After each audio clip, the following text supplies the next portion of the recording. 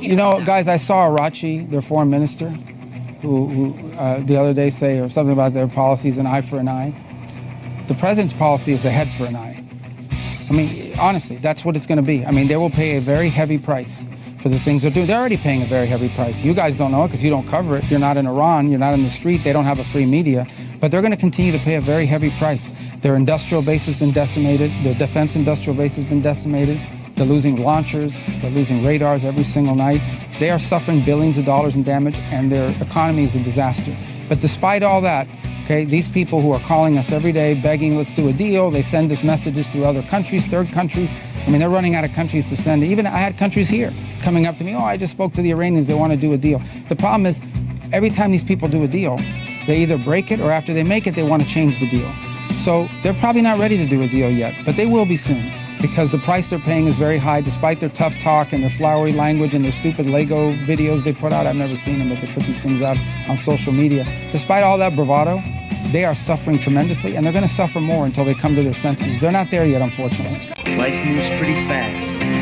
You don't stop and look around once in a while, you could miss it. I am 100% red-blooded American.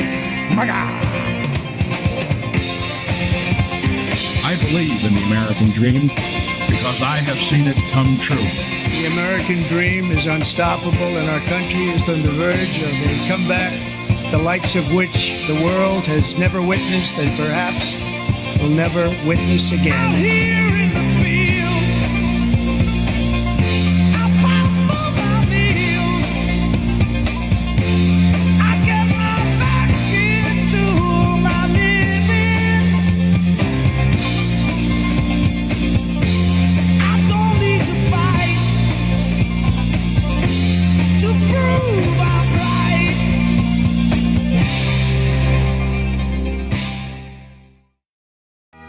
Beautiful, for heroes proved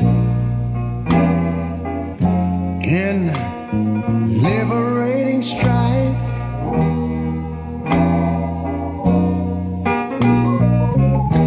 Who more than self, their country.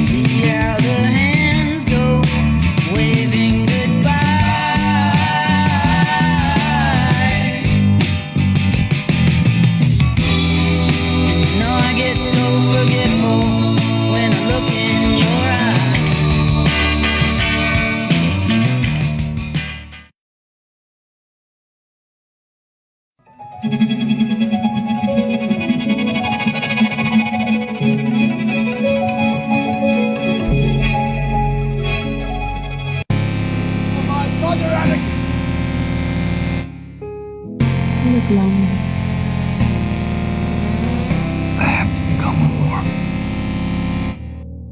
Get up.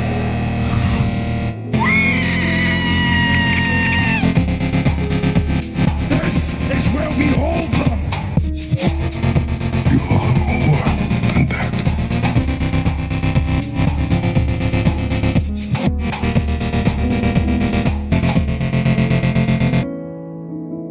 The president spoke about this directly yesterday.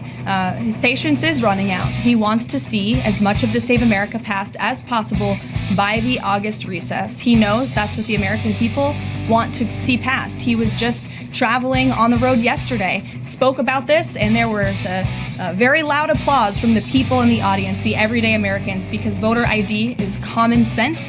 They want proof of citizenship in our elections, and the president feels very strongly about that. And I would just add, you know, the American people elected overwhelmingly Republicans to lead not just this White House, but also the House and the Senate. The House did its job. The Senate needs to do its job too.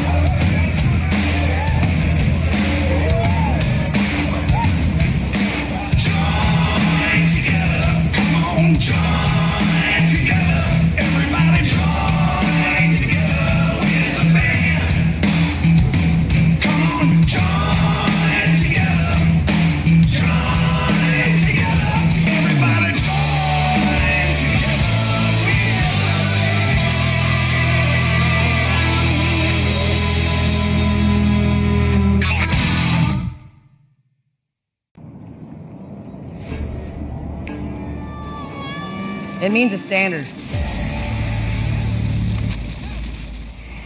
An American standard. It means it was born here, raised here, processed here. It means the healthiest food for a healthier future. If you're going to use the American flag, it better be American. From start to finish, supporting American farmers, ranchers, and producers. This is what America looks like. Built on grit, backed by the people who live it. From generation to generation. There's no faking the standard, because when you see this label, it means exactly what it says. Born here, raised here, processed here, from the land of the free. Product of USA.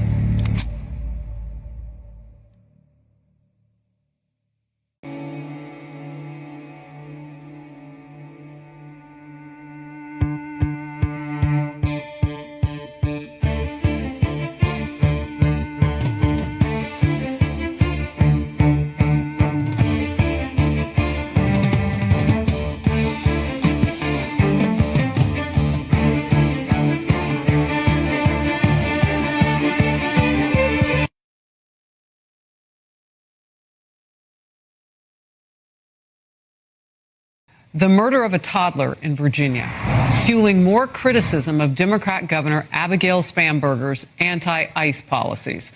Police say an illegal immigrant from Mexico sexually assaulted a 2-year-old child.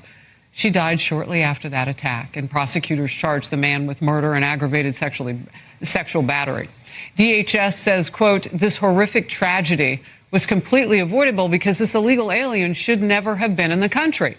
Governor Spanberger's sanctuary policies have made Virginia a hotbed for illegal alien crime. Let me tell you something, Wendy. I was 15, a little girl from the islands who just wanted to sing. And Jay-Z didn't sign me to a record deal. He signed me to a soul contract. You hear me? A soul contract. Don't look so shocked. You've been calling this out for years. You always knew. They made me pay homage to Lucifer, told me if I refused, I'd never work again. If I talked, I'd never see my family again. And if I tried to run, they'd throw me off that damn rooftop. I was a child, Wendy, a child. Look at my early videos, every single one. The all-seeing eye, the hand signals, the horn symbols. I was forced to perform as an industry slave, promoting the darkness. You think I wanted to do that? You think that was my idea? Hell no. But they owned me, body and soul. Every move I made, every word I sang, it was all for them. They own everyone, Wendy. Every pop star, every rapper, every actor. We're all slaves to the system. Some of us just don't know it yet. There's people out there that are just working harder than everybody else, and they're gonna keep doing it. Yeah. And that's their grind. Mm-hmm. You know, and those people are super valuable because they change everybody's perspective of like what's possible, what to strive for, and what it takes. With a friend of mine and a very brave person, somebody that got it very early and went through hell, and he handled it like the brave man he is. General Michael Flynn. Where's Michael? Where is Michael? Thank you, Michael. Brave guy, great guy.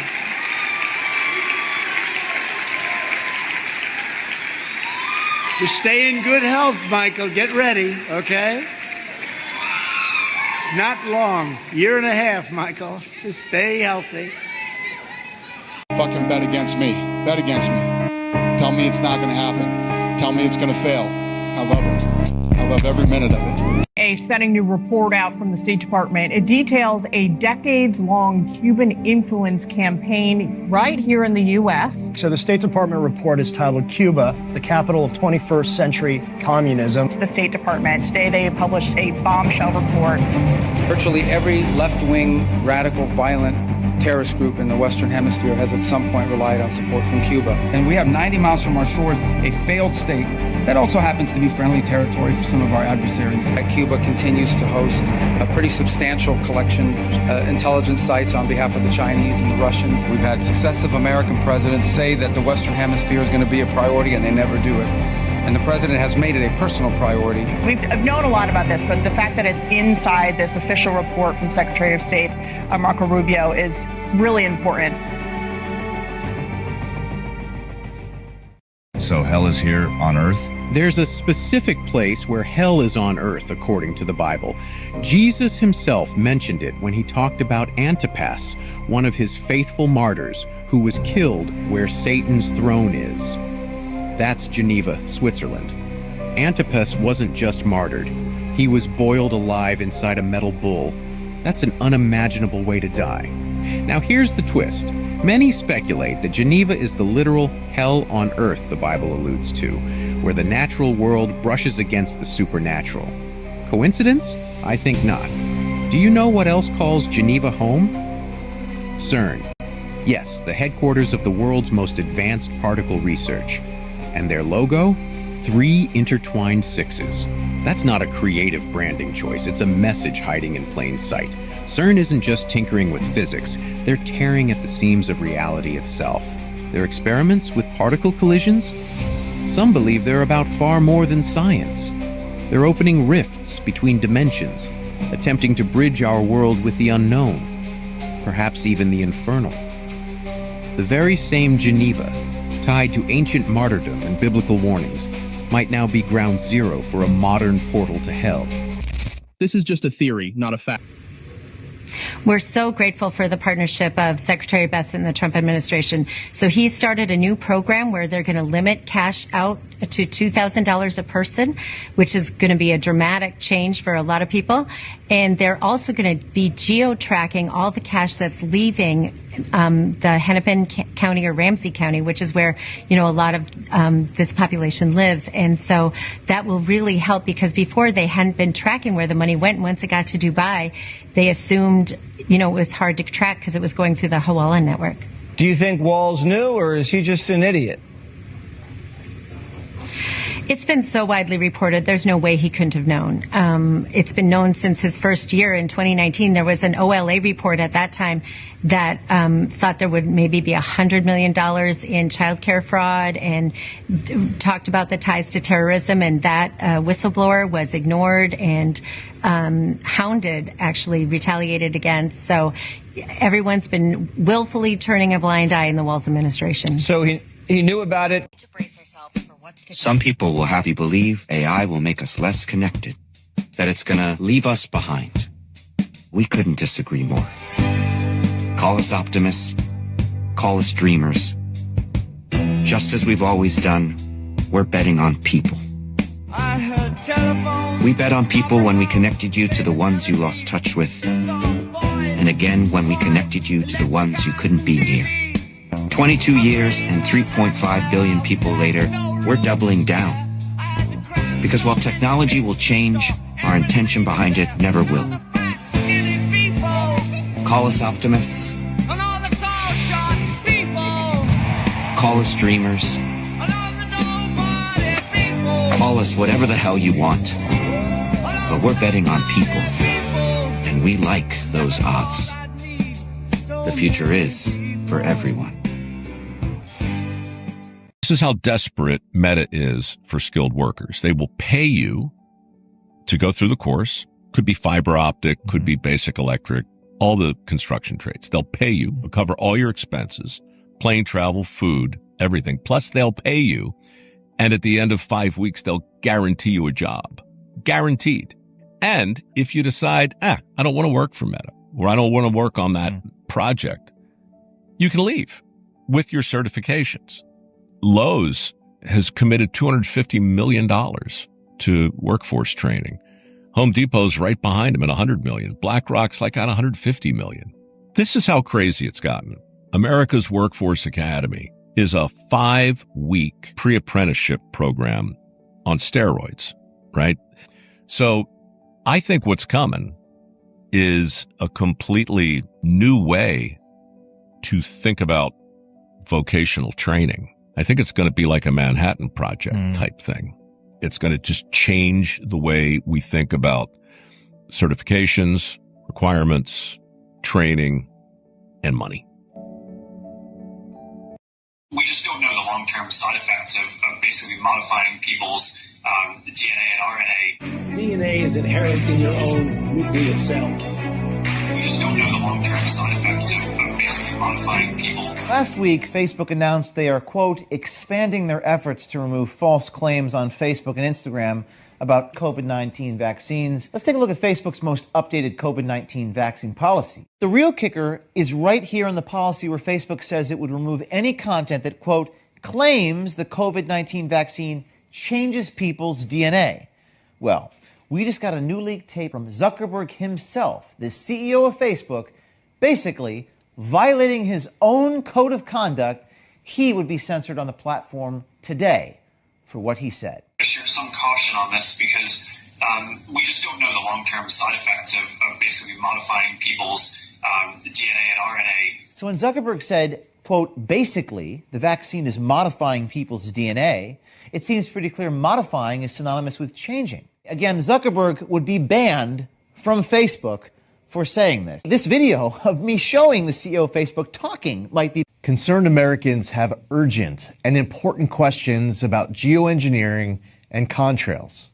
The American public deserves and expects honesty and transparency from their government when seeking answers. But for years, people who asked questions in good faith were dismissed, even vilified by the media and their own government. That era is over. The Trump EPA is committed to total transparency. As a result, I tasked my team at EPA to compile a list of everything we know about contrails and geoengineering for the purpose of releasing it to you now publicly. In other words, I want you to know everything I know about these topics and without any exception.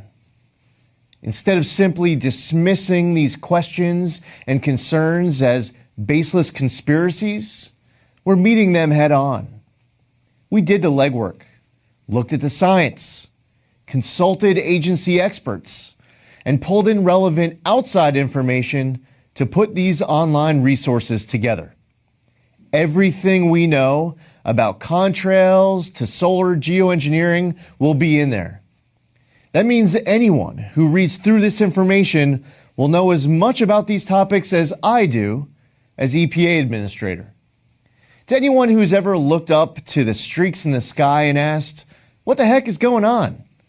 Or seen headlines about private actors and even governments looking to blot out the sun in the name of stopping global warming? We've endeavored to answer all of your questions at the links on your screen. In fact, EPA shares many of the same concerns when it comes to potential threats to human health and the environment, especially from solar geoengineering activities. The enthusiasm for experiments that would pump pollutants into the high atmosphere has set off alarm bells here at the Trump EPA.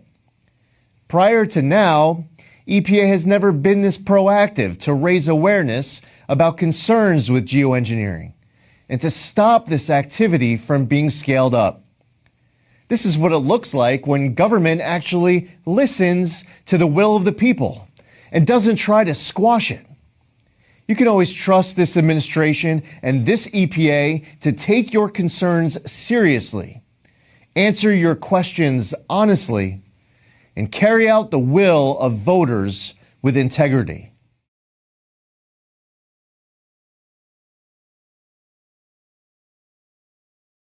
Hi, just a quick question for you. I know you're vehemently opposed to the Save America Act, but does the recent revelation in New Jersey with the aliens who are actually registered to vote change your opinion on getting that legislation passed? Look, it is already illegal for someone who's not an American citizen to vote, period. But there's at least 400 aliens that did vote. There are already laws to prevent that. Well, and if people have violated the law, then they should be prosecuted. Easy. Anything's actually going to happen. I thought Democrats always said that there's no evidence of I don't understand why you want laws that are already there. That They're not makes being- no sense. But I thought Democrats said illegals never vote, but obviously they do, right? Thank you, Senator. Politics. You don't even live there. I think of it as the sort of the West collectively. But do you see why this makes people think that this man who has all this power, he's the world's richest man, he thinks he has a right to influence our politics? It makes people, it's why, we started this conversation saying superlatives. It's why people loathe you. I mean, some people do loathe you. Yes, some people do. But do you understand why? Do you think what you're doing is helpful for Western democracy? Maybe some people do loathe me. And that's probably true. I don't care. But the fact that, as you pointed out, 250 million people follow me is that I think a lot more people actually like me than don't. And I think a lot more people hate you and the media more than you realize. I think a lot more people actually like me than don't.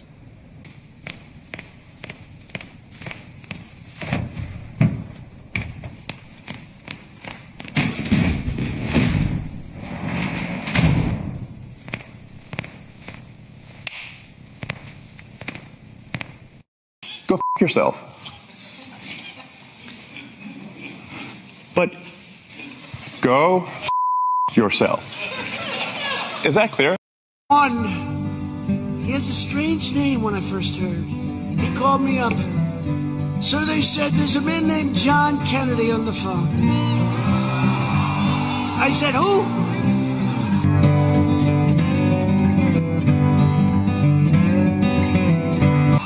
And I said, let me check it out. And it was true. There was a man named John Kennedy, a very successful guy, a brilliant guy. He puts on that country stuff all the time. But I want to tell you, and we know the country's smarter than the other guys anyway. But, so John Kennedy calls it, I'd love to have your support. I'd really love it if I could, but I said, John, to me you're the real John Kennedy, you're the real deal. He puts on that country stuff all the time.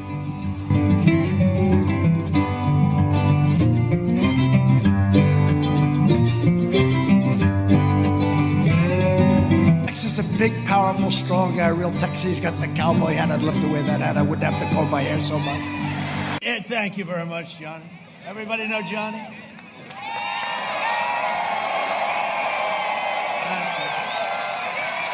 He's very conservative. He's a big star, and I hate to say this, it's very incorrect. You don't say it anymore, but the women really like him a lot.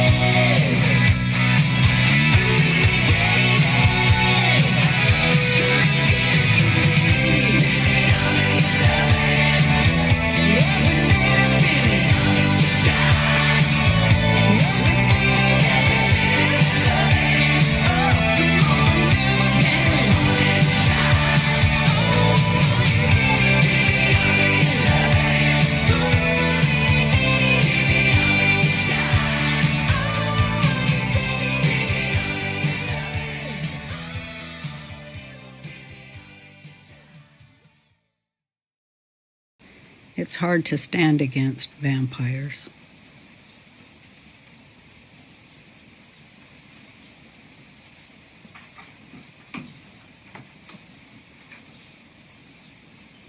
I know everyone feels that too.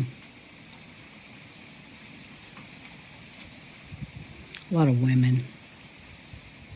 This is a rough, rough time for women. This is the worst time that's ever been for women in this world.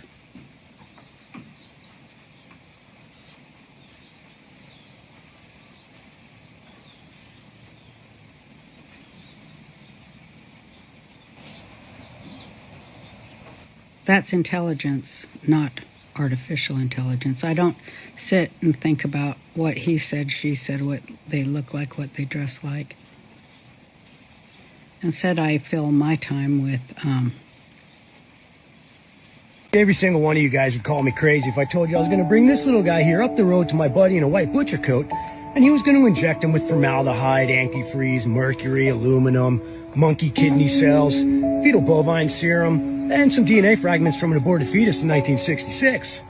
But somehow, magically, if that man in the white butcher coat was called a doctor, and that trip up the road was called a wellness visit, and those injections were called vaccines, somehow I'm only crazy if I don't inject him. Make that make sense.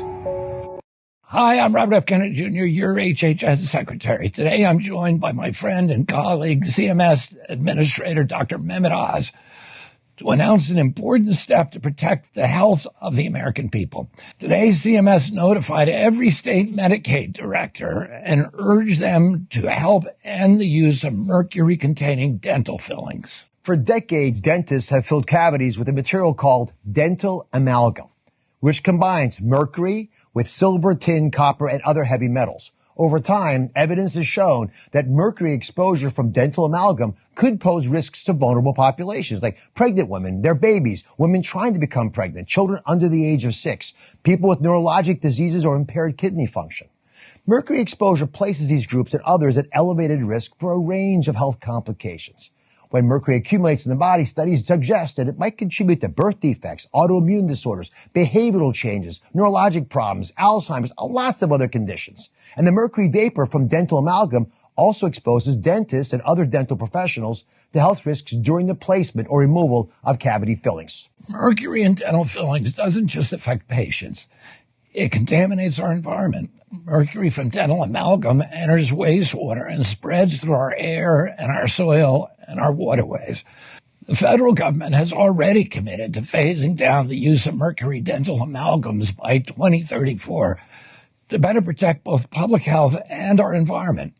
Today's notification calls on the states to help lead that effort and do it quicker. Earlier this year, the Trump administration announced that the Indian Health Services will transition to mercury-free restorative materials across Indian Health Service and tribal dental programs by 2027. Now we're asking every state Medicaid program to do its part by taking 2 simple, practical steps. First, consider restricting or ending state Medicaid coverage for dental procedures that use mercury-containing dental amalgam. Second, incentivize the use of mercury-free resin-based composite filling materials instead. Studies show that when dental practices go mercury-free, it's better for the patients, the practitioners, and the planet. And it protects your taxpayer dollars. Taxpayer dollars should support the safest, most modern care available, not outdated materials that contain mercury.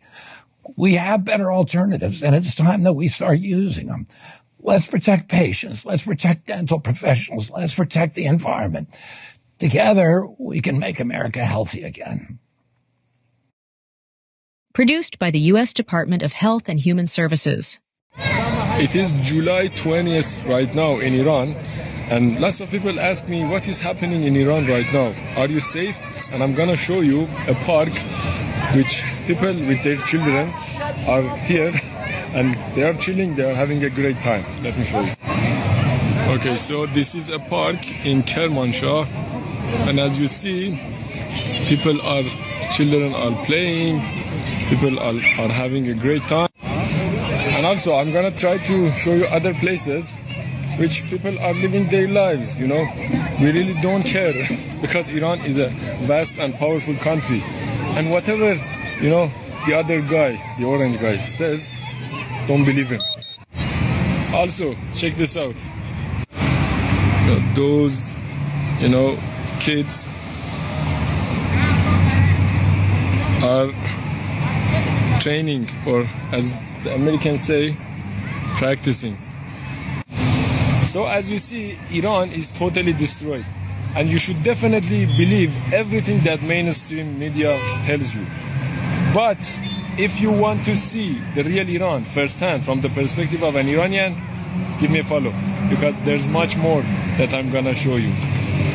The only voter suppression I am in favor of would be to permanently disbar anyone who voted for Adolf Hitler 3 times from ever voting in any election ever again. That act could save America. So 2 quick things here. One, in nature, God gives very, very poisonous, toxic creatures really bright colors. So if you're in the Amazon jungle and you see a really brightly colored frog or snake or bug, it probably means poison. It means there's something very toxic on the inside right below the surface, and it could kill you. And so I love it when libs look like this, because it's really just following the patterns of nature that our ancestors already know. Stay the hell away from these people. Also, the toxins must have gotten to your brain because you're a retard. And you're sitting there saying that the voter suppression that you're in favor of is to disenfranchise 80 million Americans who voted for Donald Trump. That's what you're saying. Adolf Hitler. Trump doesn't even tweet anymore, libtard. Anyway, but you're saying that Trump's like Adolf Hitler, and so the way to beat his supporters is to have them not vote and deny their ability to vote and their basic fundamental human rights. But like, that's what Adolf Hitler did. So do you like Adolf Hitler? Make it make sense. What are you doing here? The point is that if you see something like this in nature, stay away.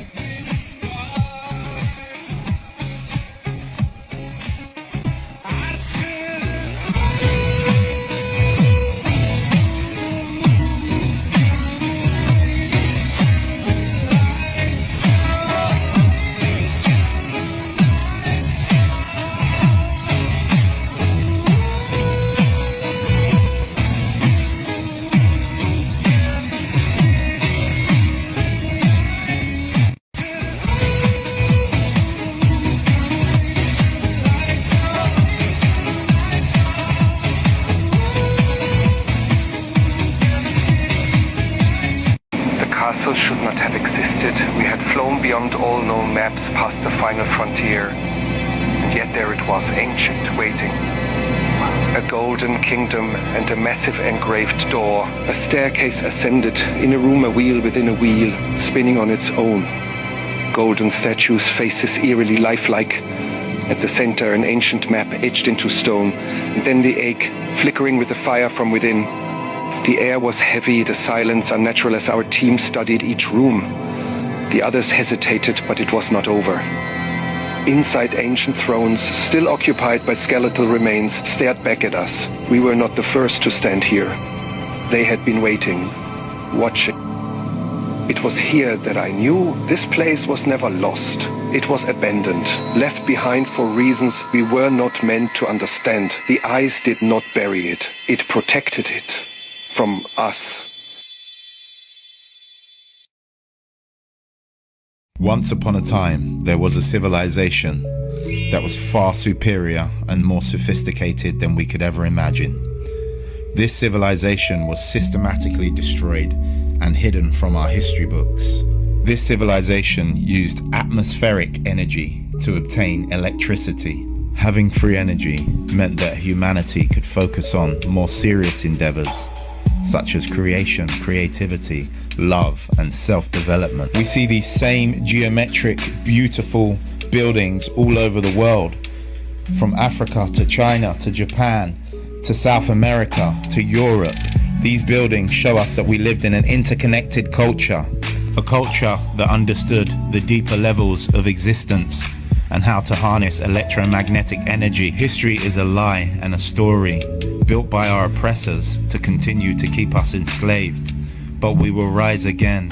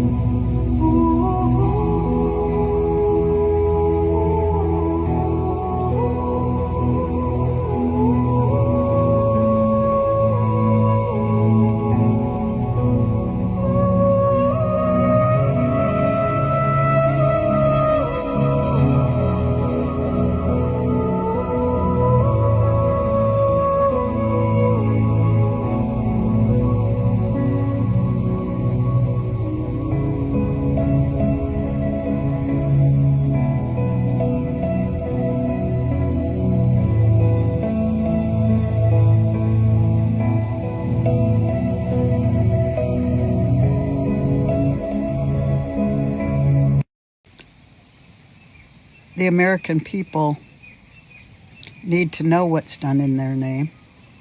And I'm hoping that you, the American people, have prepared yourself and built a vessel in order to contain the information that's going to come to you. And that's why I always talk about meditation and how it helps you prepare the vessel to contain truth.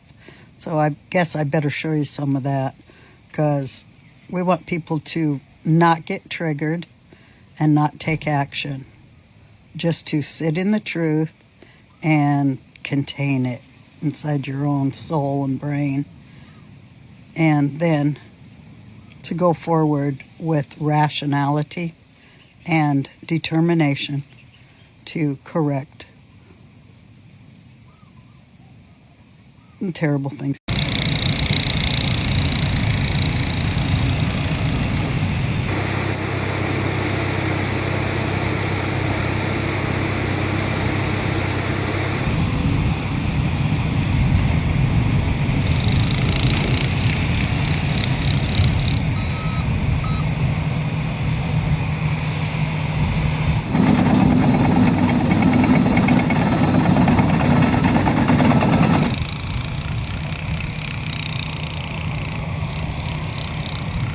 Not Iran. There's this nasty parasite that is giving people in 9 states explosive diarrhea.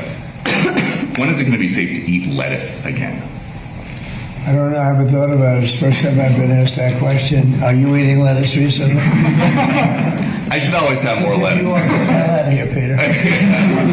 No, it's a very interesting question from you. I didn't think you'd ask that kind of a question. Nobody wants to ask that question, but it's exciting. There's this food coming in, I guess, from Mexico. It's tainted. It's making a lot of people sick. That is the CDC's terminology. About Iran, what is the exit strategy? Well, I think there's a lot of them. There's a military exit where we just keep going just the way we are, and we can even make it a heavier dose, and it's knocking out everything they have. Or there's a smarter strategy, and that's you make a deal, and they want to make a deal. I just don't think they're ready yet, but they do want to make a deal. Sometimes they don't want to say they want to make a deal. They want to be the tough guys, but they do want to make a deal. There's 2 ways. I mean, it's you can just keep doing exactly what we're doing and take them apart piece by piece.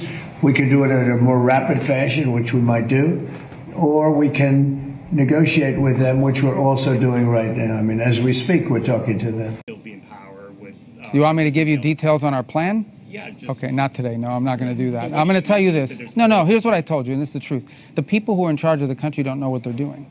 They don't know. They don't know how to fix their economy. They don't know how, they don't understand basic concepts. And I think the challenge that Cuba has faced for the last 15 years is they want to somewhat improve their economy, but they're afraid that if they improve it too much, they'll lose political control over people. That's the challenge that they face. So I think for us, we are looking for an opportunity to influence the direction that goes, because it's 90 miles from our shores, and we want Cuba to be prosperous. We want Cuba to be free. But in that sense, on the level of detail you're asking me, suffice it to say that As long as the people that are in charge think the way these people think and act the way these people act, it's going to be difficult for them to make the changes that need to be made in order for Cuba to have a better future. Because they just really, they don't understand it. Some of them are incompetent, and some of them just basically don't understand, and others are just so recalcitrant that they'd rather, destroy the country than ever walk away from a failed ideology, although I think the number of people in that category is less than it's ever been. But for the most part, it's just people that don't know what an economy is supposed to look like. They really don't. Because they've always relied on foreign sponsors. That regime has survived on subsidies from the Soviet Union and then from Chavez. This is the first time they don't have a sponsor that's giving them subsidies for free. And they don't know what to do with themselves because all they've done is freeload off these countries for all these years. The people of Cuba deserve better than that. Did the Pentagon hide that the human body can regenerate itself in under 48 hours for 61 years? Insiders claim that in 1965, a classified research program inside the Defense Advanced Research Projects Agency, aka DARPA, confirmed something that would destroy the entire pharmaceutical industry overnight.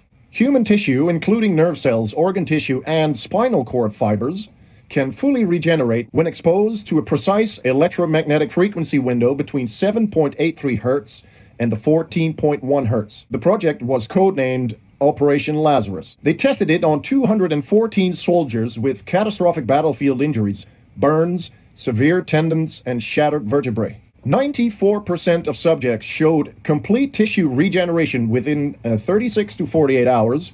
Bone fractures healed in 4 days instead of 6 weeks. Nerve damage previously considered permanent reversed entirely, and 2 paraplegic soldiers regained full mobility within 11 days. The lead scientist, Dr. Robert O. Becker, later published fragments of this research in his book, The Body Electric, and, of course, was immediately stripped of all federal funding, blacklisted from every university, and erased from medical history.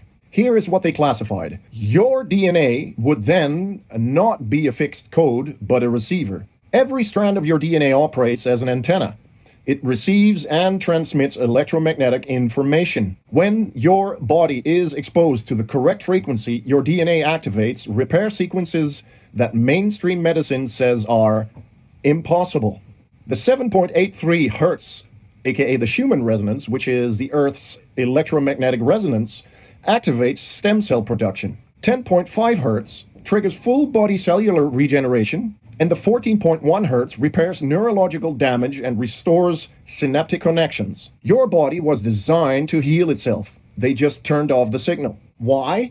Well, maybe because a cured patient is a customer lost. Remember, the global pharmaceutical industry generates $1.48 trillion every year. Every dollar depends on just one lie: that the human body cannot heal itself without chemical intervention with pills that create side effects. In other words, new diseases. If true, Operation Lazarus would then prove that this is false, already back in 1965. The claim is that this is not just a theory, but documented Pentagon research. Of course, Google or AI won't budge on this one. So, you let me know what you think. Could frequency healing be the future of medicine? Let me know your thoughts in the comment section down below. Don't forget who loves you, and I'll catch you in the next one.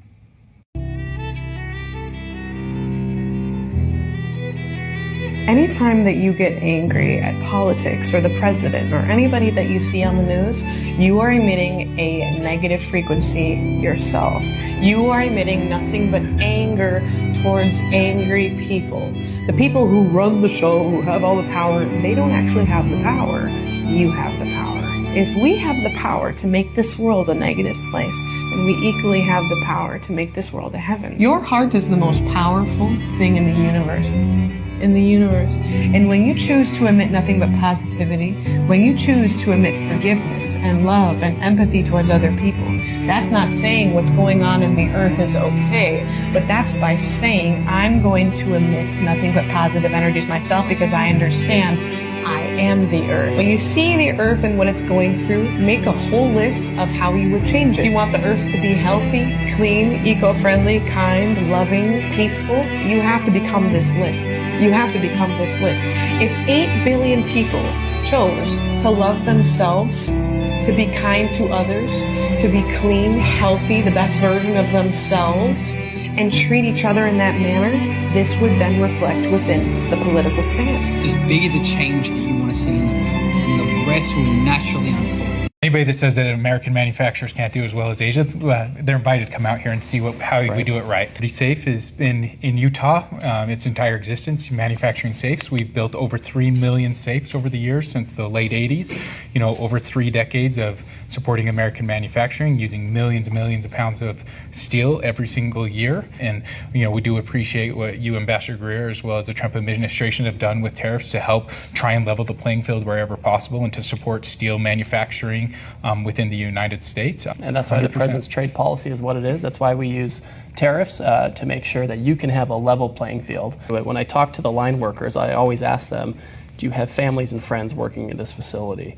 And they almost always say yes, because it's not just a standalone facility, making safes. You have vendors you're buying from here in the state, all over the country.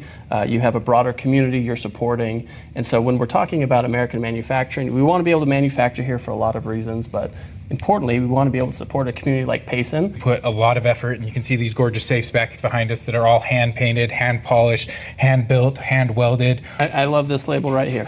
Made in the USA. And so it's not just a few hundred employees here in Payson, Utah, which definitely helps the economy here in Utah. It's throughout the entire country. We are supporting thousands of workers and thousands of different people, both in the retail environment as well as the U.S. manufacturing. Great. Well, thanks for everything. Thanks for coming out. What if I told you the first light bulb never burned out? In 1901, a bulb was installed in a California fire station, and it's still glowing today. Over 120 years later, it's called the Centennial Light, and it exposes a truth corporations buried long ago. Things used to be built to last, until someone realized there's more profit in failure. In the 1920s, the biggest light bulb makers, GE, Philips, Osram, secretly met in Switzerland and formed the Phoebus Cartel. Their plan? Limit every bulb to 1,000 hours of life, not by necessity, but by design. The longer they lasted, the less you'd buy, so they made short life the standard, or paid fines if they didn't comply. That was the birth of planned obsolescence, the idea that everything should break on schedule. And it didn't stop at light bulbs. It's in your phone battery, your car's software, your washing machine, your printer. The tech gets smarter. The lifespan gets shorter, because profit isn't in perfection, it's in replacement. So next time your device mysteriously slows down, ask yourself, was it really time for an upgrade? Or did they just decide your light had burned long enough? You be the judge. If you're awake, you already know what to do.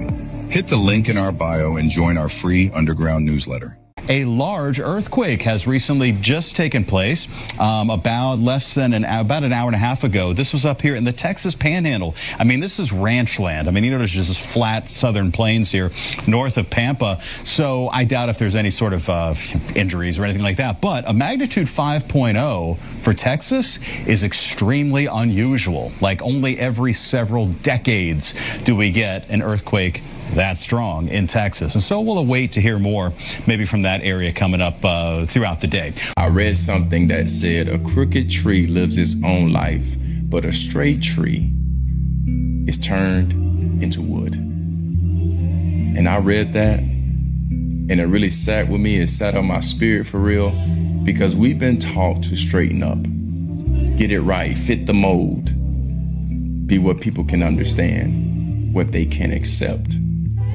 what they can use. But there's a quiet truth looming. The more you shape yourself to fit the world, the easier it becomes for the world to assign your value. And some of you learned that very early, unfortunately. You learned how to be who people needed just to feel seen, just to feel safe, just to feel loved. So you straightened yourself out, not because it was who you were, but because it was what was required to survive. But there's another way to look at it. Some people were never meant to fit clean lines. Some people were formed through pressure, through fire, through stretching. And instead of breaking, they became something the world couldn't copy. Not polished, not predictable, but chosen in a different way. because what looks imperfect to people can still be intentional. What doesn't fit their system can still carry purpose. And there's something powerful about being shaped by the triune God instead of being shaped by what's popular. Because when you're formed with intention, you don't need everyone to understand you. You just need to stay aligned with who you were created to be. So yeah, the straight tree might get picked first. It might be used quicker. It might look more valuable in the moment, but everything that's selected quickly isn't always meant to last. The ones that look overlooked, the ones that grew through pressure, the ones that didn't become easy to place, they carry a different kind of weight because they weren't made to be used. They were made to live. So stop trying to reshape what's already been formed with purpose and trust that what made you different might be the very thing that kept you protected. Because some people went through the fire and became rare. Others got shaped by the world and became replaceable. I'm Tyson Duva, the Assistant Attorney General of the Justice Department's Criminal Division. I have one message for you today. Never ever. Never ever will someone from the Justice Department call you out of the blue to demand money. Never ever will we ask for your bank account, your social security number, or a payment in gift cards or cryptocurrency. And never ever will we tell you to move your money to keep it safe. Only a scammer does those things. Right now, scammers are out there pretending to be federal prosecutors. Some of them are even pretending to be me. That's what makes these scams so dangerous. When government agencies reach out to people, they take it seriously. They'll tell you there's a warrant for your arrest. They'll say you missed jury duty. They'll claim you have an outstanding fine and that the only thing you can do to fix it is to send money fast. But here's the truth. When the government actually needs to reach you, we never ever do it like that. These scams don't just target vulnerable people. They are sophisticated, and they fool people who are as sharp as a tack, people just like you. So if you get a call, a text, or an email like this, do one thing: stop. Remember, the Justice Department will never ever do those things. Only scammers do those things. Stay sharp. Don't get scammed.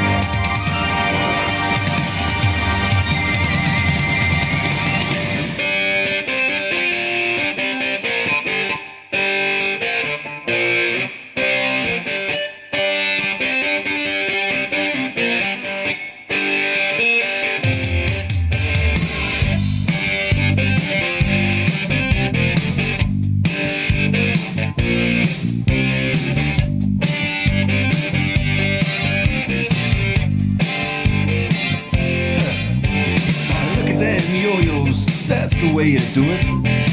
You play the guitar on the MTV. That ain't working. That's the way you do it. Money for nothing and your chicks for free. Now that ain't working. That's the way you do it. Let me tell you, damn guys ain't dumb. Maybe get a blister on your little finger. Maybe get a blister on your thumb. We got to install microwave ovens, custom kitchen deliveries. We got to move these refrigerators. We got to move these color TVs.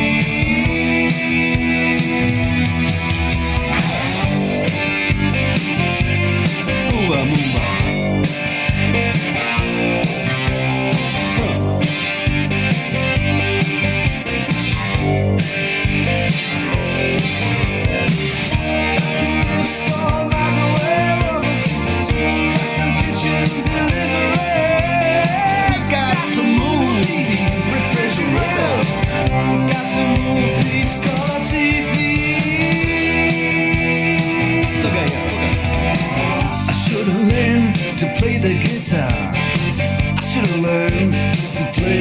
drums. Look at that mama, she got it sticking in the cameraman. And we could have some. And he's up there. What's that? Hawaiian noises. He's banging on the bongos like a chimpanzee. Oh, that ain't working. That's the way you do it. Get your money for nothing, get your checks for free. We got to install microwave oven, custom kitchen deliveries. We got to move these refrigerators. We got to move these color TVs.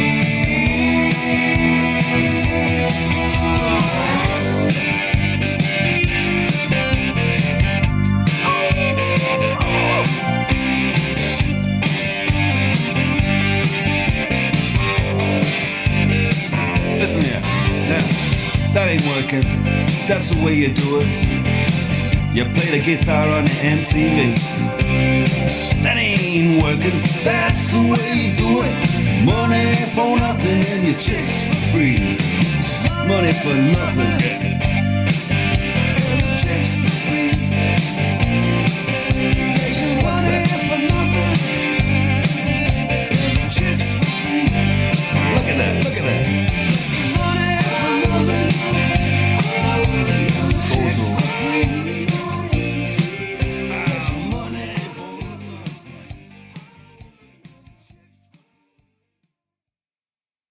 Beginning of time, by the hands of the God of the universe, an all-powerful God, who loved us and created us for the purpose of living with Him in eternity. But then sin entered the world and separated us from our Creator. And so God took on the form of a man and came down and lived among us. And He suffered like men. And He died like a man. But on the third day He rose unlike any mortal man. And then, and to prove any doubters wrong, He ate with His disciples so they could see, and they touched His wounds. He didn't rise as a ghost or as a spirit, but as flesh. And then He rose to the heaven, but He promised He would return. And He will. And when He returns, because He took on that death, because He carried that cross, we were freed from the sin that separated us from Him. And when He returns, there will be a new heaven and a new earth that we were all. But I'm going to remind everyone in this room and all the media that I was the subject of an assassination attempt February 2024 by an adult left-wing activist 2 hours after being sworn into my job. So any of you who want to report that this is a fiction and does not exist, be there for the sentencing this August. So, good morning. Thank you, Secretary Rubio, for convening this news. Unprecedented events will take place next month, right here in our nation's capital on August 22nd and 23rd. It'll be an awesome display of American patriotism and raw horsepower and ingenuity. You're going to see cars at the level that they've never been at before, with cars racing more than 190 miles and even higher than that down Pennsylvania Avenue. It wasn't exactly designed for that, but what Sean Duffy's done with these incredible, brilliant people is really amazing. It's going to be a sight for the ages. It really will be something special. And they're going to go all around the National Mall at speeds that are not quite, if we did that during the regular day, I think people would be put in jail perhaps for the rest of their lives, right?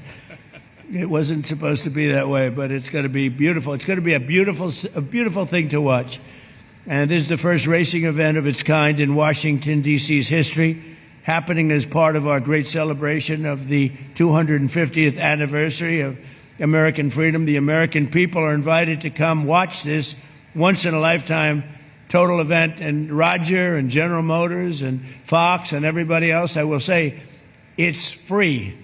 They thought maybe we could, they'd get so much money. This is a ticket. You're probably having second thoughts. You said, well, we could have made a fortune. No, it's free, totally free. And it's something they're doing for the country. The country is doing incredibly well. We've never done this well. We're respected all over the world now, and respected like never before. I was telling Roger before, we have $19.2 trillion being invested in the United States of America by other people and countries. No country in the world has ever had anything like that. And plants and factories and Everything's being right now built as we speak, being built all over the country. There's never been any country that's as hot as we are right now. At the Department of Commerce, it's time to be bold. And the place to be bold is space. Space, of course, we all know it's the final frontier, but it's the greatest opportunity for American innovation that remains. From the first crew who walked on the moon, they've got the flag up now and you can see the stars and stripes, to our International Space Station and Space Shuttle, the American space sector has always moved at the speed of innovation. Huge opportunity. It's going to be a multi-trillion-dollar industry, and the Department of Commerce is going to lead the way. Through a coordinated whole-of-government approach, the Office of Space Commerce is establishing a certification process that will lead to new technologies and the continued growth of the space sector. It's a presumption of approval, which means we're looking to help you get in business, to get in space, to launch your satellites, and to create the amazing opportunity that's going to be space. The Department of Commerce is going to lead the way. American innovation is going to drive it, and we are going to launch. We are going to help, and we're going to keep regulations out of the way, make it easy and fast for you to get in space. Thanks to President Trump's leadership, America is once again investing in innovation. 0, all engine running. We have a liftoff.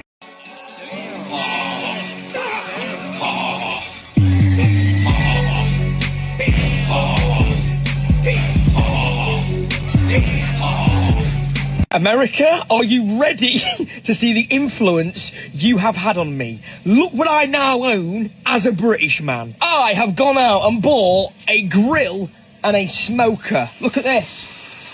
I'm cooking up meat.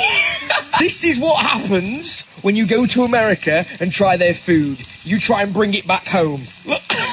It's incredible. I'm seasoning the food, which is a first. And you want to know what this thing cooks here? I'll tell you, brisket. That's right, brisket in the UK, baby. Also, any recommendations how to actually cook brisket would be great because, yeah, it might not end well.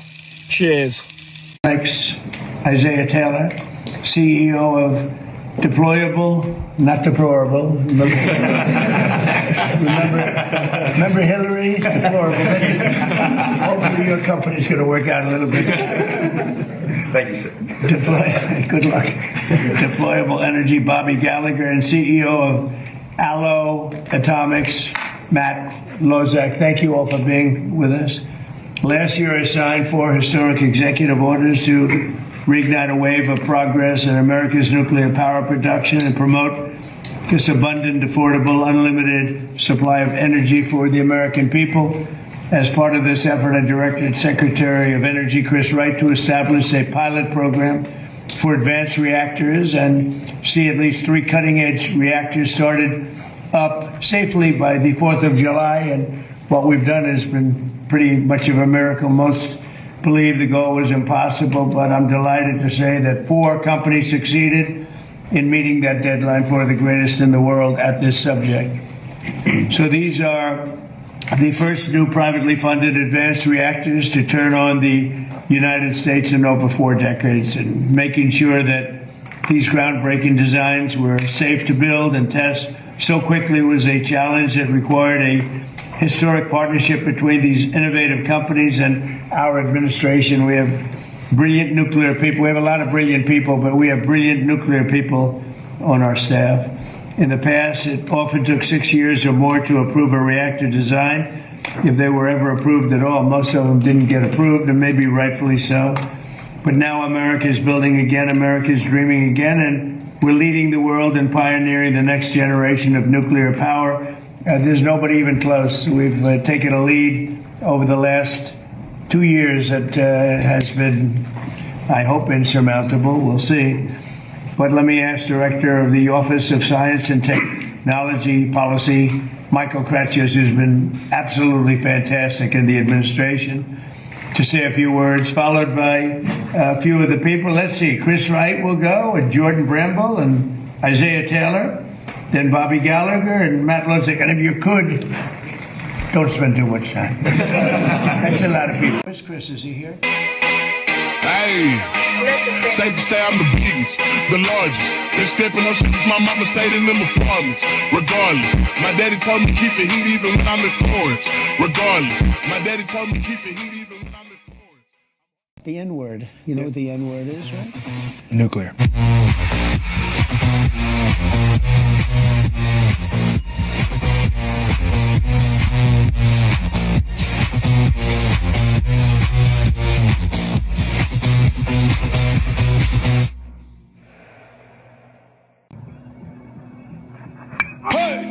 Raindrop, drop top, no cooking the hot. Cooking on your bitch, yeah, that. Cooking up in the crock pot. We came from nothing to something. I don't try nobody, grip the trigger. Nobody call up the gang and they come and get gang. Cry me a river, give you a tip. I just want to say that we're delighted to host the 2025 World Series champions, the Los Angeles Dodgers. Amazing. First time in the proud history of this famous franchise, you are repeat champions. I didn't know that. That's the first time, huh? Well, so I'm thrilled to say welcome back to the White House, and maybe I'll see you again next year, I hope. The 2025 Dodger season was one for the record books in 150 years of Major League Baseball. No player has ever earned more than one unanimous league MVP except for an international legend named Shohei Ohtani. Wow. Oh, that looks good. We'd like to present this to you as a Oh, wow. honorary. Oh, you have to be kidding, huh? Wow. Do I have to report this? I don't want to report this. That's beautiful. Thank you very much. It's got your name on it, so That's so only good. worth it to That's you. right. That's really good. That's beautiful. Thank you, fellas. You know what that looks like. Thank you very much. And? You know what? I'll put it right Yeah, here. right. Yeah, right. And a World Series jersey. Thank you very much. 47. Wow. Thank you. And I just want to say something I don't do often, but so right behind me is the Oval Office, and as I said, this is the first time we've ever done this here in the Rose Garden, because now it's equipped to do it. And I hope you like those cushions, because they are 4 inches as opposed to 1 inch. It's supposed to be 1 inch, like this, like a little pad. One of the things people don't talk about is that the president will display all of the challenge coins he receives from the American people right here in the executive office building across from the West Wing. And they get changed out weekly. That's how many challenge coins he's received from the public. And these are from people in the military, people in law enforcement. This is this week's display. And next Friday, the president will host the 13th cabinet meeting of this term at Camp David, which will be a lot of fun and something different for the cabinet to experience together. An interesting phenomenon is taking place. We have certain politicians that are having a really hard time making their fundraising goals for the first time ever.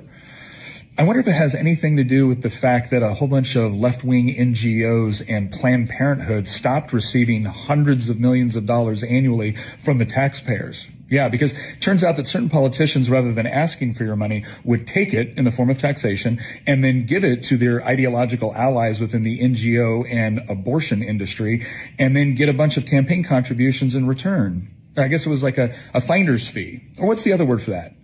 Embezzlement. Yeah. They're finding out now that it's much difficult when people have to voluntarily give you money instead of you just stealing it from them through taxation. In the sunny heart of Bear Country, down on Honey Lane, the Bear family went a-walking, come sunshine or come rain. But what was this contraption? A pole, a lens, a light, a little box that watched the road all morning, noon and night.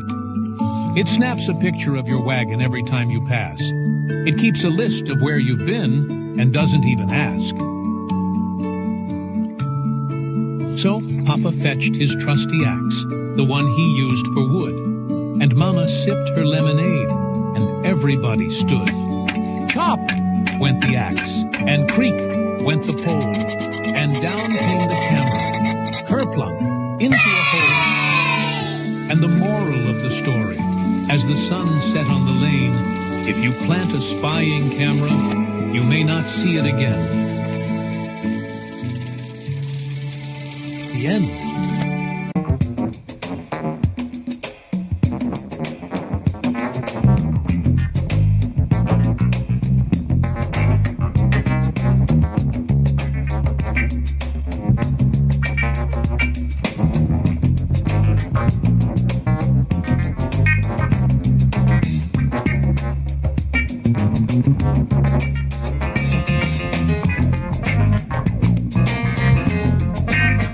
Are you a veteran and not an illegal alien? Did you drive things like this? Or this? Maybe even this? You drove the toughest roads on Earth, defending our freedoms. Stick around. Why not get paid to drive on ours? You show me a pay stub for $72,000 on it, I quit my job right now. How about 6 figures? Become a freedom hauler. You ever think about that? I like it. We like it too. It's a real blessing. And we're blowing up fraud.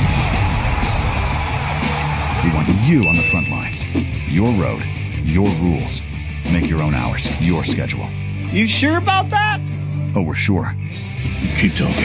And did I mention medical benefits and sign-on bonuses? Training costs are completely covered for veterans because our heroes treat safety like a mission and rack up more miles doing it.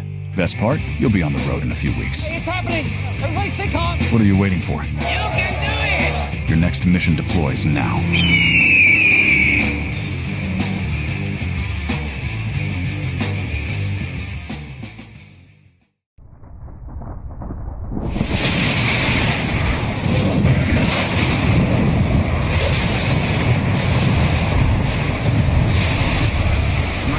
Christian warriors, set yourselves apart from this corrupt generation. Be saints.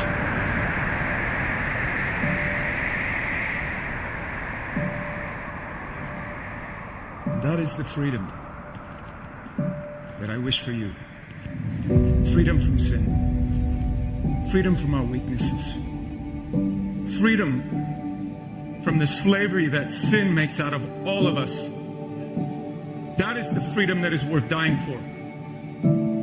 Kind of reminds me of the words that Mel Gibson first intoned in his Academy Award-winning film Braveheart, when he said to his ragtag army, and I say to you tonight, I see before me a whole army of my countrymen here in defiance of tyranny. You've come to fight as free men, and free men you are. What will you do without freedom? Will you fight? No! Yep, fight, you may die. Run and you'll live. For at least a while. Dying in your beds many years from now, would you have been willing to trade all the years from this day to that for one chance? Just one chance to come back here and tell our enemies that you can take our lives, you can never take our freedom. Every man dies. Not every man truly lives. You, we must fight for that authentic freedom and live, my friend. By God, we must live. And with the Holy Spirit as your shield and Christ as your sword, may you join Saint Michael and all the angels in defending God and sending Lucifer and his henchmen straight right back to hell where they belong.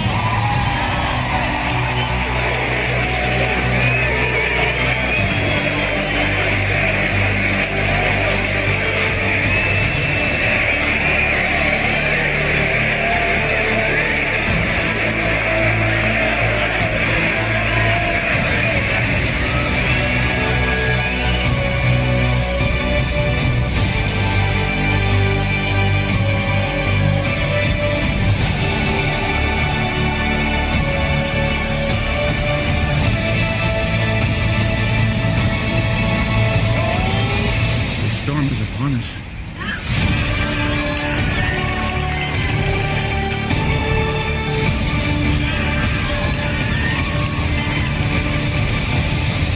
But not without Jesus, our rudder. And in the words of Reagan, evil is powerless if the good are unafraid. God bless you.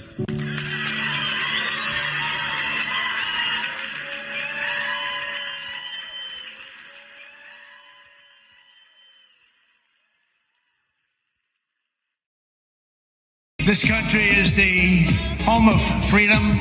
This is the land of liberty.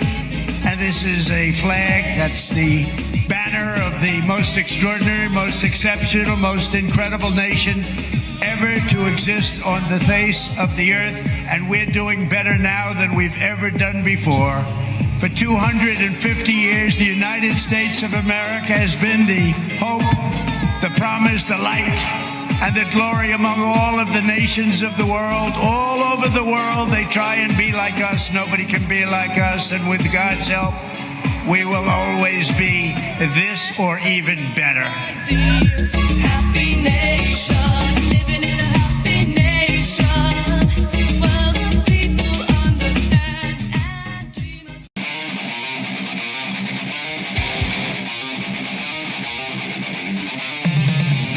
All right, my next guest is one of my favorites, to say the least, because she is so well educated and so up on everything that's in action right now, and she keeps track of everything that goes back and connects the dots as well as anyone we've ever had on the program. Susan Kokinda, author, organizer with Promethean Action. Susan, good morning. Good morning. Thank you for having me. Yes, nice to have you. In fact, Susan is featured on our next episode of Forgotten America, the podcast. I'll tell you more about that in a moment because we have a chance to talk to her for a lot longer than a few minutes. All right, Trump versus Carney. Mark Carney, you know, I thought that Canada had problems under Trudeau, which they did. This guy is far worse. He had 3 citizenship. He was a citizen of 3 countries when he showed up. He now says he wants to align himself with the EU and forget about America. I mean, Carney's going all globalist on us, isn't he? Well, he's not going all globalist. He is the globalist poster boy.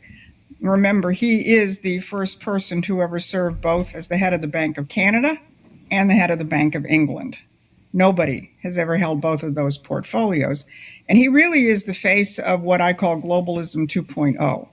Because now that Donald Trump is back in the saddle, and especially in this second term, is going full bore with implementing the full range of American economic sovereignty policies. And in particular, in economics, restoring the American system with tariffs, with support for industrial development, with making the United States a manufacturing superpower, the global elite are looking at the United States and saying, oops, our game plan, they used to call it the special relationship with Great Britain, but it's basically our game plan of manipulating the United States, getting them to adopt globalist policies and acting as our policemen, that's over. And we're going to have to come up with globalism 2.0. And that's Mark Carney. Mark Carney makes no bones about the fact that we are not going back to that previous relationship. The globalists are not going to be able to manipulate the United States as long as Donald Trump is in there. And so he's trying to put together, both domestically and internationally, some kind of combination of forces that can at least get in Donald Trump's way. I think their plan is to try and outlast Trump, jam up his policies here in the United States as much as possible, put together a combination of countries. They call it the middle powers. It's kind of like out of the Middle Kingdom, if you ask me. Right.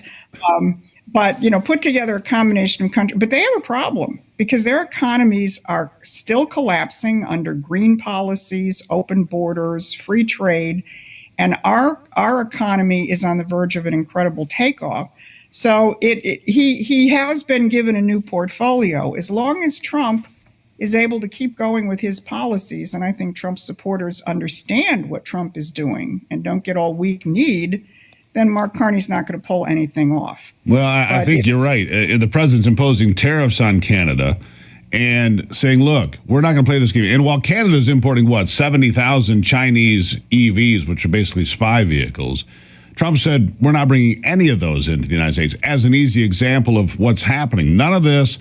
And Carney says, bring it all in while their borders remain open, while their country arrests preachers for talking out of the Bible, while they go after people's bank accounts. I mean, Canada has gone full-blown authoritarian state. I mean, what happened to our little brother? Well, it's been a problem for a while. You know, I will note that Jameson Greer, our trade ambassador, he made the point yesterday talking about these new round of tariffs that the president has implemented against Canada, that when the president began using the tariff weapon a year ago, last April, only 2 countries retaliated against us. China, which shouldn't be a surprise, and Canada. They're essentially a hostile force north of our border. But I think it's important to understand that what Carney is doing is not for the benefit of Canada. I think we're just seeing Carney as now the chief operating engineer of globalism. And I don't think they care what happens to Canada per se, just like I don't think Keir Starmer cared all that much about what was happening to the UK. They're simply the command headquarters for a globalist system, and the globalist system's primary mission right now is to try and stop Donald Trump, which is why Carney has brought an American political operative, a woman named Maya Johnson, into his office right out of the Hillary Clinton, Michael Bloomberg networks. So he answers to the oligarchs, not to the people. And that's what they want. It's about power control and ultimately about a lot of money, controlling the financial systems. That's what you argue, correct? Yeah, it's controlling the financial systems and making sure that nations are weak and stupid so that they stay within this imperial system and do stupid things like we did by adopting NAFTA, which gutted our working class and our middle class when the jobs went overseas. You know, nobody held a gun to our head. We just got stupider and stupider because we listened to the ideologies from these people. We listened to the ideology that, oh, well, the only thing that counts is getting it cheaper. And so Americans bought in, especially our policy elite, to free trade, which goes back to a great British policy. There was just a seminar at the Chatham House in London where one of the panelists made the point, you know, in the 19th century, if you said you were for free trade, you were accused of being a British agent because people knew it was free trade versus the American system. So again, as I said, Donald Trump has come back and along with his team is reviving the American system of free trade. And that is what is really challenging this global financier elite, because if nations come back to their senses and say, no, we're not going to follow your rules. We're going to produce, we're going to build, we're going to become strong economically. We're going to create the kind of jobs where one income can raise a family, which used to be the hallmark of the United States. Well, then this financier elite is sitting out there saying, we're about to be outclassed. So they're scrambling right now to figure out how to put the United States back in the box. Good luck. And good luck. I mean, honestly, you look at the EU, it's roughly the same size as the United States when it comes to population. You add in Canada, it's a little bit bigger, but their economy is far smaller than the United States. They should be bigger than we are. But because of socialist policies and globalist policies, they don't grow. They feed the welfare state. We grow, we build, we innovate, even today. Susan, I got about 30 seconds. Last word to you. Well, I think the important thing is for people to understand that the president is carrying out an economic revolution, bringing the jobs back, bringing the factories back. Now, the challenge we face is it takes a little while to build a factory, so you might not feel it, maybe not even in time for the midterm elections, but people have to understand what he's doing because it's transformative and it's revolutionary. And it takes time. You can follow Susan on Promethean Action. Find her on X. She does daily updates. She does weekly updates. Absolutely fascinating and informative. It's like having a professor at your fingertips. And Susan, we appreciate you being here. And I should say this, coming up Monday, a brand new edition of Forgotten America. Susan and Ivy and I sit and talked for more than an hour about voter fraud, about the economy, about the globalists. You don't want to miss it. Susan, always a pleasure. Thank you. Thank you. And you can find that on YouTube, by the way. You can become a subscriber for free and listen to the whole conversation. It's always an education with Susan Kokinda. You don't want to miss it. Mark it down. Comes out 9 o'clock Friday morning. The QR code right there on your screen. There's 25 other episodes you can check out while the new one gets ready to drop. I'll be right back.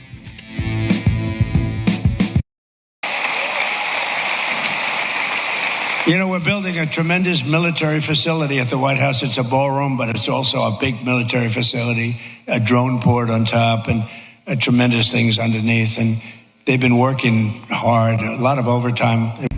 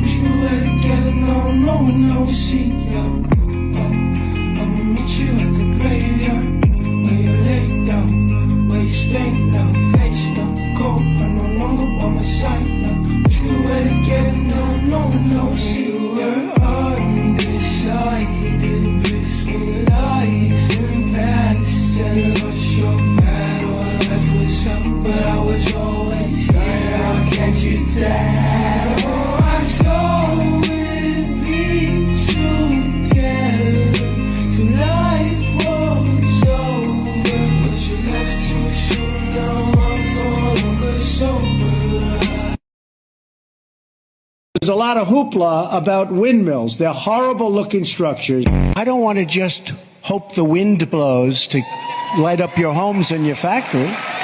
Big windmills are so pathetic and so bad, so expensive to operate. The wind blows, and then it doesn't blow, and the things cost a fortune. They're made in China. The environmentalists, we like windmills. Oh, really? What about the thousands of birds they're killing? China makes almost all of the windmills, and yet I haven't been able to find any wind farms in China. You support not just the populist right, but the far right. In fact, very fringe parties in some countries. No, I support the normal people. Okay. What do you call the far right? Falsely. You think is the normal person. Okay. Yes. Literally, you could go back 10 or 15 years, and these policies were completely normal.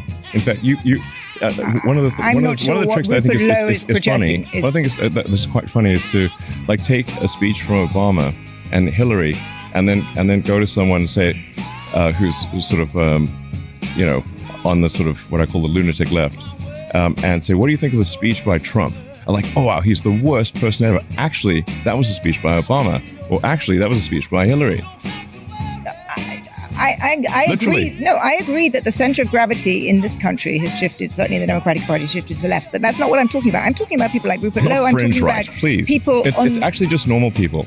It's just normal people. It's just normal people. And here are the principles. And tell me which of these sound terrible. That we should have secure borders. That we should have safe cities. That we should have sensible spending. Which of those three are far right fringe? And I would like to just admonish you and the media for the absurd characterization of the far right. It is false and misleading and nonsense. Please keep this part in. We'll keep all of this in, but let me Don't cut this part. More money is being invested in the United States right now than at any time in the history of our country. And Americans are working today more so than ever before. We have more jobs today than we've ever had, and it's not even close. The golden age of America, we're building more plants than at any time in the history of our country, and not just AI and all of the different things you read about. And that's with this skirmish we have going on. I call it a skirmish. This is with this skirmish we have with the Islamic Republic of Iran, and I call it that because let me tell you, they're getting hit so hard, and they want to make a deal. But I say they're not ready to make a deal. And the typical American's 401k is up by $34,000, setting records day after day. It's up by numbers that have never been seen before. This is my country, and I'm going to do good for it. Crawling back to you.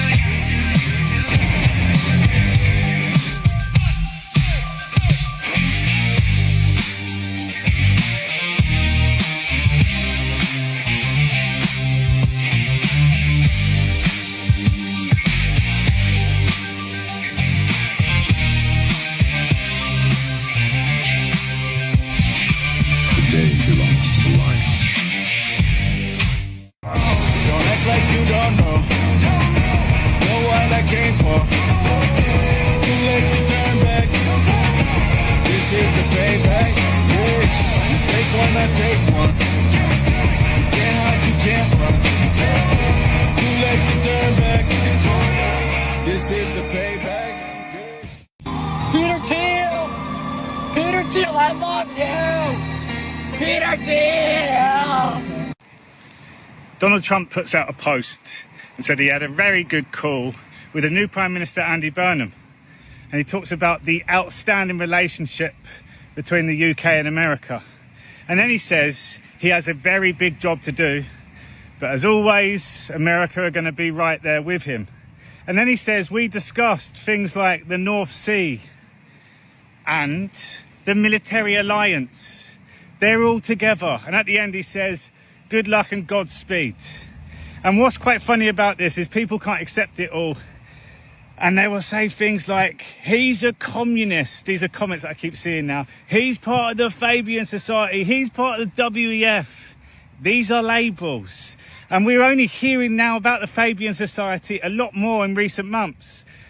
Rupert Lowe went on to Joe Rogan, talked about all these Labour people were part of the Fabian Society, and the logo was the wolves in sheep's clothing. I don't know if you've ever heard of the Fabian Society. No. So the Fabian Society was set up in the 1880s, and it was basically most of the Labour front bench and most of the Labour Party are members of the Fabian Society. It's the most extraordinary organisation. Their emblem is a wolf in sheep's clothing. As if that doesn't tell you what they're doing. That's their emblem? So can I see what that looks like? That's their emblem. It's a wolf in sheep's clothing. Look at that. That is damn crazy. Putting it in plain sight, but we didn't know about all that back then. And like I keep saying, the gatekeepers, hiding in plain sight, behind the MAGA label, behind the Truther label, they are the criminals, the communists. They are part of this wolf in sheep clothing. The good people are now doing it to them.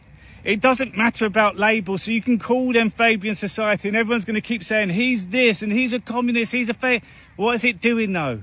It's bringing awareness to these groups, because fundamentally, you can only connect the dots going backwards, meaning we have to go back and see what's happened. But Donald Trump is in full control with the US military, with an alliance with United Kingdom, meaning Andy Burnham is one of the good guys and he has his job to do now.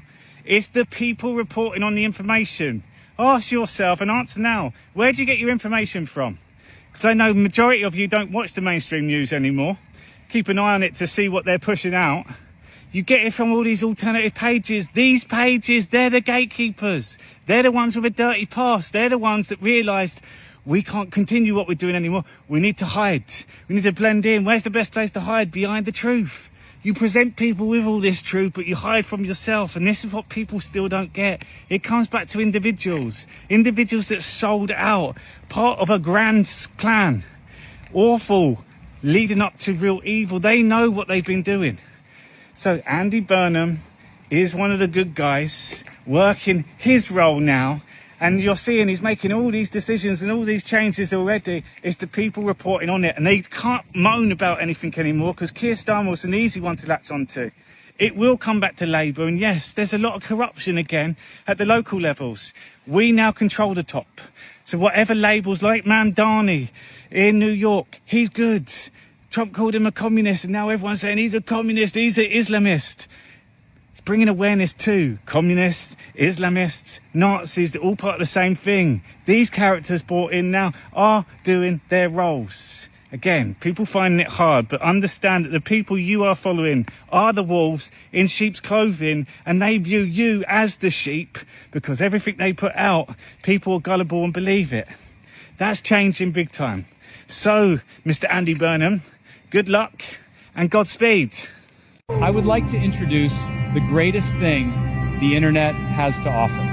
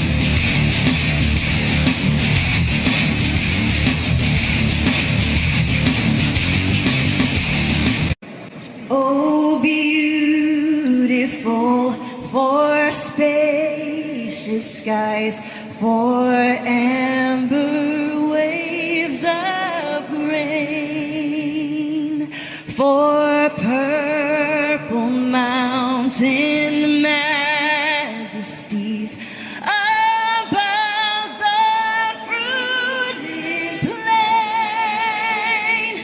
America, America, God shed his grace on thee.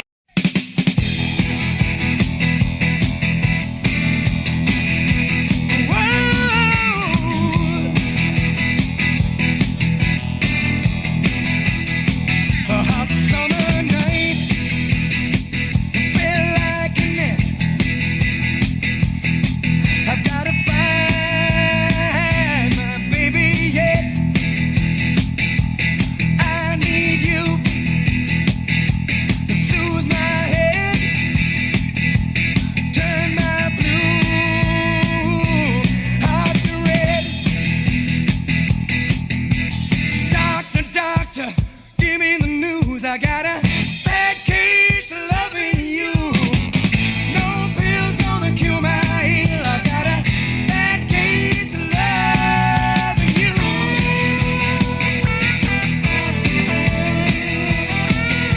A pretty face don't make no pretty heart. I learned that, but it's from the start. You think I'm cute, a little bit shy. Mama, I ain't that kind of guy. Doctor, doctor, give me the news. I got a bad case of loving you. No pill's gonna cure my ill. I got a bad case of loving you.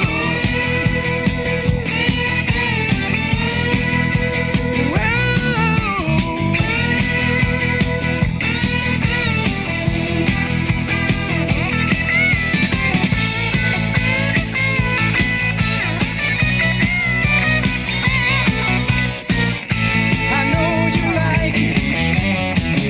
You like it on top.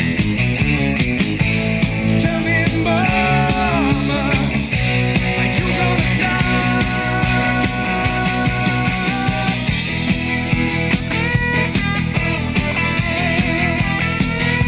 You had me down a 21%. Swallowed you, yes, on your lip. Shake my fist, knock on wood. I've got it bad, and I got it good.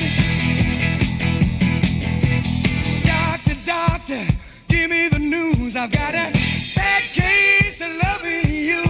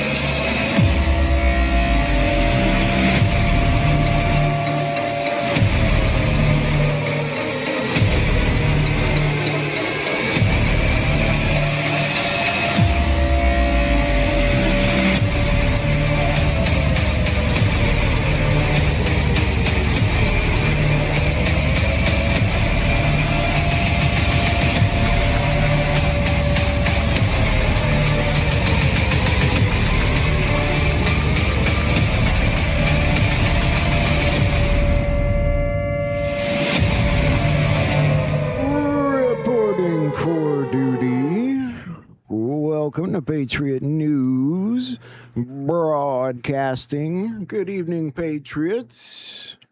It's good to see you all. Like always, we're going to keep an eye on the correspondent dinner, and when Trump comes up, we will watch what he says, because I have a feeling it's going to be interesting. So I want to make sure I have that up. I've got a lot of things to look at over the past few days, and a lot of things on my mind. I saw an interesting video today that I want to show you guys about Kennedy and Kennedy Jr. and some other things. I know Bosie's supposed to be on tonight at some point. And,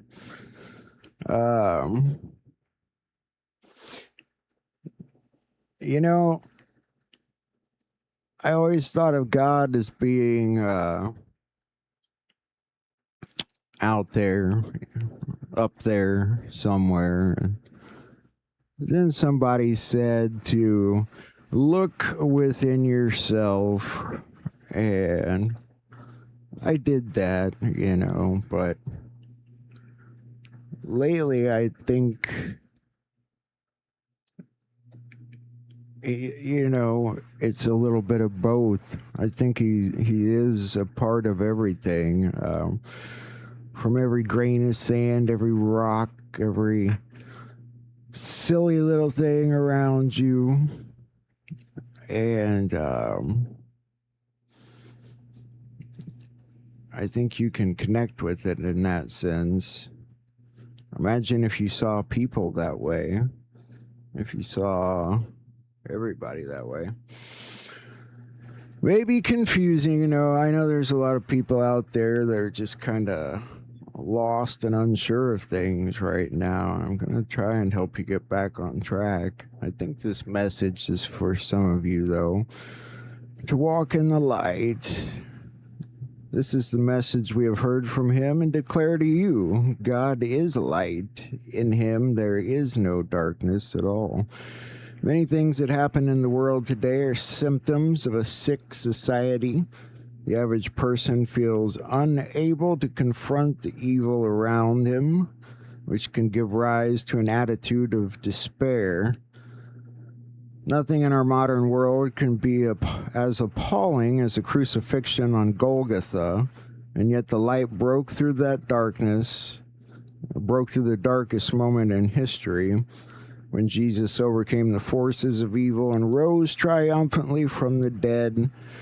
Regardless of how dark your circumstances may be, put your trust in Christ. Follow him and you will see his light expels the darkness from your life. Ain't that the truth? When I was going through addiction, it was dark, a very dark and disconnected moment that I never thought I would return from.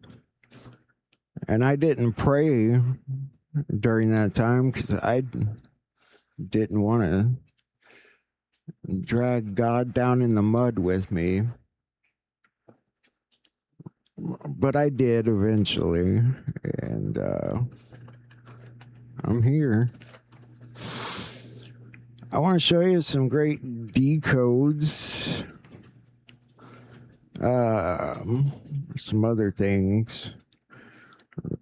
I guess they're at Camp David tonight. It seems kind of odd. I wanted to point that out, but she said it should be fun. I think he'll have some fun things to say tonight. I'm going to pull that up and make sure. I'm going to put it in the corner of the screen so we can make sure we don't miss it. How about that? Here's what most men don't know. Here's what most men don't know. What do most men not know?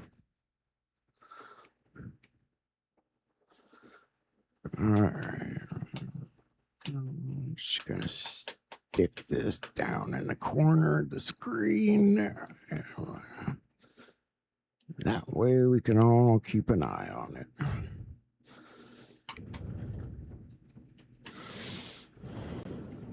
At 65, feeling comfy and looking sharp seemed impossible for me. Seemed impossible to get comfortable at age 65. All right. I got him right there. I think this message is for you guys too.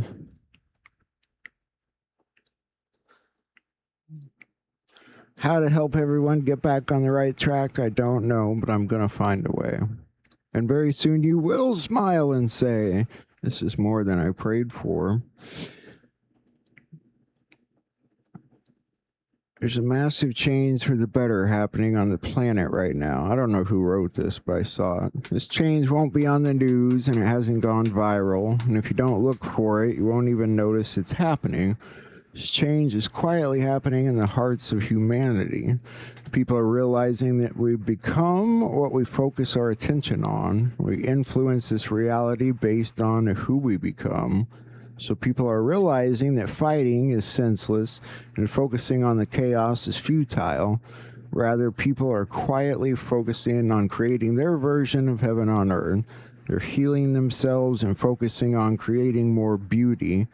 People have realized that awakening to their own divinity is what protects them from manipulation and allows them to become the change they want to see.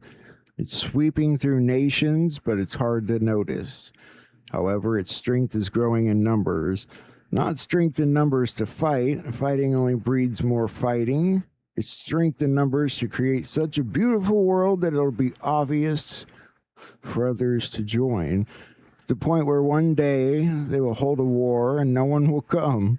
The frequencies of war, greed, and manipulation will no longer be able to exist in a reality full of sovereign, awakened beings living connected to their divinity.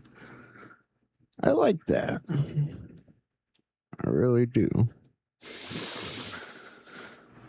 And this, let's show you this real quick from Rand Paul. Mark your calendars. I guess I should mark my calendar, huh? This is going to be another year. A year of what? I mean, it depends on what you're talking about. There's going to be so much happen before this year is over that if you didn't notice it before, you sure as shit should.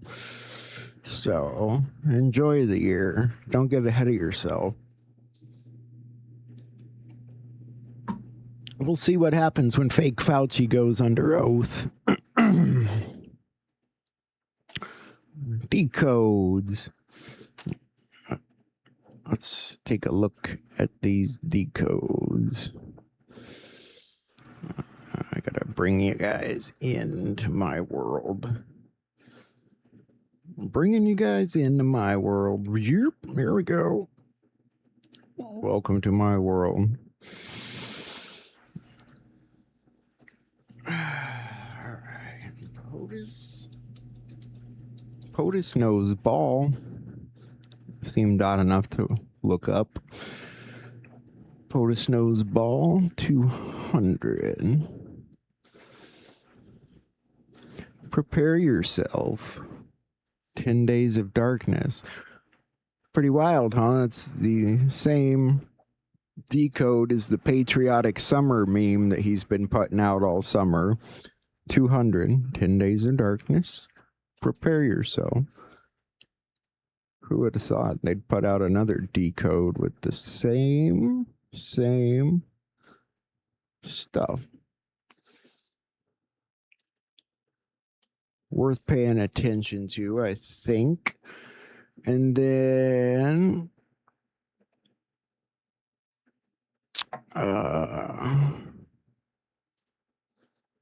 let's see.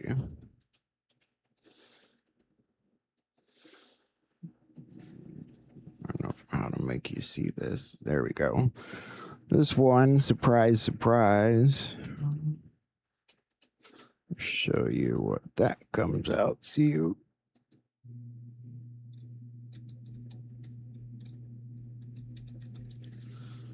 Surprise, surprise.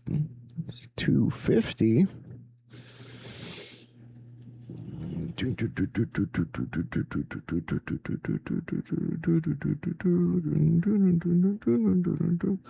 A Rapture Solar Storm.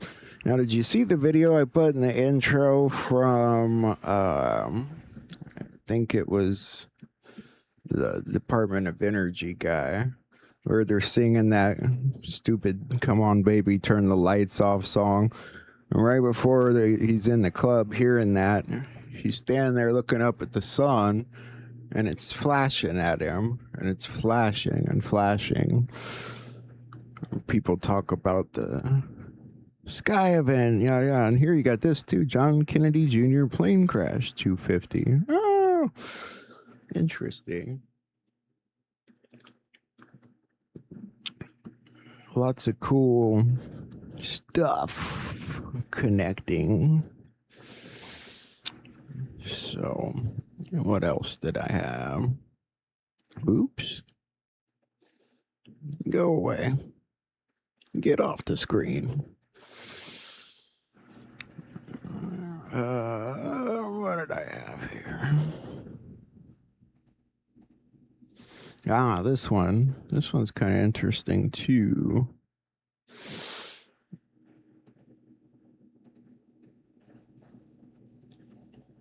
I put out something with that trophy kind of in my face again, so I wanted to look it up.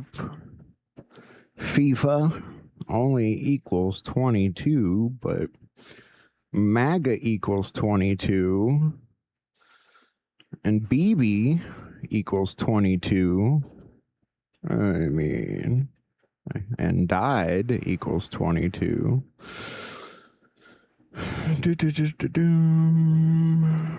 Thought it was kind of interesting at the very least. All right. I see. What are we on? Commercial here.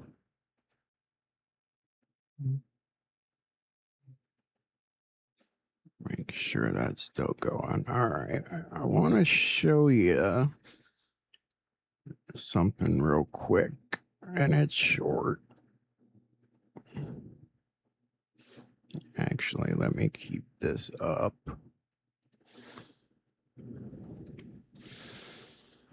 Get rid of this.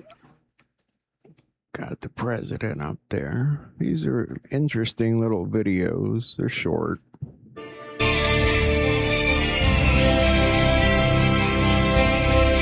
Is JFK alive? Yes. JFK, President John Fitzgerald Kennedy is alive.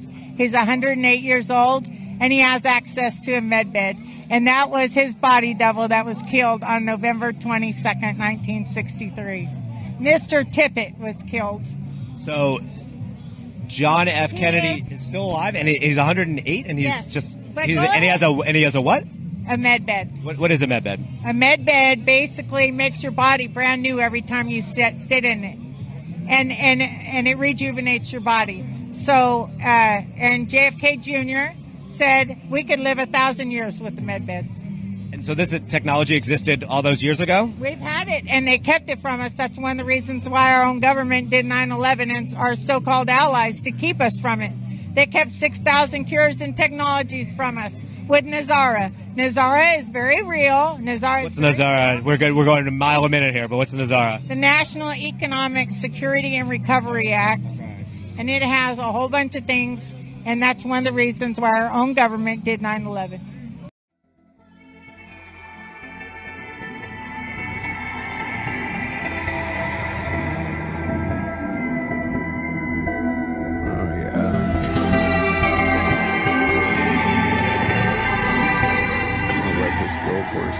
It's interesting when you think about it. You know, let's say the reality of it. Let's say his grandfather was Lincoln and was killed, and that he was smart enough to avoid the same fate. But imagine, I mean, think of how that changed history and the timing of the timing of it.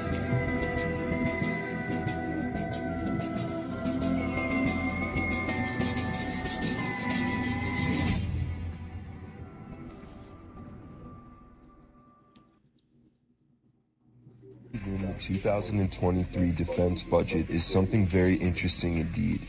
Within these documents is a proposal for something they are calling rapid healing for warfighter injuries. That is, technologies that can rapidly accelerate the restoration and repair of complex tissues. The document goes on to say the program will develop approaches that combine high-resolution biosensors to track the healing process in real time with bioactuators to stimulate restoration, where and when they are needed. This sounds very much like the concept of medbeds, a technology shown in movies like Elysium that can heal any illness or disease. So maybe we're going to live a long time. I hope so. So maybe we're going to live a long time. I hope so.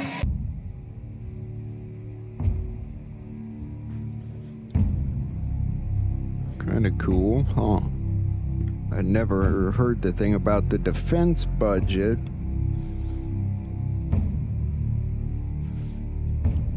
And I think that's...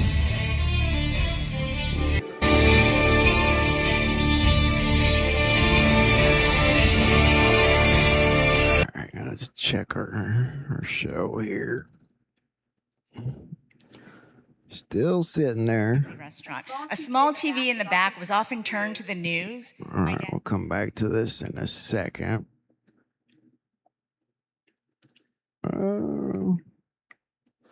These are all short. Number 1 worst snacks for your waistline. Olives has its own.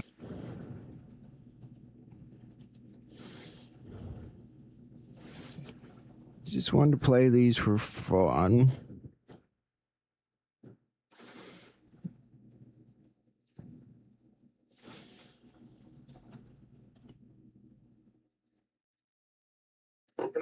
Can I ask you a question, sir? Yes, you may. And you can call me Michael or negative or positive or whatever you want. Negative. All right. So why does JFK come up so much in the decoding right now? So JFK or JFK JR? Because some people call JFK JR JFK. So I'm just clarifying. Loud and clear. JFK JR. Which loud and clear is 55. And JFK JR equals 55. What? On the clock, on a round clock, 5 minutes to is 11, right? Right. And 5 o'clock is 25, right? Now, if you draw a line from 11 to 5, you'd be a slash, which is a Q, right? Wow. Correct? That's crazy. Is that correct? That is correct. Okay, well, Junior's birthday is 11/25. What? What? Can you hear him talking to you loud and clear, 55? 55. He left the airport. He left Caldwell Airport on his last flight on runway 22, Maggot 22. But it was Caldwell Airport, CDW. C and D is 34, the opposite of DC. And 34 is Grace. And W is 23, which is I am. Anytime 2 or more gather, I am there. So you left from Grace IM Airport. And he left that runway at 55 degrees. And he reached an altitude of 5,500 feet. Can you hear him talking to you? 55, loud and clear. And Prime, I'm sorry. I was just going to say, Prime, you were asking about Kennedy, and Michael and I do a really interesting one about Kennedy. Listen to this. Kennedy, Kennedy, Kennedy, 234. The one having the crown, 234. Kennedy, Kennedy, Kennedy, 234. Gunshot wound to the head, 234. Kennedy, Kennedy, Kennedy, 234. Kennedy unifies nation, 234. Kennedy, Kennedy, Kennedy, 234. And he was wounded to death, 234. Kennedy, Kennedy, Kennedy, 234. Women and children first, 234. Kennedy, Kennedy, Kennedy, 234. Jesus is God in the flesh, 234. Kennedy, Kennedy, Kennedy. Oh, what happened? No, keep going. Keep going. Kennedy, I know, I get it. I'm learning these roles. It sounded like you were finishing, and I'm almost there. You're supposed to do the other ones. I'm supposed to do the Kennedy, Kennedy, Kennedy. So we go back and forth. Okay, okay.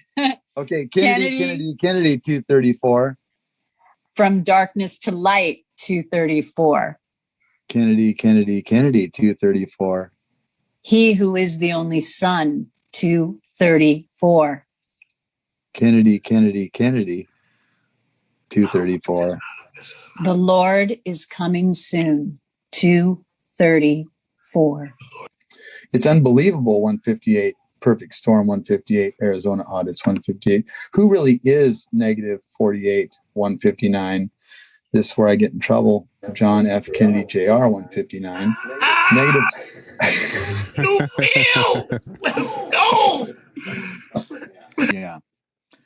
My header on my page is a picture of the sun setting and Junior's face rising. It's see through, his face is see through, but you can see it.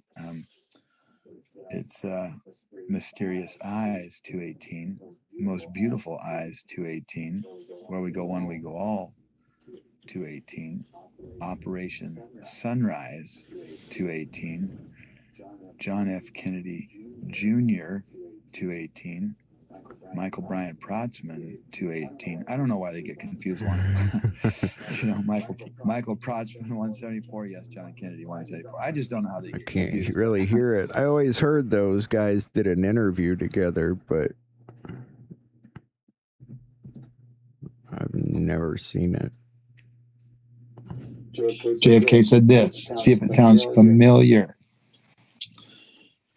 There's a plot in this country to enslave every man, woman, and child. And before I leave this high and noble office, I intend to expose that plot. Well, not only do you have to be alive, you have to be in office. And if there's going to be a smooth transition, a smooth 91, POTUS 91. If there's going to be a POTUS transition from a POTUS to a POTUS, it can't be from Trump to Trump.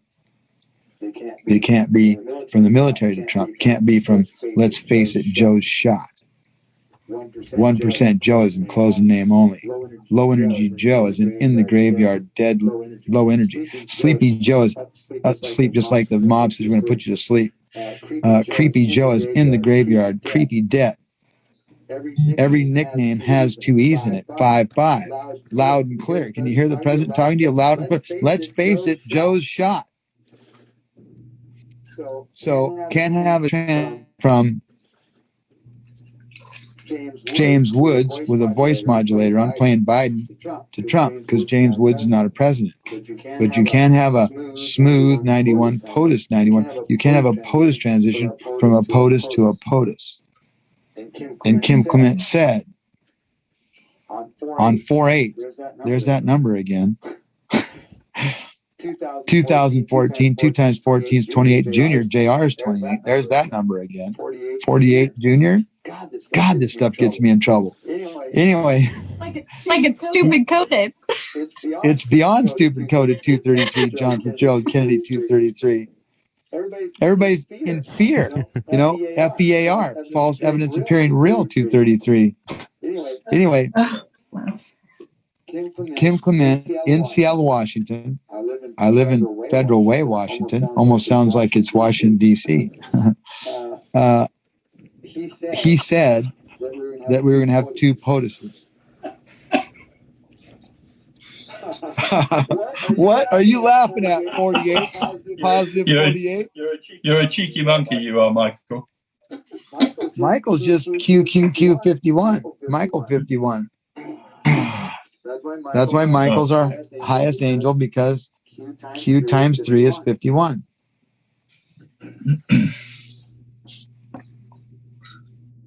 He just discovered something. He's always laughing at me.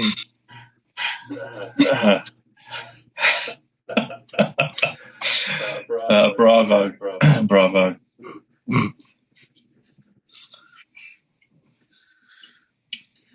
John, the Invisible, 228. The best is yet to come, 228. The best Kennedy to come, 228. The see best is 46. Who is 46? I am the beginning and the end. I am is 23, end is 23, which is 46. Hero, 46. 4 and 6 is 10. 0 means not the one that's got. Q said, wait till you learn who you have been talking to here. I'm just reading it, folks. It just gets me in trouble. Mm-hmm. John the Invisible, 228. The Invisible Man. Sort of sounds like The Invisible Man, 162. 162. JFK. J is 10. There's your 1. After 6, there's your 6. And K is 11. 1, 1. There's your 2. 162. The Invisible Man. John the Invisible, 228. Michael, the other day I was talking to you on the. No, I don't go by Michael. I hear I go by John. So go ahead. Wow. This is amazing. It sounded like he was saying Junior's. Amazing. Sounded like he was saying Junior's Q, right? It's kind of what it sounded like. Uh-oh. All right. I guess I better back it up. Our president speaking. And every one of us here this evening to show. I'll back it up. Oh.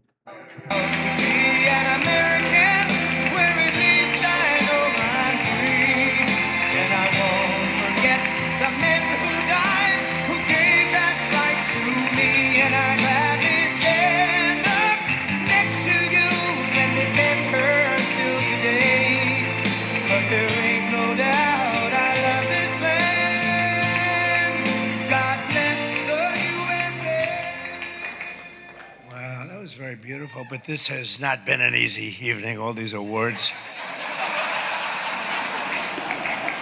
Do I have a say in those awards, all those awards? But it's great to be back at a place that I know very well because I built it. And I'm very proud of it because I built it for $2.9 billion less than the Federal Reserve building, which is a lot smaller, by the way. Figure that one out. But I am delighted to be here at the White House Correspondents' Dinner. Amazing people, a lot of people that I like. Some I don't like it all. But I respect most of them, I must say that. You do a great job, amazing job, and it's an honor. As I said 3 months ago, the show must go on. We were backstage, and we both wanted to just have it go on, whether it was 2 o'clock, 3 o'clock in the morning, it didn't matter. But in the end, it made more sense to do it the way we're doing it. And we had a great news conference at the White House, in a very important room. And you did very well. I think we all did very well. It was a hell of an evening, I can tell you that.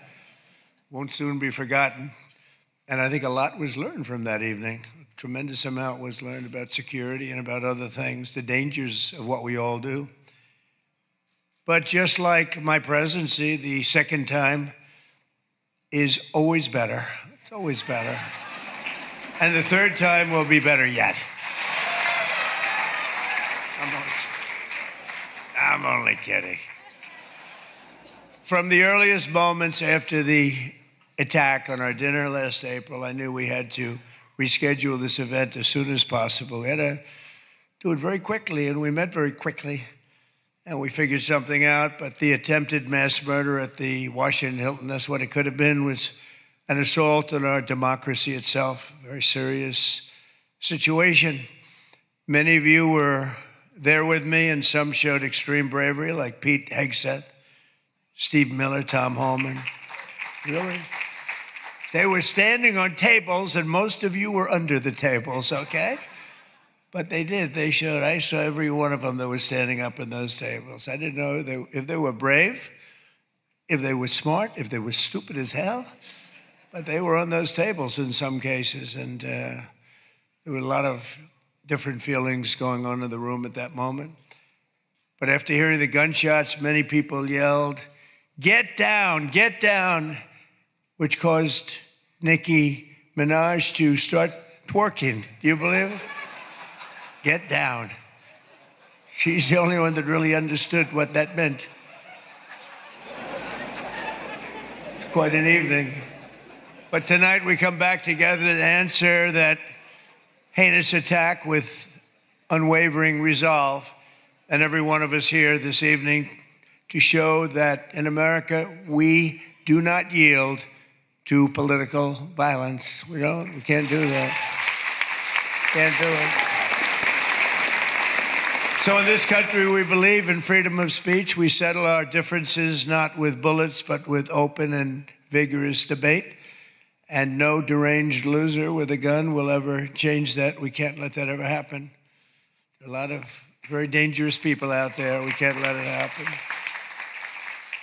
I want to begin by expressing our gratitude to the incredible men and women who put their lives on the line every day to protect my family and myself, all presidents, and lots of others. That's the United States Secret Service. So I appreciate it very much. And Sean and the whole group. Amazing job. Amazing job. In recent months, they've repeatedly responded to threats with speed and professionalism and extraordinary courage. And there is no better example of that than Officer Victor Gonzalez, who we just met. It was amazing. What he did was amazing. When the would-be assassin charged the checkpoint at speed, he was fast. When you looked at that, you had to look at it about 10 times before you really saw what was going on. He was quick, nasty. The gun made him nasty, actually. But Officer Gonzalez engaged the attacker without hesitation and took a bullet to the chest after his ballistic vest, fortunately, was on, saved his life, and Victor did not even want to go to the hospital for a checkup. We insisted, really, we wanted him to do it. We insisted, but he didn't want to go. So to Officer Gonzalez, Secret Service, Metropolitan Police, law enforcement generally, and even all of the military who surround us in the room tonight, we salute you and we thank you with all of our hearts. Thank you very much. Great job. Great job. Great job.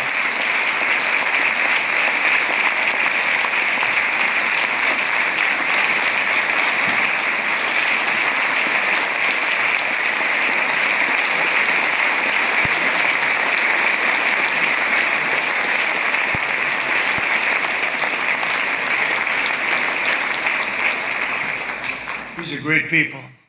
So this evening we're picking up right where we left off, so let's have a little bit of fun. I said, what do we do here? Is this a... At Grainger, we have over 1 million products, including the ones that help keep your workplace safe and sound. Shop our vast inventory of safety products at Grainger.com.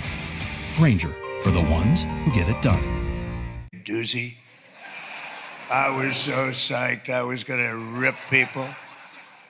And I don't know, just something changed. It's really for the better, but I just wouldn't want to do that. But we'll do a little ripping if you don't mind. But it is true. I said, how do we handle this? It's going to be a different kind of an evening, and it is. And in many ways, it's a more beautiful evening, actually. Everyone's looking really good tonight, and I know it was not easy finding shoes to go along with your bulletproof vests, which many people didn't want to wear because they'd rather die than look 20 pounds heavier. You know that, right? We have that a lot. They put one on me. I said, are you sure I'm not wearing this? No, you look exactly 20. They say, sir, it's about 21 pounds. I said, not good. But I want to thank the outgoing president of the White House Correspondents' Dinner Association. Now, she won't admit it, and she should not admit it, but we sort of became friendly. In times of stress, On occasion, you become friendly. I have a lot of respect for Ouija. And I tell you, we went through a little bit of a war together. It turned out pretty good. It turned out pretty good because of a lot of good people. They stopped the tragedy. So I want to thank you very much. Fantastic job.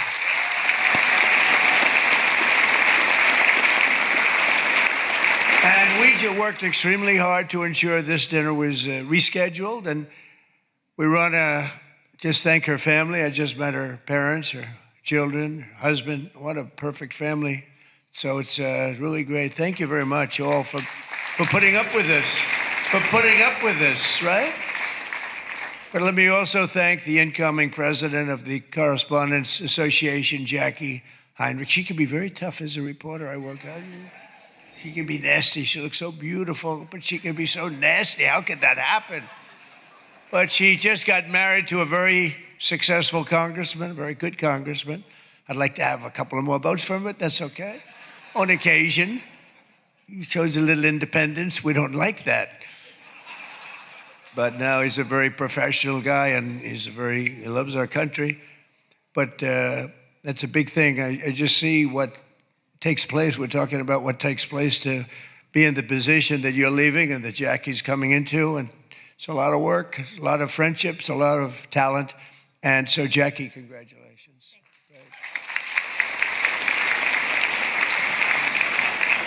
And congratulations are also in order for our favorite White House press secretary, Caroline Levitt, who just had her second child. You and your husband. She's great. She's done a fantastic job. We all love her. She's done a fantastic job. She's another one. She can be nasty. But sometimes she has no choice, right? But Caroline may have one of the hardest jobs in the White House. She has to deal with all of you all of the time. And you can be very difficult. You can be very, very difficult people. But I'm probably being a little bit oversensitive. Sometimes I really do think that some of you don't like me. In fact, I read a report, I get 93% negative publicity. 93%. So how the hell did I win the election by so much? Think of it, I don't think that's true. I can't believe it's 93. In the 80s maybe, but not 93. But this place is really the largest group of Trump derangement syndrome people ever put together at one time, I suspect. Some of you are lucky that our last dinner was cut short because I had brought with me what would possibly have been, I'm telling you, I had something. I was going to go after you. I feel so badly doing this. It's got to be such a letdown. Oh, yay. But your lives were really in danger the last time for an opposite reason. But on the plus side, your careers were saved, and we have we really do. We have a complete and total. I love the words complete and total. They say, but it means almost the same thing. I said, it doesn't matter when you say it. It's called emphasis. It's called emphasis. But everyone is now really warming up. The new White House Military Center, drone port, highly protected ballroom. We have our ballroom. The windows are this thick. I said to the people, well, if a bullet hits, what happens? Nothing. Nothing. It bounces right off, sir. This is the greatest bulletproof glass. I said, AK-47, that's supposed to be a big one. I don't know so much about the guns. My sons know a lot. But I said, I know it's big. What would happen? They go up, meaning it can take more. I said, so if I'm making a speech and I hear that pinging sound at a window, what would I do? Sir, leave the room right away, but you're going to be safe. We're building something that's going to be amazing. And in light of what we went through, I think people understand it. It's going to be amazing. A phenomenal, one of the biggest drone ports anywhere in the world, right on the roof, right protecting the White House, not only the ballroom. And what's underneath, it's supposed to be a top military secret, what's underneath, but then you get sued as usual, and you have to reveal that you're building this unbelievable situation downstairs with room after room of very complex stuff. It was the military's dream to have it built. I wanted to have a ballroom because for 150 years they wanted it. And then the generals came to see me and they said, "Sir, you're building something. This gives us an opportunity to do something that will be so unbelievable, never happen again." Because there's very little built under the White House, very hard to build under a very fragile building like that. It's very fragile. It's old and a little different construction standards, frankly. And this is an opportunity for us to build something very powerful. I said, "Let's keep it secret." They said, "No, we're telling you, sir, let's keep it secret." And then we get sued and we revealed every room, We told the people that did the suing, they're not good people. We told them, we said, "You're being very unpatriotic when you bring a suit like this, but it is what it is, but it's moving fast. We're ahead of schedule. We're right on budget. And it's going to be something like, I think, no country has." I just visited China. They have this magnificent room, the Great Room. They call it the Great Room. It's a great room, but what we have is going to blow. There won't be anything like it. It's going to be fantastic. And with all of the things that are going along with it for safety and security of future presidents. I'm only going to be using it for about 6 months, assuming we finish it right on time. I get to use it. Somebody said, "He's building it for himself." I'm building it for the future. I'm not building. I use it. Now, had I not gone down 6 or 7 stories, then in that case, I would have been able to get a couple of years out of it. But that was far more complex what we did downstairs than what we do upstairs. So we're very proud of it, though. It's going to be amazing. And I think I was just telling the whole group sitting at the table, we were talking about it. And I said, I think, it's White House correspondence. So I don't see any reason why you wouldn't be able to use that. It's going to be very large and very beautiful and very safe. And that's what you need.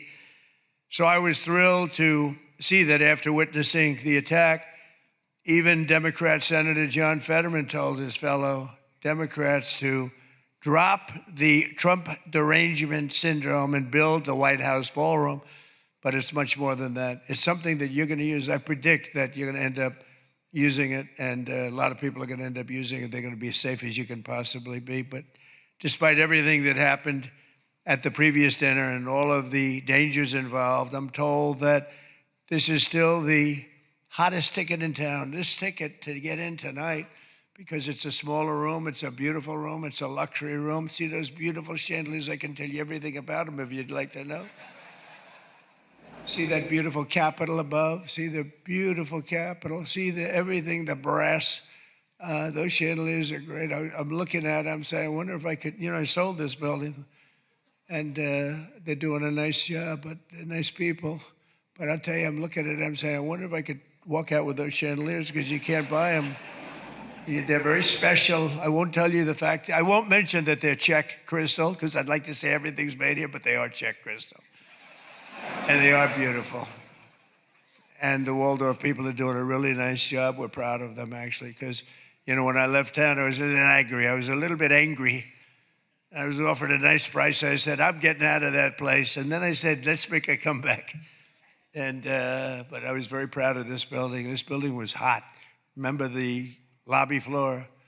82,000 feet. For those in the real estate business, 82,000 feet. That's a major floor. That thing was packed every single night. It was packed, mostly Republicans, I would say, but it was packed every single night. It almost brings back memories. But I left town, and I have just had nothing but good experience. And this might be the best experience of all, having all of these incredible people in this room. It's a great feeling, frankly. It's a great feeling. But tonight's event, thank you. But tonight's event is even crazier than the last time. In fact, it's so successful that I've been informed by CBS News' David Ellison, who's going to do a fantastic job. He's the owner. He bought it, spent a lot of money, and he's going to make, I think, fantastic changes and keep some of the great stuff going. But that next year they're going to call it the Trump White House Correspondents Center. He told me that, and I like that very much. We're going to change the name of it, okay? Oh, it's going to be so hot, just like our country is hot. We are hot, by the way. But to be honest, it's just about the only way that they're going to ever get me back here. You're going to have to change the name of the dinner. But how's that one going? Not too good.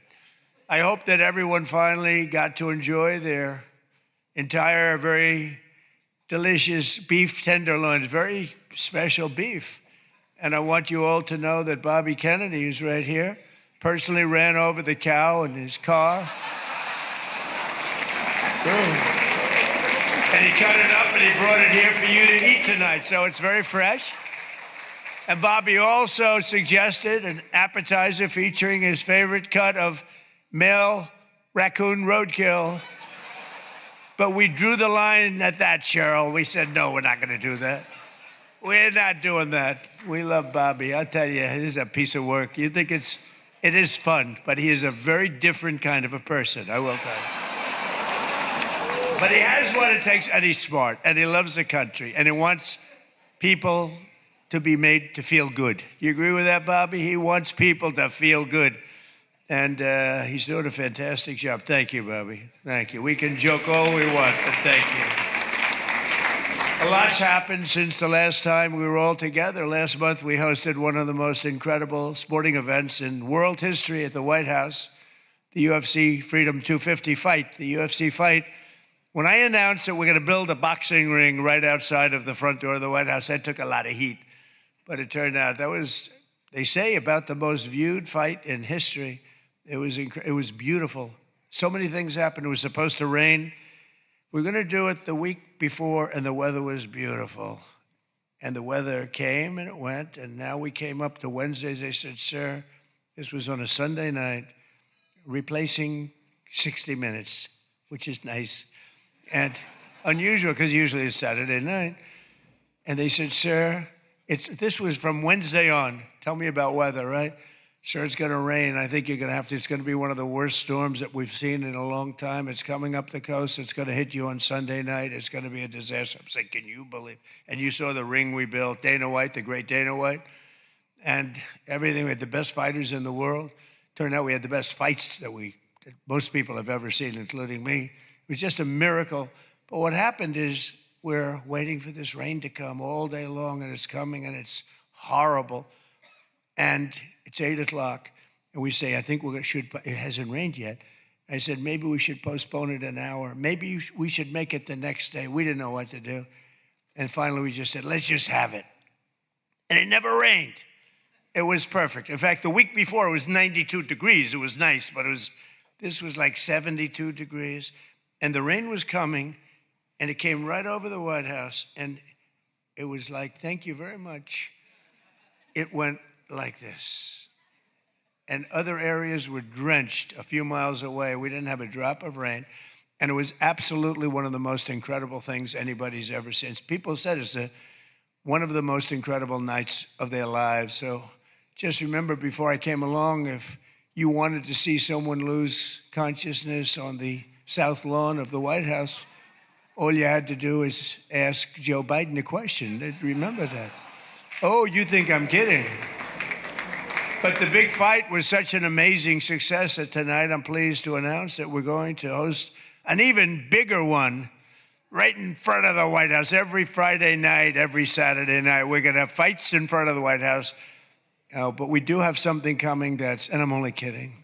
You know, the one thing about the press that I learned, don't be sarcastic. Because I'm a very sarcastic person, and I get sarcastic, and most people know that, but you have some bad people that will write it exactly like I say it. And I said I was only kidding.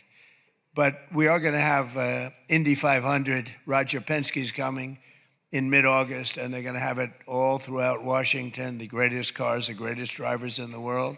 And that's going to be something. Already they have over 350,000 people signed up, going down Pennsylvania Avenue, around the Capitol. And Roger, who's incredible, he won the Indianapolis 500 20 times. Think of it.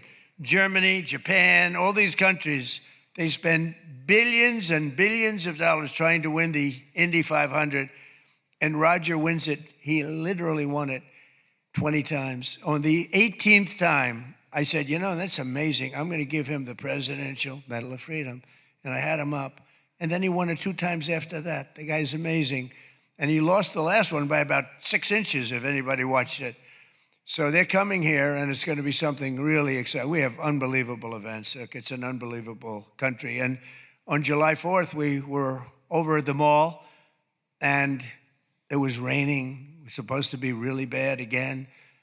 And we had 450,000 people show up, and that's a light number. And I was told, sir, we're going to have to cancel the event. This was not good. And it was drizzling a little bit, not raining very hard. And people are calling me, friends of mine were calling me. And I got a call from Brett Baer. Brett Baer said, it's not raining.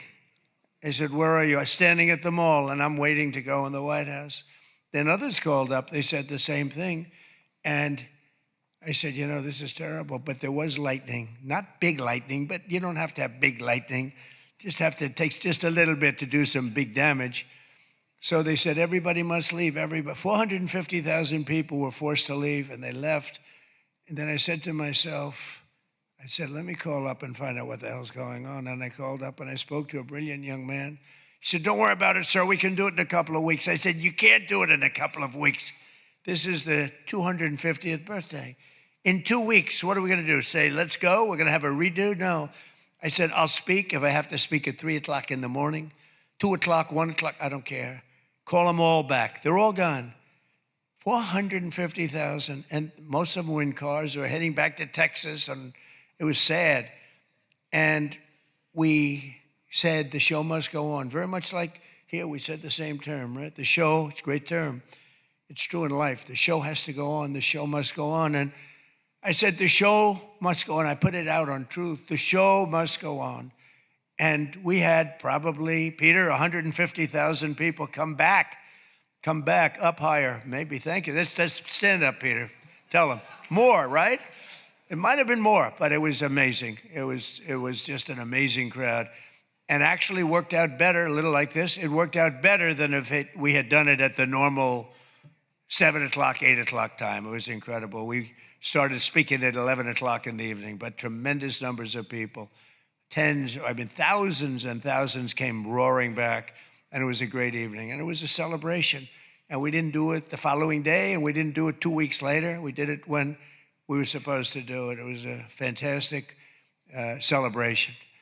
But I can exclusively reveal to you this evening that for the heaviest of the heavyweights, we will have sloppy Chris Christie, one of the sloppiest human beings you'll ever meet, fighting, I would say, I could mention the governor of Chicago, but I'm going to mention instead Jerry Nadler. And they're fighting for a big piece of cheesecake, big fat piece of cheesecake. Who the hell wrote that line? But it is true. And then you have a Congresswoman, Alexandria Ocasio-Cortez, AOC plus 3. That's her 3 friends, right? AOC plus 3, and I watched her give that answer when she was over in Europe. It was not a good answer. If I ever gave that answer, I would be out of politics. Remember, you cannot have a 19-second wait time to answer really a quite simple question.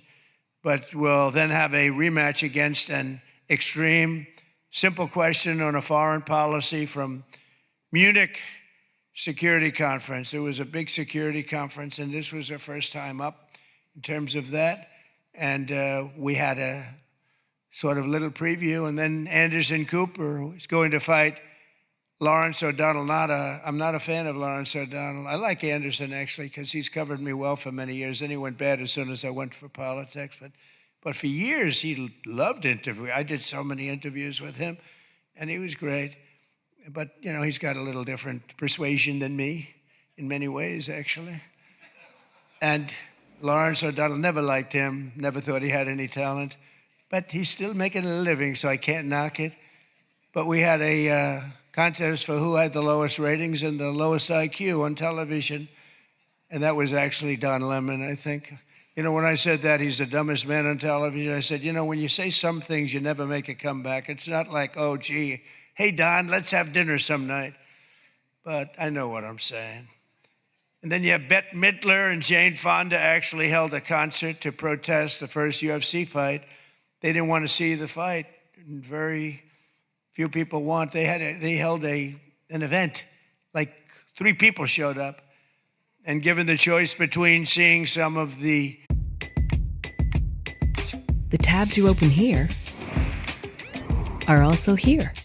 UFC, it was between the 2 of them or the UFC. And what about Bruce Springsteen? What the hell happened to that guy? He looks like hell. I don't care what anyone says. I'm not supposed to say. I'm sure he doesn't like the way I look, but I don't look so bad. But at a recent concert, Bruce, all he did was talk politics. He ought to run for office. That'd be interesting. But all he talked about, he made 4 political speeches in his 3-hour show. The tour has been renamed Bored in the USA. And his new song was so bad that Chris Christie, who's like a fan, you know, he goes out and tells everybody how he hates Chris Christie. Keep that guy out of my... And I see Chris Christie there again, high-fiving Bruce Springsteen in the aisle. And Bruce Springsteen saw him and didn't even lift his hand up. And I just wanted, because I used to be friendly with Chris. Chris, when somebody doesn't like you, write them off. Forget it. You got billions of people in the world. You don't have to make a jerk out of yourself. But usually a comedian hosts this dinner, and I think we sort of changed it. Tonight we're going to have somebody who I think is really spectacular, but I've watched comedians get up for the dinner, because I have been here actually quite a few times, people don't realize. And there's one time in particular when Barack Hussein Obama hosted it. Do you know who that is? And he hit me hard, but actually he hit me with respect. I was sitting with Melania at a table, and you had Brooklyn Decker, supermodel, at a table right next to her. And I really always will like her. She's married to a great tennis player, Andy. And she was at the table, not at my table.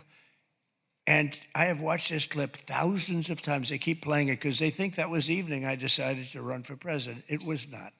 In fact, I loved the evening. I looked at my wife. I said, can you believe it? All these people, that's all they're doing is talking about me. I love this dinner.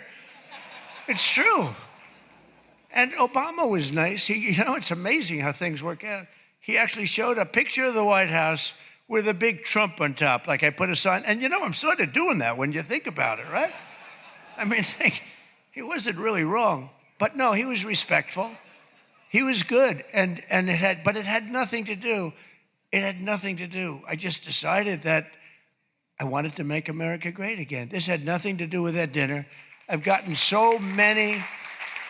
Yeah, I've gotten so many calls, and for years they've been saying, was that the moment you decided to run? Really, no. I left that night, and the press was there. A lot of the same people that I see, they said, did you have a good time? Unbelievable. And some thought I didn't have, but I did have. And I always remember, though, Brooklyn. She was so angry. She was much angrier than me. She was angry. She thought they were mocking me. And they really weren't. It was just one of those things. And I had a great time. But I left, and I thought, I was there 3 or 4 times before that, but I sort of thought, wow, that dinner is really something special. And then I ran. I got elected. I thought the press treated me very, very unfairly. And I don't know. I think I made the right decision, because you hate to go where maybe you're not wanted, but they did want me. They wanted me for ratings, and they wanted me for other reasons, but not for love. And I said, you know, I'm not going to go. First time that ever happened, I think. Was that the first time? Just about. Presidents always came. And I didn't go for 4 years because I got treated terribly by the press. In my opinion, unfairly. I know unfairly because I know the facts, but I got treated unfairly. I didn't go. And this year, I was called by your president and your chairman and all of the people, and they said, we'd like to do it. And I said, you know what? With time goes by, time passes, and you sort of look at life a little bit differently. I said, let's do it. And I didn't know it was going to turn out the way it did. It turned out to be the biggest event in the history of your day. That was by far the biggest, right? For all the wrong reasons. But as I said before, a lot was learned from that evening. So much having to do with so many different things, including security. But it's an honor to do it. This is my first. I mean, I've been to it numerous times, but as president, I haven't been here. And I'm glad. And they said, would you do it next year? I said, I will be back next year. Now, if you get really, really nasty, maybe not. I don't know. But we're going to be back next year. And well, Jackie will treat me very bad. But this year, the association decided not to have a comedian, so they considered using Jimmy Kimmel, Jimmy Fallon. These guys, they're terrible. They're terrible. Stephen Colbert. These are people without talent. They get a lot. They have talent. You know who has talent? Their agent, getting them the money they get. They have no talent. But they are not comedians. They're not funny people. They're angry people. They're sick people. But the association really put on a big show, and they have somebody very special. I look forward to seeing him. And so they thought about going with a professional clown for entertainment, but Adam Shifty Schiff was not available. You know, he's known, I called him, I hate some people, you know, I shouldn't say this, I'm not supposed to hate, I'm supposed to love everybody, but he's a terrible person, he's a liar. And I called him Watermelon Head because he has the largest head I've ever seen with the smallest neck, pencil neck. How does that big, fat, ugly head stand on a little pencil neck? And then I'm told that even Rosie O'Donnell reached out from Ireland. She really wanted to be here in order to honor me. She loves me very much, and she was desperate to come back to the United States and pay her respect to Donald J. Trump. But that didn't work out, unfortunately, because nobody wanted her to come back. But she's one of the greatest sufferers of Trump derangement syndrome. She's a sick young woman, sick older woman, I guess now I have to say. So instead, we're honored to have, for entertainment, the very talented mentalist, Oz Perlman. And everybody, they said, are you going to stay? I said, yeah, I'll stay. I mean, I think I'll stay. What the hell else am I going to do? I've got Iran, I've got this, I've got that, which is all going extremely well. Don't believe the fake news. You know, it's the only thing we were talking before, I said, so we've hit Iran very hard. Their Navy is gone. Their Air Force is gone. 250 jets, no longer. 159 boats, good boats. In fact, I said, why the hell didn't we keep them? We could have used them. But 159, but all at the bottom of the sea. They have no radar. They have very few drones left, despite what you see. And every once in a while, they're going to set some things up, but they don't have much left. And by the way, they are talking to us right now. They'd love to make a deal. I don't think they're ready to. I don't think it's time yet, but I'm willing to listen.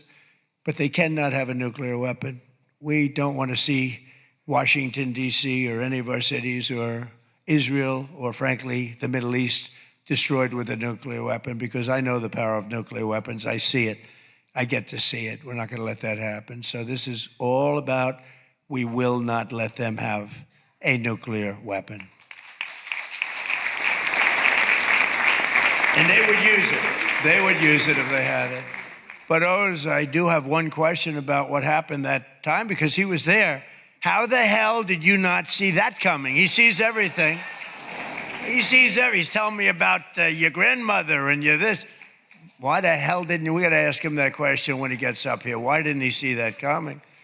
But of course, this evening, it's really all about the fake news media and your handling of prizes, and writing and producing and performing made-up stories like the Academy Awards. You know, Academy Awards used to be the epitome of ratings. Outside of the Super Bowl, it got the second most ratings. Now it's down in the dumps.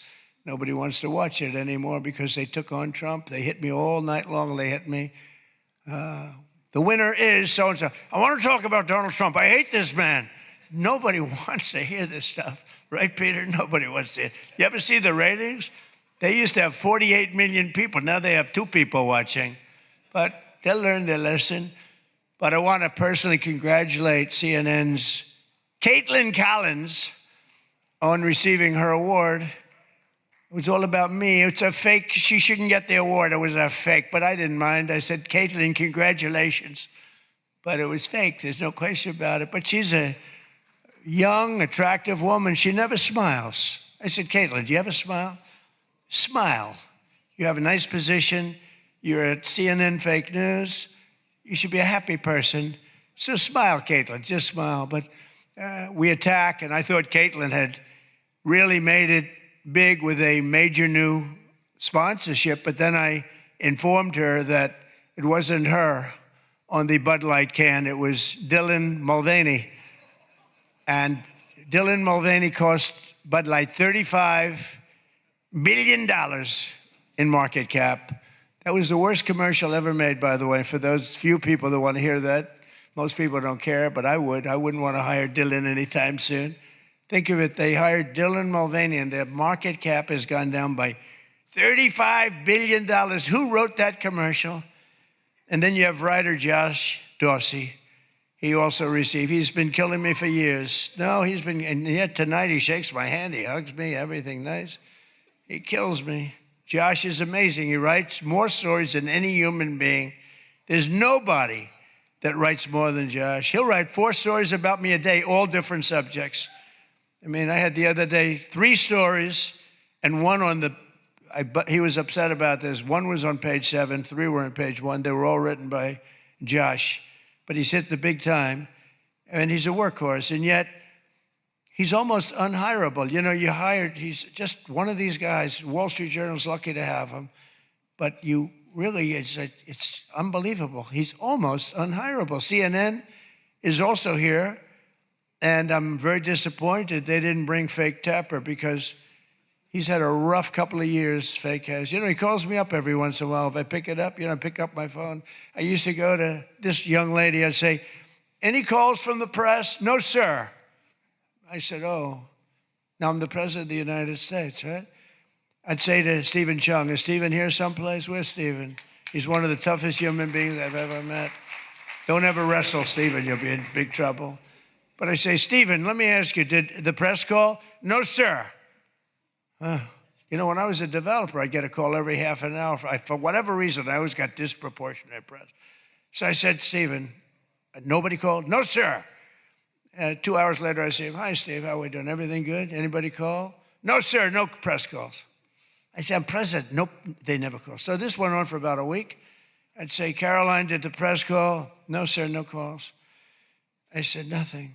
It's over a week. I haven't received a call. So I said, you know what I'll do? I'm going to give the press my phone number. That was the stupidest thing I ever did. I'm getting a call every 3.7 minutes. Stephen, I don't know where the hell you've been, but the press calls, I'm getting calls, ring, ring. I was with somebody today. They said, I've never heard a phone ring as much as it's fresh. Now, I look at the thing and usually just delete, delete, delete. Every once in a while, it'll be one of the people in this room that I like, and I'll pick it up. Like this one right here calls me on occasion, right? She'll call me and she says, hello, sir. How are you? We want to talk about some horrible subject, like a horrible, depressing subject.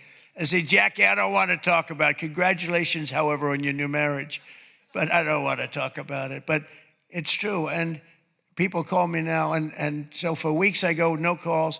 And I learned then that both of them, they feel that I'm doing a great job and they feel I'm above it all. And that no person, hundreds of people call, no person is good enough to talk to Trump.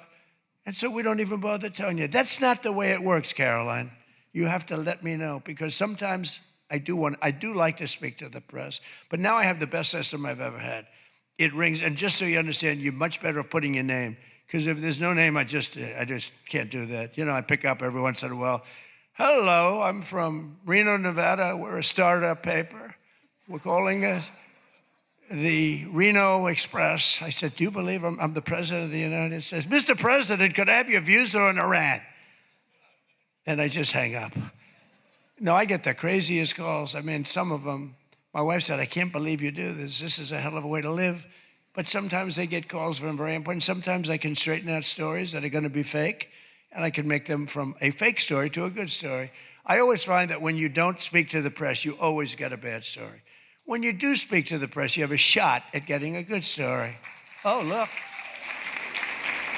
No, look, if I were a reporter, and let's say I'm a big reporter, I work for the failing New York Times, or I work for, well, I don't know, do they ever come to these dinners? Didn't they cancel out a long time ago? Big mistake, they should be here. But I get a call. I've always found that, you know, speaking to them, you just do better. You do better when you can, when you have the time. You speak to the reporter, you treat the reporter with respect. Sometimes now there are reporters where it doesn't matter. You can be so nice to them, it doesn't matter. You get treated unfairly. But you have a lot of great reporters where when you speak to them, you can get your point across, and that's a good thing. But some people say that Jake Tapper is a great investigative reporter in D.C., and that's why after moderating our debate It only took him 1 year to break the story that Joe Biden might possibly have suffered from cognitive decline. It took him 1 year. He wrote a book about how great he was mentally, not too good. And I don't like Biden because Biden was very unfair to a lot of people. But Jill Biden insists that Joe would have beaten me in 2024, even though he was way down. She said he was way behind in the polls because he was seriously ahead. She felt he was going to win because he was seriously ahead on deceased voters. He was leading in the deceased crowd, and there were a lot of them. You're finding out there's a lot of them. Look at the numbers that just came out yesterday. And it's traditional that at least one or two potential presidential hopefuls attend the Correspondents' Dinner, but many of them seem to have really chickened out. I was disappointed that Gavin Newsom didn't show up. He didn't show up. He should be here. But I heard that he recently said that we will lose our country if we don't fight fire with fire.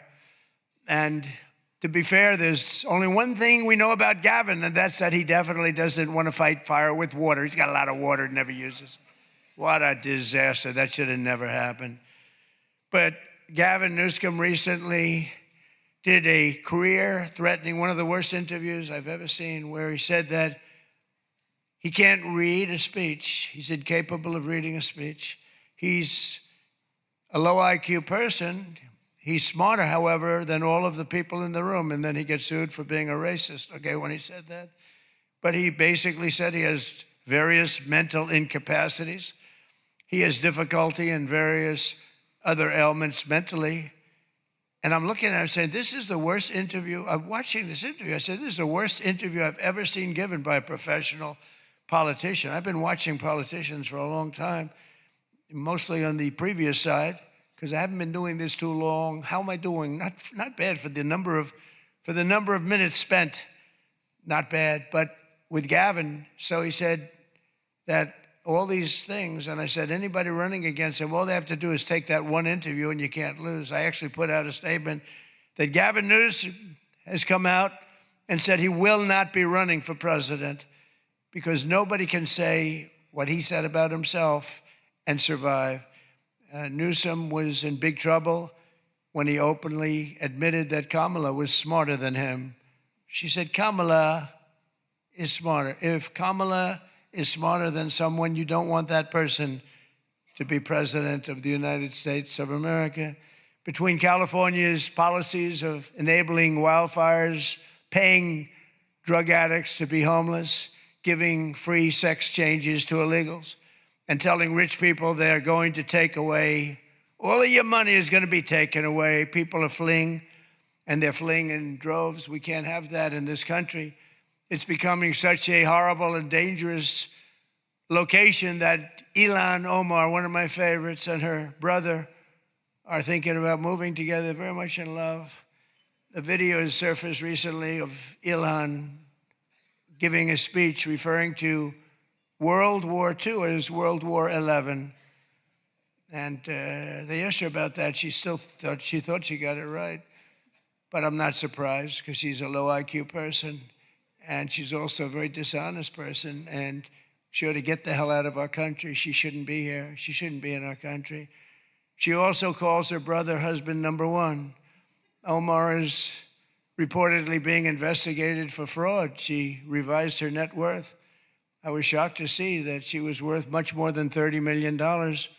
And then when the press got on her, she revised it slightly downward to less than 18,000. So she went from much more than 30 million to 18,000. And I know Democrats, and the word Democrat is something that's come into fashion. I changed the E with a U, and most people don't know that dumb has a B, so we don't have to worry about that. It's very quiet. I thought it was quite good, but I haven't gotten much credit for that. Fake news, good. Pocahontas, good. I won't say Lion Ted because he's on my side. I don't talk about past conquests, but we have a lot of them. I won't talk about them. They got a whole table full of Republicans there. They're saying, no, don't mention my frickin' name, will you please? But we've had a lot of good names. But the Democrats are there to destroy wealth, and honestly, they've gone absolutely crazy. Gavin Newsom's not only a man who really wants to run for president. He's doing a bad job running a state. You can't have somebody like a J.B. Pritzker, who I understand is not present, sadly, but, some people say, never use the fat word. And I don't. I would never call anybody fat. I have my own problems, It's not like I'm perfect. Sir, in the back, don't call him a fat pig, okay? I'm sticking up for him. Don't call him you. You can't do that, sir. You can't call J.B. Pritzker a fat pig, please. All right? Thank you very much. I appreciate it. Everyone's trying to figure out who is that guy, does he exist? But the nice part is when you do that, the press can't get you because I'm defending a man who obviously has a problem. Actually, he's lost a lot of weight. I saw him recently. He lost quite a bit of weight. I don't know what the hell. He's got no chance, believe me. Anything he does, the family threw him out of the business. A number of... Kane's got it all to do here. And taps Gemini. He'll have to time this just right. And here comes the game plan. That's an absolute banger from the skipper. What a finish. Came up and they said, we want you to apologize to Elizabeth Warren for calling her Pocahontas. And I ended up apologizing to the real Pocahontas. But Elizabeth Warren was supposedly of Indian heritage. And then she took the test and she only had 1,024th Native American. And I said, you know what? I think I'm more of an Indian than she is. So this is what we have to deal with. But Senator Warren did not accept our invitation to debate. I wanted to debate her on various and sundry things, and she decided not to do it. And I decided to bury the hatchet. It doesn't matter. And well, I'm not going to say this next one. Do you want to hear this one? How bad? She wasn't high up on her totem pole. Who the hell wrote that? No, she's bad news. I wanted to make sure that Jack Smith, deranged Jack Smith, remember he went after me for about 2 years? How did he do? Not too good. I'm in the White House and he's not doing as well. I was going to say he's in a different kind of a house, but he's a deranged human being. He's a bad prosecutor. Prosecutors are very important. A great prosecutor, a fair prosecutor, but that's the great prosecutors, the ones that are fair. They're very important to a country, but this guy was a deranged lunatic. Saw his invitation tonight. He was invited because, but I put it in a private text to Chuck Grassley. And Chuck saw him and he did a certain thing. And then one man that we had who should be here, he turned Palestinian. This was a man who was 100% for Israel. 100%. Chuck Schumer, crying Chuck. Remember he cried at the airport over illegal immigrants. They were the fakest tears. There were people throwing water in his face. But now he's a proud, very proud Palestinian. In fact, I'm going to send him a beautiful Palestinian outfit tomorrow so he can greet Bibi Netanyahu when he comes to town next week, along with the mayor, who I'm sure would love to meet Bibi. They're not treating Bibi too well, but Chuck wanted to join us tonight, but he didn't want to be violating many parts of the Palestinian rules, regulations, and certainly he didn't want to violate Sharia law, his new founding. And all joking aside, I do think we need term limits in Congress. I think term limits are very important because I see what's happening. The other day, a senator I knew got a text, a great guy, from his wife. And she said, when you get home, I want to have you immediately come up the stairs and make love to me. And he said, I can't do both. You know what? In other words, can't go up the stairs and make love. Does anybody get that? Well, I thought that was actually pretty good. That was actually the only thing I thought was good in this whole frickin' stupid speech that they wrote. That was the only good one, and that went down with not exactly great laughter. I think, in other words, you can't go up the stairs and make love, too, So we're looking for term limits. Does anybody understand this stuff? But I really do wonder whether the Democrats are trying to lose the midterms. In Maine, they nominated a guy with a Nazi tattoo. But don't worry, Democrats.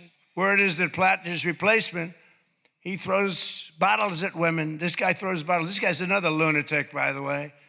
Although I think Plattner might have done surprisingly well, because we're in the age of Trump. Call it what you want. People can do well today.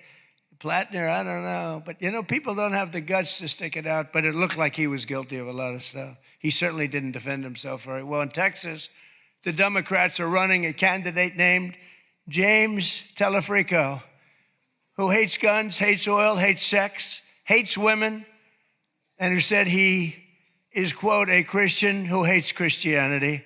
Other than that, I think his platform is quite good. And that means that he's not going to do very well against Ken Paxton, who hopefully in Texas is going to win. But Telefrico, he's Alfred. You know what he looks like to me? Alfred E. Newman. Do you remember Alfred E. Newman, Mad Magazine? I said, that guy is Alfred E. Newman. Can't imagine he'd win. Well, I have all of the press here in one place. I have to say that we're having an amazing load of accomplishments that the media never talks about. For example, under my administration, a once feared and powerful regime that relentlessly attacked America has finally been toppled. Their former leaders have been removed, and they're now being run by a gay dictator facing internal divisions. But I, for one, wish Barry Weiss all the best at CBS News. She's a wonderful woman. Most of the press lives here in Washington, D.C., and you should be thankful for me for what my administration and I have done to make our nation's capital, which was one of the most dangerous and unsafe cities anywhere in the world, one of the safest cities in the United States. Crime is down 88%, and our capital is shining again with 62 monuments, statues, water fountains looking more beautiful. The graffiti's all gone. The tents are all moved out of the parks. The fences are all done. Our capital looks like it's really in good shape. And people coming here, people in the White House, they work in the White House, they all say, young women, young guys walk up, they say, thank you, sir. 2 years ago, we lived in a dangerous city. We lived in a city where 150 people were killed a year. And now we have almost a crime-free city. Our National Guard has done an incredible job, and we've removed over 5,000 career criminals. You know, we removed, there's one stat, I think it's a great stat. It's to me, it's fantastic. 2% of the people create 91% of the crime. That's something you can fix, and we fix it. We moved out over 5,000 career criminals out of Washington, D.C., and we have the greatest capital in the world. Again, it's beautiful, it's thriving, the restaurants are thriving. You couldn't get into a restaurant because they didn't have, all the restaurants were closing. And if you even got in, you felt unsafe. People were getting into Ubers and they were being attacked when they were in an Uber. It's not happening anymore. We have tough, smart people, and they have done a fantastic job. Washington, D.C. is safe again. You can't get into a restaurant. The restaurants are opening up. They're opening up all over the city. They can't get, it's the exact opposite. They can't get space. But mostly I've given up on you and the media, so that now I just gave up on you, and I'm number one on TikTok. Did you see that I'm number one, Stephen? Is that true? I'm number one on TikTok. So how can they be so bad? 520, think of this, 425 billion views. Can you believe that, Peter? I mean, let's go, Peter. I gave up on you people. I gave up on traditional press. And it obviously worked because we did win in a landslide. I mean, somebody's got to be saying something good about me.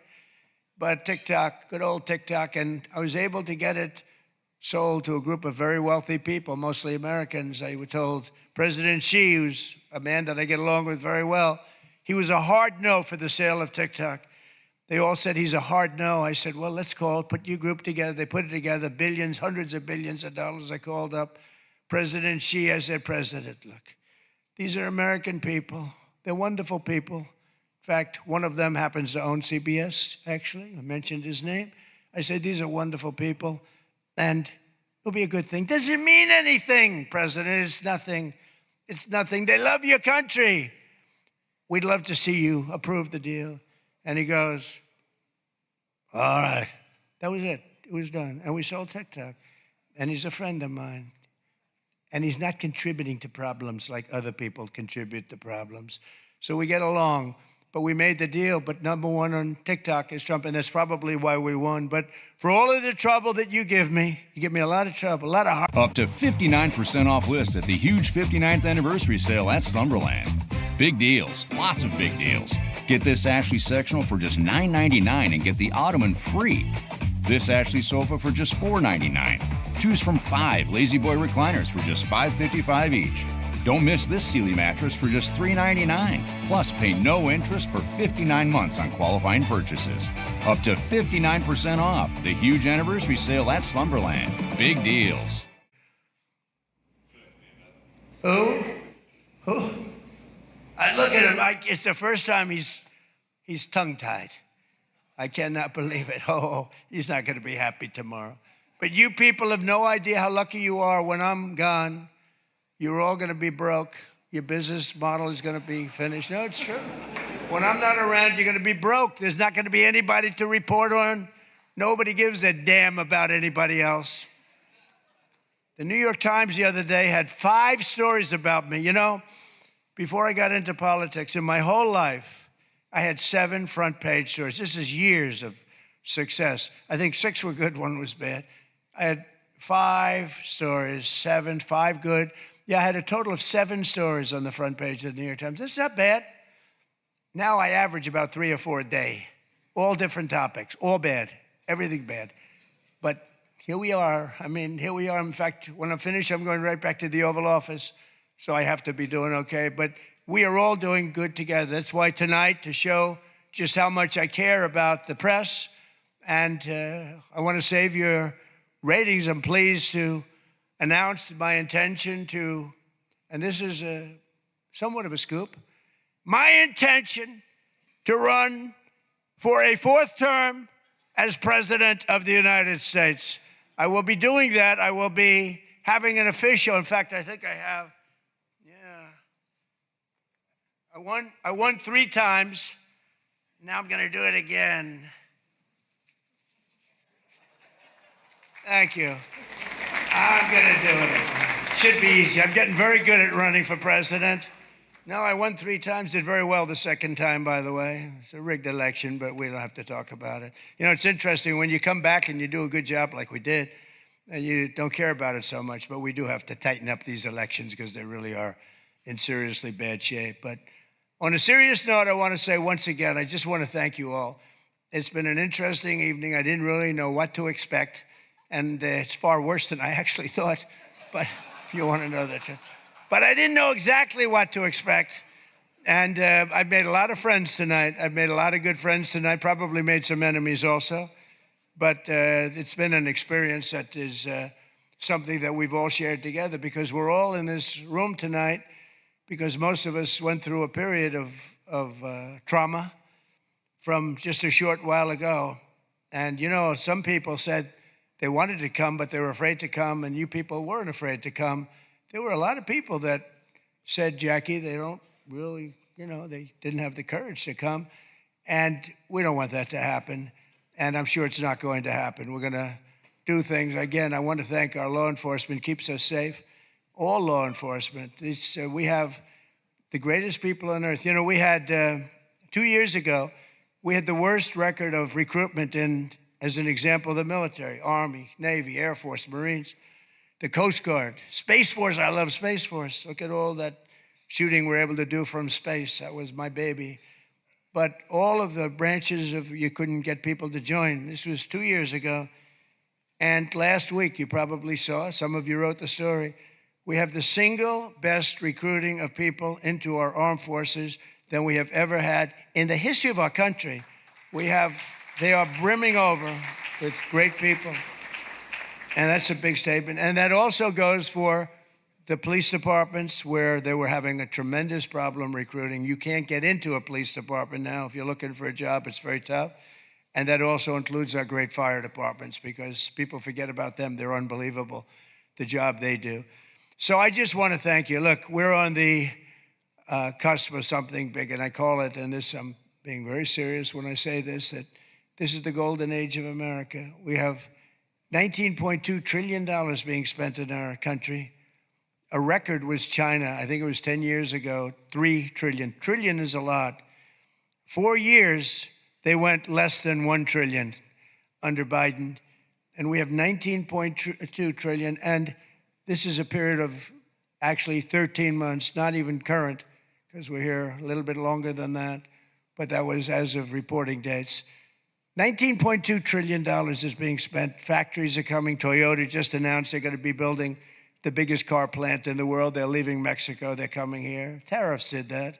Tariffs did that. And maybe November 5th did that too, the election. But our country is doing things that nobody's ever seen before. And it is true. We were, and you've heard me say this, we were a dead country 2 years ago. Other leaders would see me and they'd say it's a miracle. President Xi told me that a few weeks ago in China, and he's coming here on September, I think, 24th, coming in September, the end of September, going to be exciting. But he said the same thing. The King of Saudi Arabia said it. Everyone said almost the same words. We thought you were a dead country. We never thought you had a chance. You were never going to make it back. And in a period of 1 year, you made it the hottest country anywhere in the world. We all did that together. It's not me. We all did it together. And we do. We have the hottest country anywhere in the world. And we're going to keep it going. And I just want to say, it is the room. I have tremendous respect for the people in this room. Sometimes I don't feel you treat me fair. Or maybe you do. I don't know. I don't feel that. But sometimes you treat me very fairly. And I have a lot of respect for your profession. Your profession's amazing. And I just want to thank you for having me. And it's been fun. And I've met a lot of great people. And, you know, I used an expression. I've used it right from the beginning. I did this for one reason, to make America great again. And that's what's happening right before your very eyes. We have made America great again. It's going to get a lot greater. So thank you all very much. It's an honor to be with you. Thank you. Thank you very much.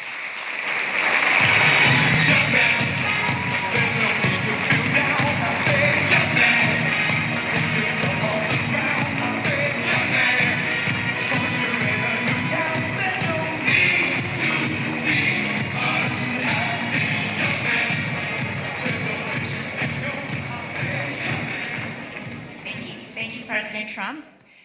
People asked me for several months, how long is he going to speak? And I said, you're White House correspondents. So you should know, and thank you, President Trump.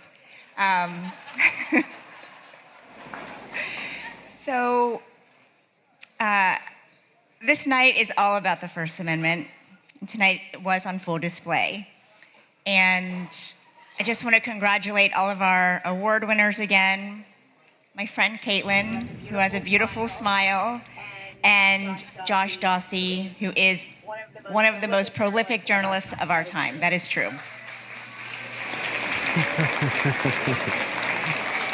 Okay, now we're finally going to answer a question people have been asking since I announced he was coming to the dinner back in February.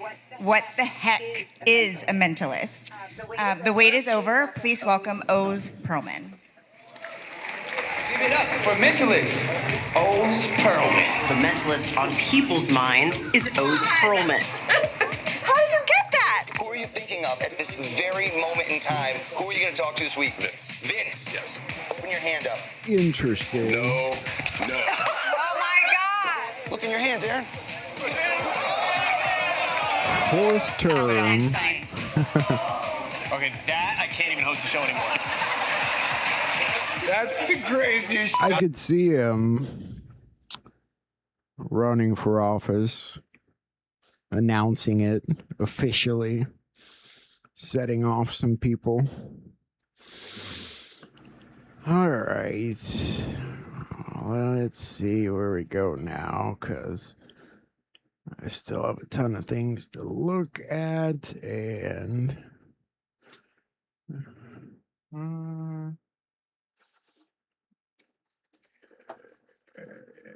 you know what Patriot Princess is saying about this correspondent dinner? She's calling it a goodbye dinner for the press. You know, one of those events where he invites everybody there and then hauls them off to a tribunal afterwards. Hey, could be. Oh, I've got this throbbing headache.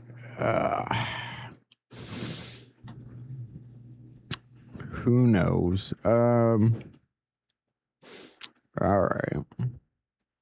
Let me see here. Did that. They've been talking about the flooding in Hollywood. I guess there's incidents where water mains are breaking and breaking and breaking again. Some of the patriots out there are attributing that to intentional flooding of whatever is underground. Which, I mean, if you're one of these actors and had money and thought they were coming to get you, you go hide underground easy. Maybe it's something like that. But they're flooding them out. I don't know.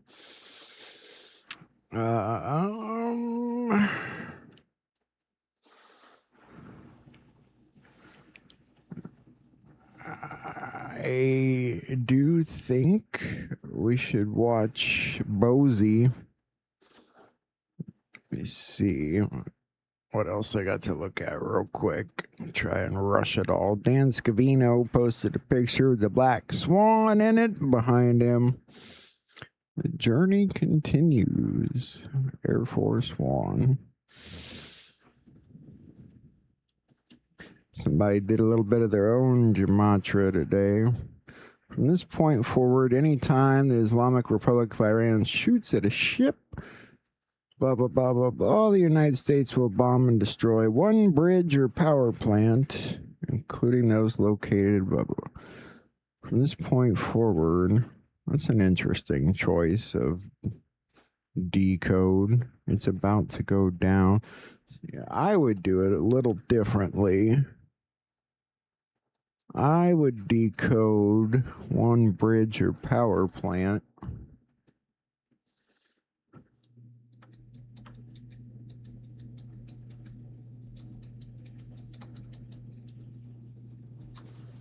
Make sure I did that right.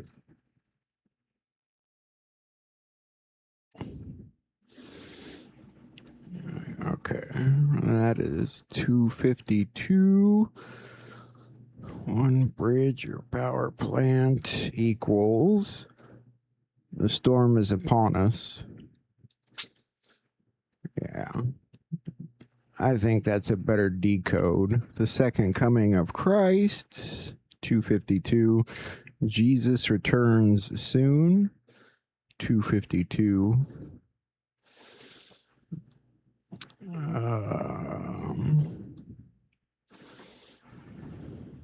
Emergency alert system, 252. Time to show the world, 252. The Royal Holy Bloodline, 252. It's the final countdown, 252.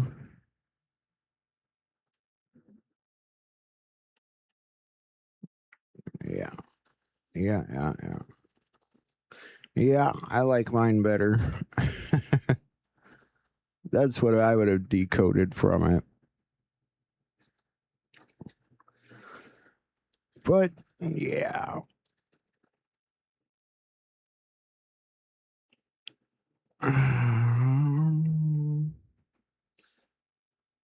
Gift and thank you letter from Q Plus.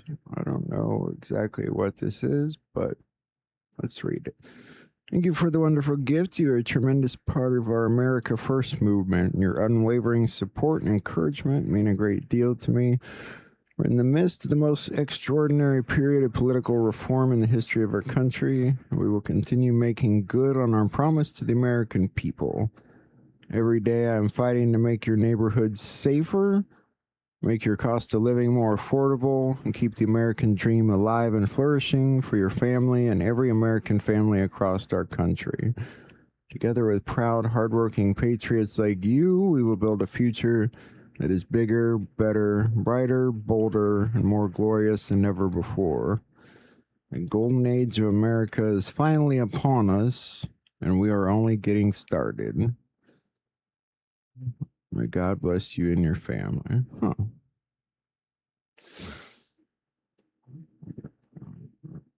Interesting. How's it going in the chat there? Let me see what else I got that might be important. I mean, I got all kinds of stuff, but I know it's getting late.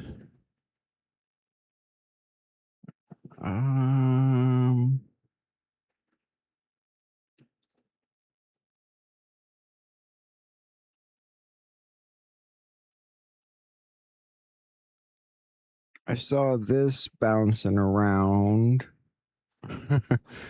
Iran war pretext for obtaining exotic or alien technology deep in Iranian cave. I keep hearing that the war is going on below. You know what? Why don't we just put on Bozy and see if they talk about it? While he's on, I'll pick out the most important stuff I gathered today, and that way I don't have to make you guys suffer the sift through. So I have a feeling they're going to talk about some of this in this interview tonight.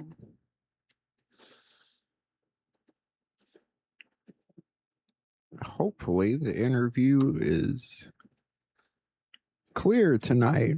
These guys have had problems the last 3 times they tried to get together. The war is real. Olives has its own. And the commercials are terrible.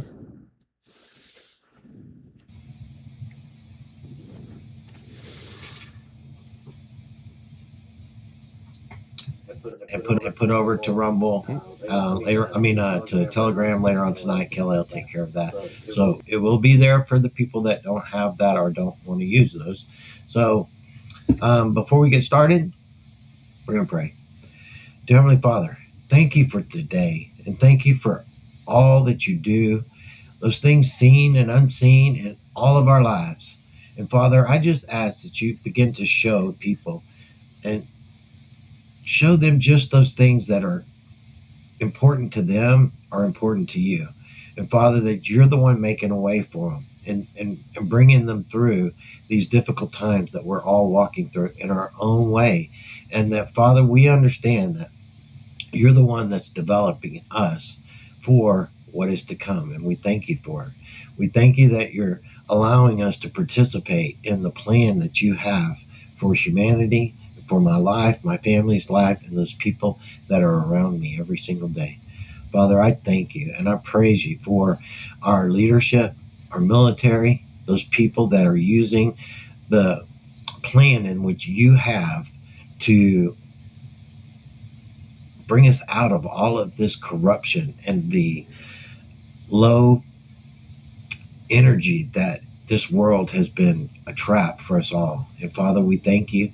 We praise you that your son came and showed us the way. He was the way shower. And Father, we thank you for those things in which he did to bring us the opportunity to see, to witness, to experience those things ourselves in which he said we will do greater works than he.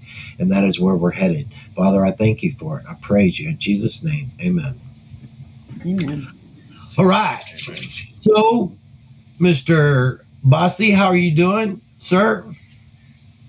Absolutely outstanding. The troops are fed, the horses are watered, plenty of ammunition, and the war goes on. I only got one message to send.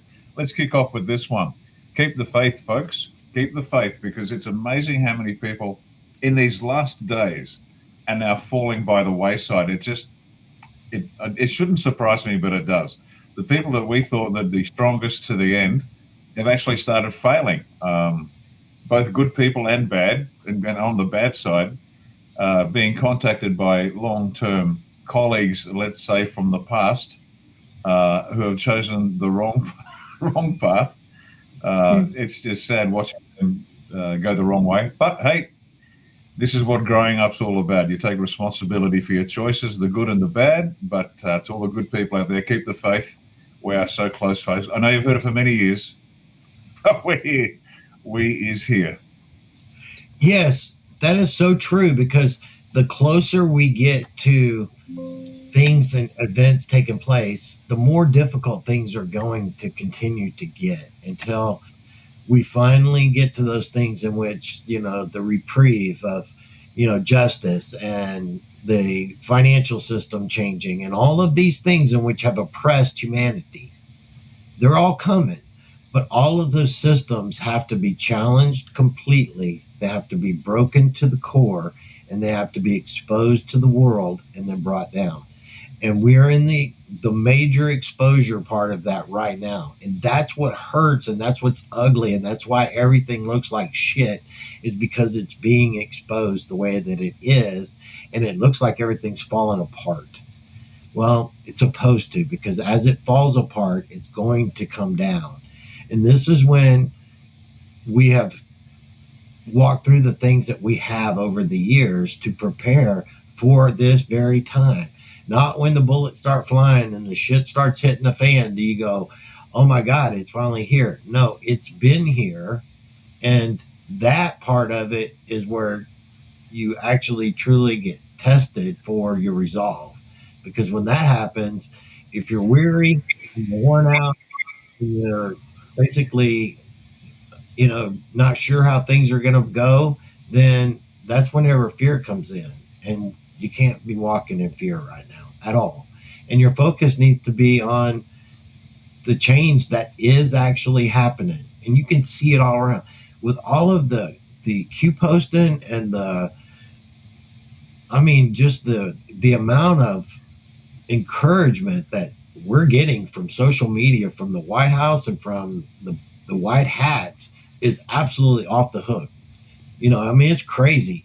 It's like Elon, this video right here that he posted multiple times, right? That is a hat tip to the Anons beyond belief, with so much in it. And even like the video that he just did and put out, Kelly and put it, I was going to put it on, but they already did it, where he called out the media and told them how much they hate him. That was fucking incredible. So good. I don't care. They like me more than they like you and the mainstream media. And that's the thing, is that this is what they're showing you. And it's incredible. Have you seen the memes that they've made from it? There's a couple of them, right? Have you seen them? There's a couple of them. I posted one that there's a meme maker, Polita Rican meme. He's awesome. And he made a really good one of a robot coming in and throwing her in the trash. Yeah, one of his robots. Did you see it? You want to see it? We got time. Yeah. Put it on. Yeah, I want to see it. And then there was another one that was posted as well by Papi Trumpo. And so let me pull this little bad boy up. It's here in just 1 second. Just while you're doing that, the memes have been so important in the political messaging. It's not just because they're funny, because there's truth in all of it. And it really has been a key part of the whole messaging package. It doesn't matter which demographic you are, whether it's the Baby News Network, whether it's just an individual with a good sense of humor. It's really massaged people's wounded souls through this process. So it's been a very, very key part to the whole war. Oh, absolutely. So here we go. This is beautiful, people. If you don't understand what this actually means. I think a lot more people actually like me than don't.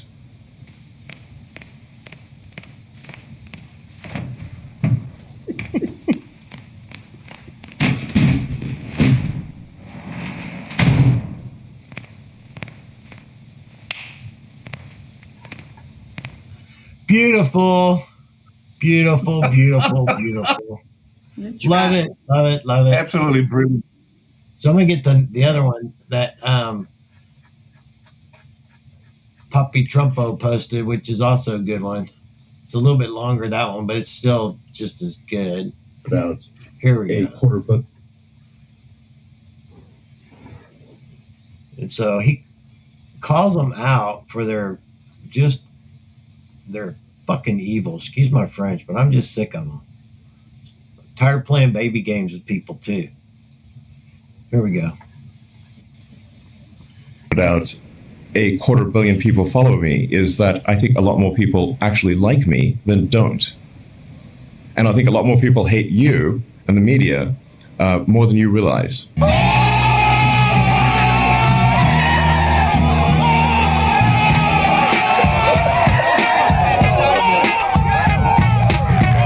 So good. So good. Oh, I just love it.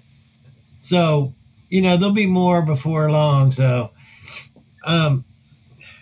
it's just amazing that the things that are happening, it's like, see them for what they are, because everything is happening for a reason. Everything that is being. What if every moment was an opportunity to reward your conviction? Before the whistle, before the game ends. No House. Live trade the moment on Polymarket. Being shown to you is not the whole story by no means. And you're being told one thing versus what is actually truly going on in the background. And so that's the thing. So This is what I want to talk about. I want to talk about Iran and what's going on over there, because this is what's on a lot of people's minds, because, fuel is going back. They're going back to $100 a freaking barrel, blah, blah, blah, blah, blah, right? And it ain't about fucking oil. I'm just trying to tell people it ain't about oil. It ain't about the Middle East and what's going on with the oil and stuff there. Because guess what? We don't need it. We don't need it. And actually, majority of the world don't need it either. And the thing is that they're showing people how this game has been played by the crown and the proxies of the crown, and how they've been manipulating people, manipulating economies with this terroristic regime and with these terroristic actions. We could have already gone in and just took it over, just like we did Venezuela. We could have done the exact same thing. People go, oh, no, you couldn't do that because it's such a big country. I got news for you, people. I have news for you, is that we have equipment, we have soldiers that ain't a fucking thing anybody can do to stop. They used them in Venezuela. And we have technology that nobody can touch anywhere in the world. We could actually take down any country in the world in a day. And they know it. They're fully aware of it. But the fear that would cause around the world would be irreversible, because their countries would not have anything to answer for what is shown to them. And that would be a worse thing than what is happening right now. So what do you think on that, Lieutenant Colonel? I'll just real quick, if you don't mind, Lieutenant Colonel. Jump on in, girl. Also, have to take into consideration that they use women and children as human shields. So this little bit, and unfortunately, I don't want to minimize it because we lost soldiers. But this little bit of retaliation, that's how they do it.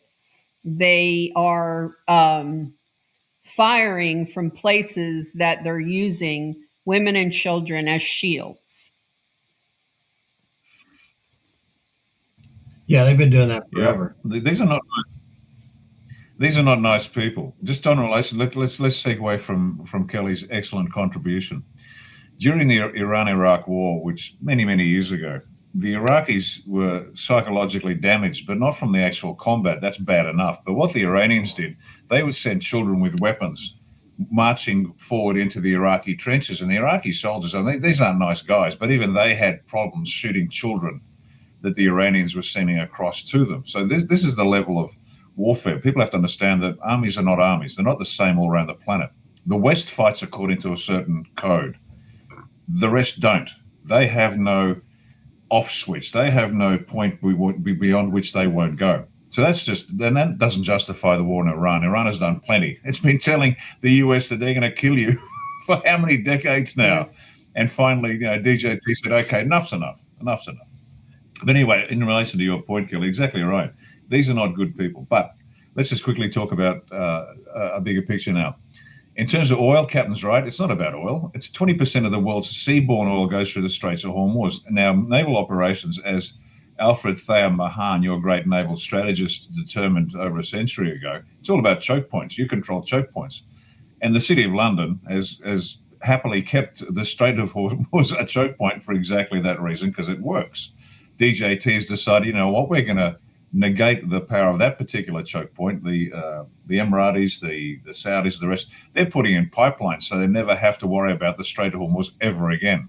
So that's just on the oil part. Second part on the oil, and this came from Dr. Steve Hurley, hat tip to him, he always gives a good summary. The US is now net exporter of oil. So the gap has been filled by the US, and you guys are doing great. And don't think this is an accident. This is all part of the strategy. There's multiple levels to all of this. Blowing things up, that's always exciting to soldiers, watching things break. That's what we do. But behind the scenes, there's a lot of very clever economic policy going on, very clever diplomatic policy going on, very clever informational policy going on. So there's different levels of, let's call them levers of national power. And they're all being pulled simultaneously. The bombs are real. Are they happening right now? Not necessarily. It could have happened sooner. But understand that just because you're getting a message, it doesn't necessarily mean what you think it means. So let me give you an example. During the Second World War, when the Special Operations Executive were running messages and supplies and trainers to the French resistance, say, and you've seen the movies where the plane lands in a blacked out airfield and the resistance fighters light up the fire so the plane can land, and then it takes off and disappears.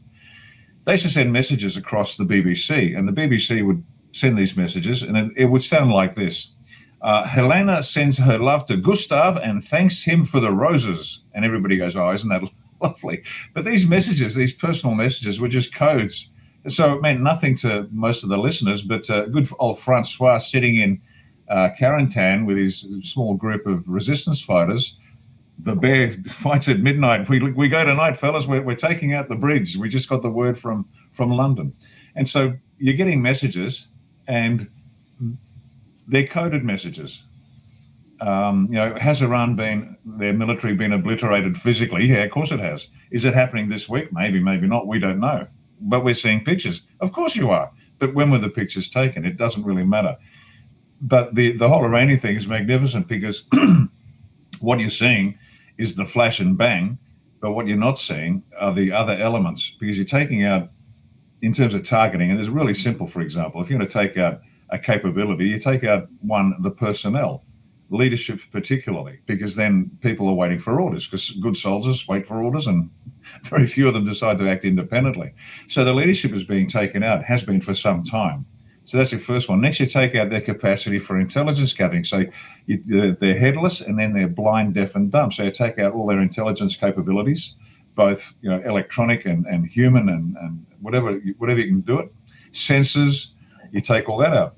Then you start taking out the actual capability proper. Ships, planes, anti-aircraft, you name it, all gone. And so progressively you degrade their capacity to wage war. Now, when did it happen? When was it completed? Is it still going? Doesn't really matter. The fact is it's rolling on now. That's the big picture. The military picture, that's basically a very attractive distraction with all these other processes going on, with the pipelines, as I said, being built. The fact that the US is now a net exporter of oil and doing really well. There are many levels at play here. And so when you're watching Iran, understand the bastards deserve it. Point one, not the people, the leadership, the various factions that run the country. They deserve what they get. And, we're not judging them. We're just setting up the meeting with the Almighty so he can judge them, as the old saying goes. It's an old line and it's very true. Some people just deserve to be cleaned out. But what we're seeing is finally, after decades and decades of being lied to, we're actually seeing an honest president take some honest action. Anybody complaining about Donald Trump starting another war, no, he's finishing it. The other presidents started wars, the unending wars. DJT is systematically shutting down the process. And behind that, as a safety net, is going to be the Board of Peace. And so, again, you've got to look at the whole picture and you start to realize, well, I think the analogy is that I've used before is DJT is a businessman. He doesn't crush the opposition. He just creates a better burger joint. So if you've got a burger joint on the corner that sells garbage, he doesn't try to take down that burger joint. He's creating a better one, and all the customers are coming to him. And that's like the UN and the Board of Peace. The UN is a busted flush. It was never anything other than a... The odds can change in a heartbeat. Every touch, every pass, every goal. What if every moment was an opportunity to reward your conviction? Before the whistle, before the game ends. No house. Live trade the moment on Polymarket. Mechanism for the organization of Islamic,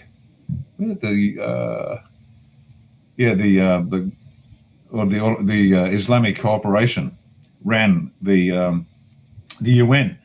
And that's all that ever was. But he's got his Board of Peace, and the Board of Peace is going to sit there and they're going to arrange things so nobody actually ever uses war again as an illegitimate means of advancing their political objectives. So Iran's fantastically interesting, but always look around the edges, look above and below, and you'll start to see a bigger picture. That's why I kicked off this morning's talk with, hey, keep the faith, guys. Keep the faith. This is the point where you really just hang on. And is it hard? Of course it's hard. Welcome to life. That's why we play sports at school. And our participation trophy is important. Yeah, for 6-year-olds and 7-year-olds it is. But eventually you've got to learn to grow up. You play the game. You learn what it's like to win. You learn what it's like to lose. You learn what it's like to fight when there is nothing left in the tank. And you've heard the expression, leave it out on the field. Well, that's not an expression. That's reality. That's how you win. And that's where we are now. You leave everything out on the field. And eventually you grow up and you stop playing games. And you realize that all those skills you learned playing sports, competitive sports, contact sports at school, weren't to prepare you for a multi-million-dollar career as a Gatorade salesman, which is just nonsense. Eventually, adults grow up. They understand sport is just sport. Real life is where you learn to play this hard game. And that's why at this stage, ladies and gentlemen, for goodness sake, keep the faith, keep driving forward. You've got nothing in the tank. Welcome to the club. Every day is another day to make a better decision. So there you go. You know, it's funny because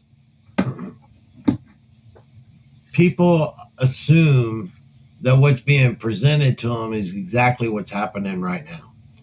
And that you can't necessarily believe what you see these days because it's very easy to present something that is not real to be real and present a narrative that may not be the actual narrative. So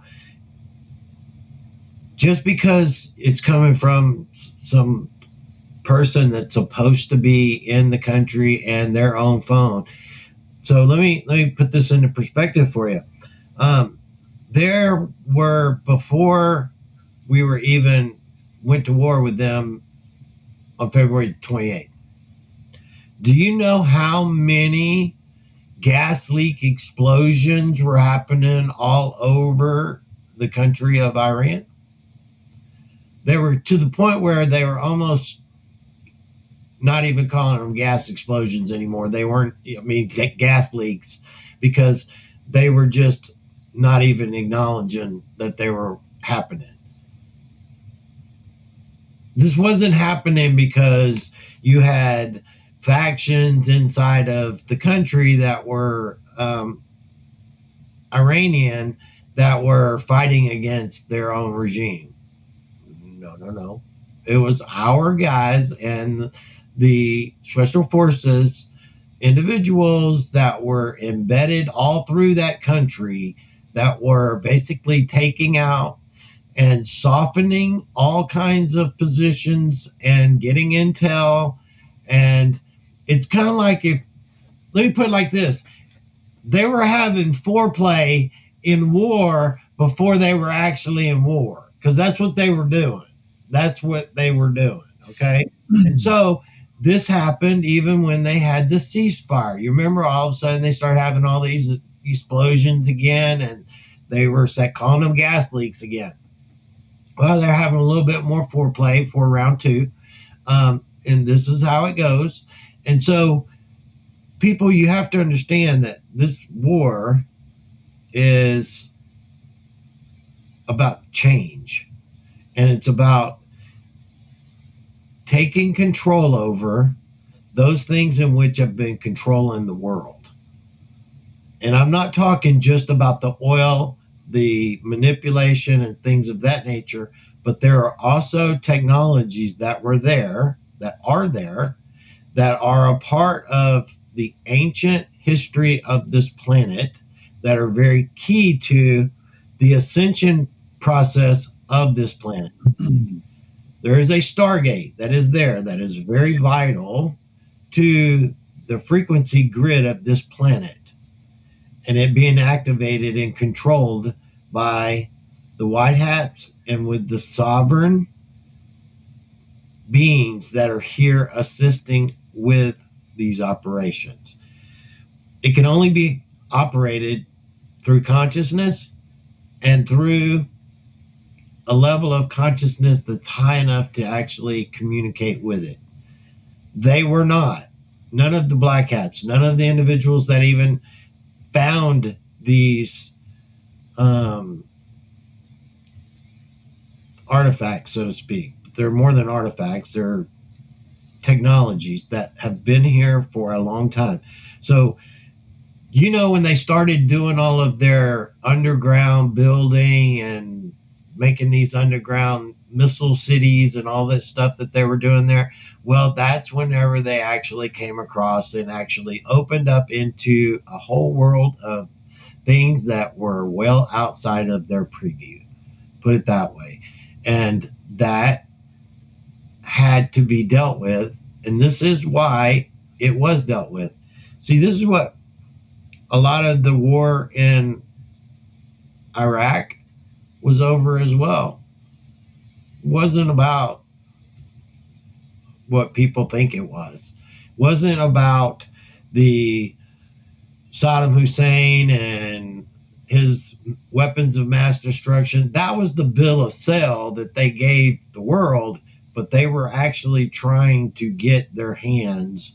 This is the Black Hats trying to get their hands on technologies that were there. And they raided multiple places and took technology, took artifacts that they were never supposed to have, put it that way. That was what that was really about. It sold us something completely different. But this is what the awakening is going to be about. It's about who you are, where we came from, and what you're a part of versus the story that you've been told and given throughout your entire life and through history, what you've been spun. It's going to be difficult to grasp a lot of it. My microphone's, it's coming loose over here. It is what it is, but the thing is that this is why it's so important right now, and I know that you understand this, Lieutenant Colonel, is that we have to be prepared for everything that may be presented to us in any given way, knowing that it is a plan, it is being worked to a T, and those things that happen must happen in the way that they have to go down so that we can bring forth the future in a way that we all actually grow from this. Because how many people, and this is from your perspective, being you were in the military 9/11, right? Yes? Okay. So when that happened, I was Merchant Marine, okay? So I was doing my thing with the water, doing my stuff. And when that happened, The real reason you're stiff after sitting. One of the first things I tell people is please delay your breakfast. Number 2, get your vitamin D levels up. A new study just published showed that people who had the highest vitamin D levels had less dementia than people who had low vitamin D levels. Third thing, most people don't realize that most of the things that cause us to age are caused by leaky gut. What if everything you've been told about aging is a lie? Now, your body contains special biological code that determines how gracefully you age. It's called your age type, and it decides your weight, energy, mental sharp. Everything changed. And I mean, everything changed. And it was presented to us. It was presented in a way that didn't make sense.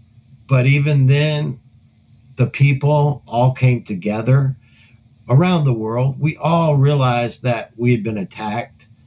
By who? We didn't know. And we do now. But that in itself changed all of our realities in one day. And so the thing with that is, how long did that actually stick with people? And I mean, really stick with them, where it changed their realities permanently. And this used to piss me off, actually. It really did. After like 2-3 years, people just kind of blew it off. They bitch and whine them at the airports and having to go through TSA and all the stuff that was created by it, which I understand that it was all a manipulation, and it was to take our liberties and our freedoms away here in the United States and be able to do more on surveillance. But the thing with that is that people have such short memories to tragedies like that. And to me, those kinds of things never go away. And I know they don't with you either. And that's the reason we do what we do today, is because these things matter. And it does not matter that I'm tired. I've been doing this for freaking 20-something freaking years.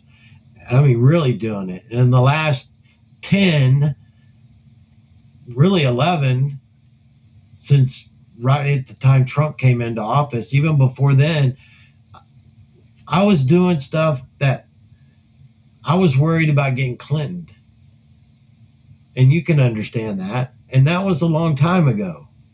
A long time ago. And so this is the kind of thing that we have to stay focused through all of this. And I don't mean to be on my soapbox right now, but it's like there's a lot of bad fucking people out there that have to be exposed to the public, have to be shown to what it really is. And things are not as it appears. So Lindsey Graham. We all know Lindsey Graham was a wonderful character. Not. And so in that, he was set up. And I know he was set up by the White Hats to be taken out. And he was taken out in Ukraine by Russia. They bombed his ass at the factory. It was either at, I don't know if it was at the factory where the drone factory that he was at, because that got hit, and the hotel where he was staying was also hit. Both places. You can go look it up for yourself. Confirm it. I don't care. The deal is that they said that he made it back here and that happened after he left. But why would you actually bomb where he was at both places, the hotel included? And you missed him? But who's seen him? Nobody's seen him get back. Nobody saw him at the hospital. Nobody had a report of a 911 call like they did from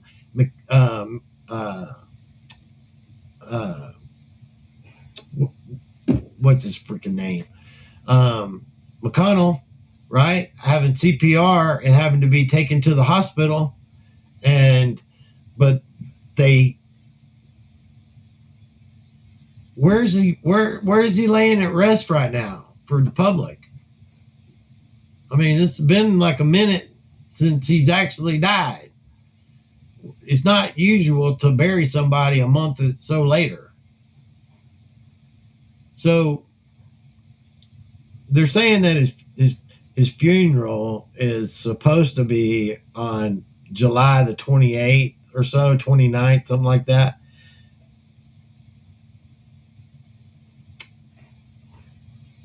You know, it's funny because people all of a sudden started making up all kinds of stuff. It started coming out of the woodwork as soon as this happened. From, you know, his fairy tale side, because he was a fairy tale. He's a tutor. And the thing with that is that he voted against all those things. But then he actually played peekaboo with them. And that's the thing, right? And so everybody knew, and he wasn't hiding anything. But he also was a part of the takedown of Ukraine in 2014. And this is what people do not know. He was McCain's freaking protege. They were like, he was the buddy. And so all of No Name, because he was No Name for a long time. I didn't even like saying his name. And because he was a bad guy. And he got shown with a boot. And then he got shown with a boot on the other foot. And he got shown not being here at all. And even his daughter said that we took him out. So you don't think that the same thing didn't just happen to Lindsey Graham? Because pieces of these players are being removed from the playing board right in front of your eyes because of where we're actually at in the end of this game. And so you want to talk a little bit more about what I just brought to the table there, Lieutenant Colonel, from what you know and what you understand of what's taking place right now? Yep. Yeah, absolutely. And, figured you were jumping at the bit there. Yeah, no, it's all right. It's you're going down a good path because it's got a couple of elements to it. If people are confused and I don't know who's good, who's bad, great. That's exactly what you should be saying. It should be destabilizing. It should be upsetting to you. Why is this happening? And these are good questions to ask. But if you know another example of it, just to show you how this is a part of a global strategy. How many British prime ministers have we had in the last 5 years? There's a rotating door of these useless idiots coming through, standing there being the prime minister. One that, I don't mean to interrupt you, but the one that is there now is actually going to completely begin to align with the U.S. and the U.S. policies. And he's starting to do it right now with, you know, we're doing it because of NATO, and this is the NATO right thing to do, and blah, blah, blah for the bases and stuff like that. But no, he's actually fully on board and going to align with Trump and the actual White Hat Accord. He was put there. Carney was, and all these guys that are there that are playing these roles, they're playing fucking roles, people. And this guy that's coming in is going to be the one that's going to start cleaning some of the house because it's pretty dirty. It's just like, you know, Biden coming in and he let the stink in the door and the gate and just decided to remove the gates and fence altogether, right? Same thing that's been happening all over Europe, there in your country as well, and so on and so forth. So go ahead. Sorry, I didn't mean to interrupt you. And so if you look what's happening in the US, you're going to see it in the UK. You see it in Australia. We have doubles playing our prime minister. Healthy foods to avoid.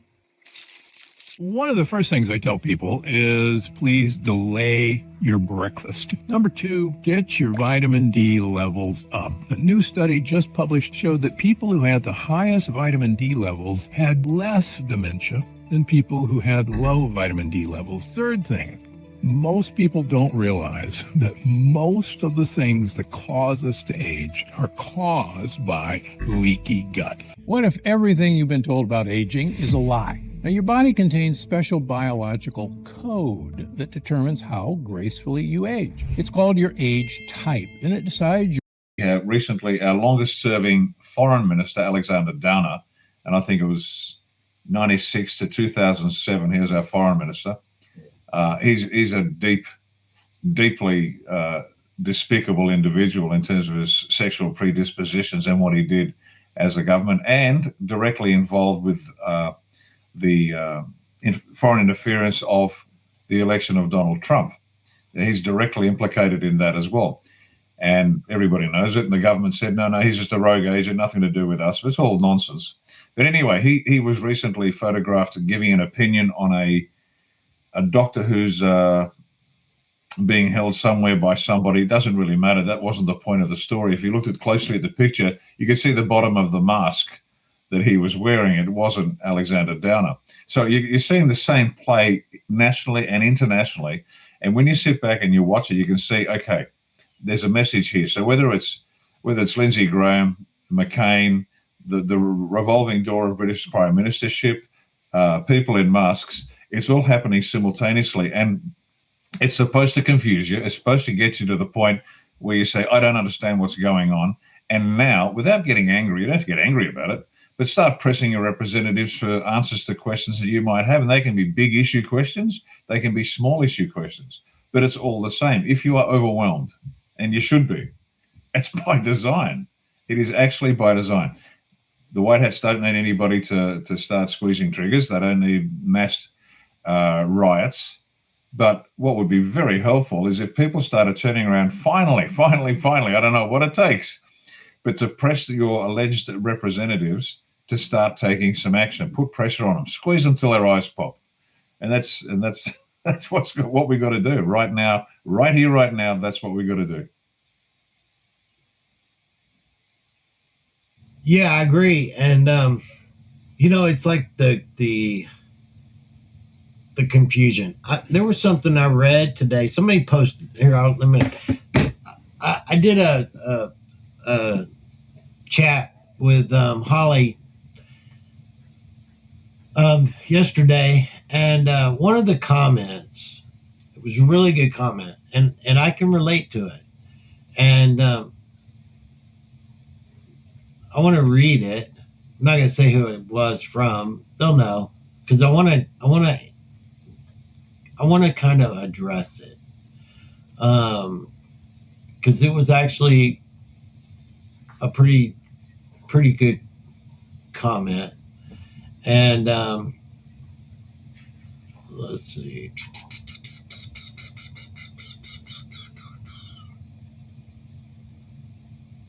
Okay, so this goes along with the confusion, and enough is enough. And it's happening across the board with absolutely everything. And it says the mixed messages are also frustrating. Getting property tax notices for one, but wait, there won't be property taxes. File your taxes, but wait, there's no IRS. These type of messages create confusion, a sense of being gaslit, and general lowered levels of trust. There's no time. Well, I agree and explain that someone who lives paycheck to paycheck, they definitely live on a timeline, just as a real perspective from out in the collective. And so this is all orchestrated. We've all been pushed into these corners of what do we trust, what do we do, and how are we going to walk this out? And it's like all of this doesn't mean a hill of fucking beans to me. None, zero. This is walls, stuff, crap, and it really doesn't mean anything to me in that aspect. I've got it, I've lost it, I've got it, I've lost it. The thing that I focus on more so than anything is to be able to provide and protect my wife. That's the most important thing to me. And these things come with what I do to provide and protect her. But she also understands the same thing, because I've lost it all, I've gained it back. I've lost it all, I've gained it back. And it always hurts her more than it does me, because I don't put any real value in stuff. I put it in the time that I spend with her doing things in obtaining this. Those are the memories. Those are the real things. Okay. And my wife and I have been married for 33 years now. And that's maybe a long time to some, but some it may not be very long at all compared to others, because I know people that's been married 50 years and they're still alive and kicking, both still love each other. And the thing with that is that you have to find peace, not in any of this, but in yourself and in your family. Because I know that you've gone through this too recently, where you lost your house, the landlord, you had to move, and it was very traumatic all at once. You've got your wife and you've got your circumstances that it was not expected, and you just move on. You just continue on, right? But you're still here. You're still doing what you're doing. I still do what I'm doing. And so I don't dwell upon those things in which I don't have the control over, which I don't have control over the timeline in which the end of this show starts running the credits. I don't, and none of us do. But what I do have is the ability to wake up every day and say, I'm going to give my all, and I'm going to set my intentions for the day. I go and spend time by myself every single day, hours every day. Kelly, is this a fact? Yeah, for sure. My wife, about, what was it, 4, 5, 6 years ago, Kelly, she was like, where in the hell are you going? What are you doing? Because it wasn't normal. I used to not do that. I would be around the house and I would, spend time by myself. But I actually physically get up and I leave. And I go to the park. I go places to be by myself, to get rid of the outside world, and to figure out who I am and what I mean to this world and what this world means to me, and set my intentions for myself every single day. It's a choice. Mm-hmm. I could choose to get up and get pissed off because of life and the shit and the stuff not happening the way, but I don't. I choose to live in the now and be happy with what I have. And what I have is I have my wife, I have my life, and that's all that matters. That's it. I don't have nobody to call like, hey, can you help me? I don't have nobody like that. But they call me. Renee's parents, both elderly. Her father's now got dementia, and it's been a hard road, and it's all because of those fucking shots.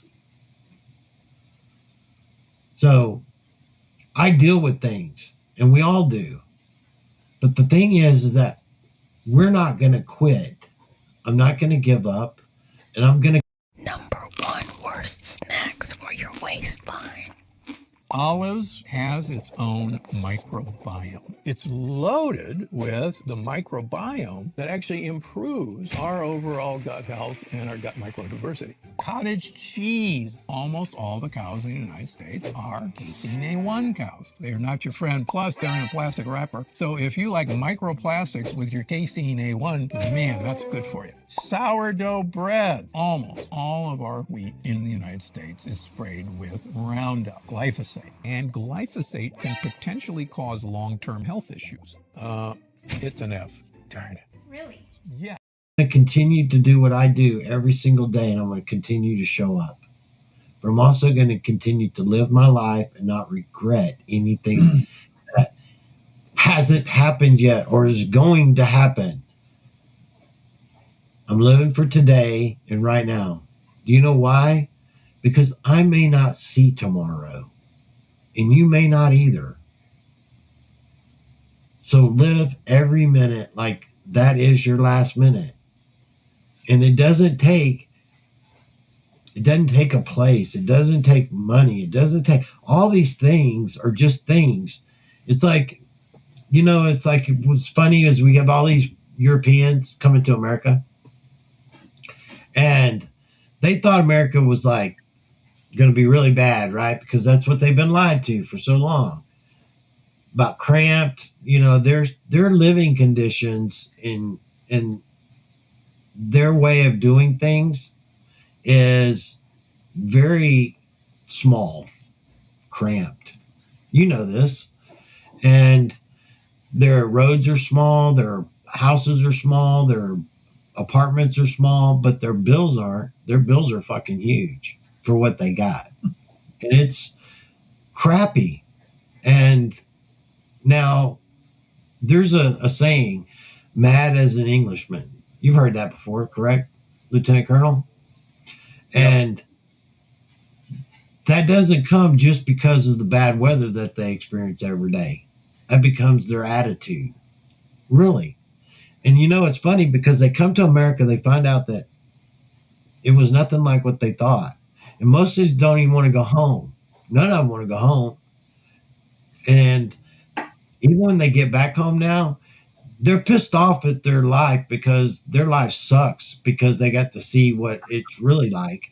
And the thing that I'm trying to get at is not them, but about you assholes here in the United States that take everything that we have and what we've done for granted.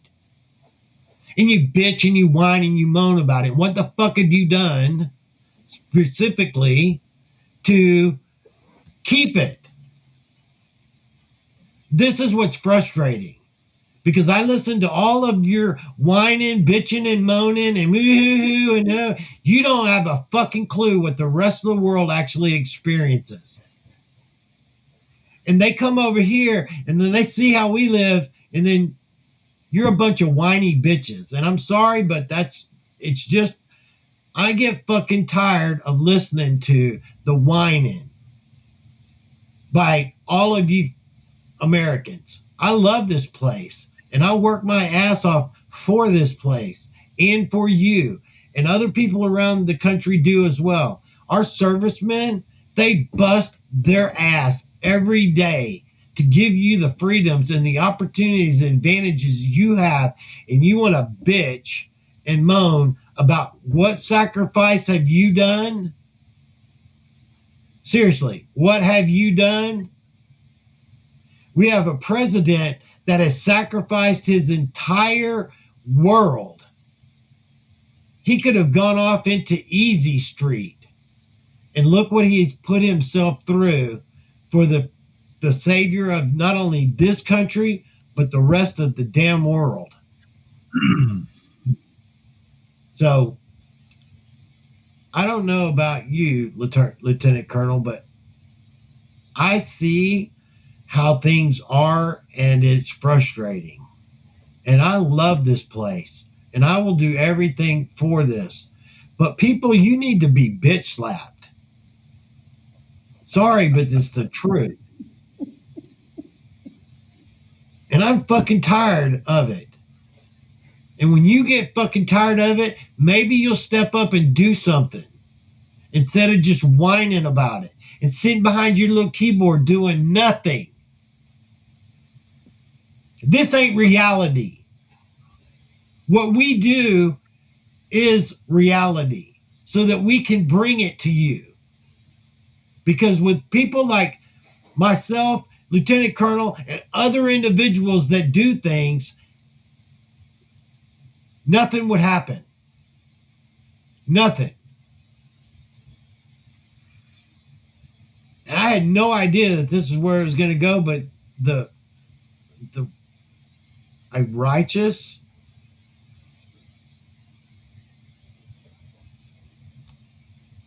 just rose up in me about what you take for granted.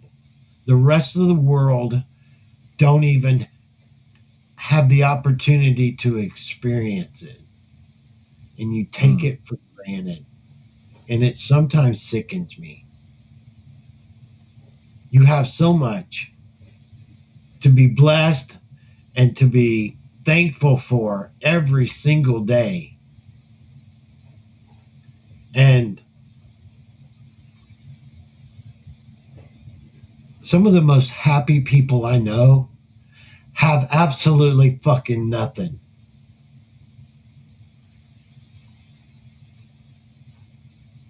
Because their perspective is about family and the spirit.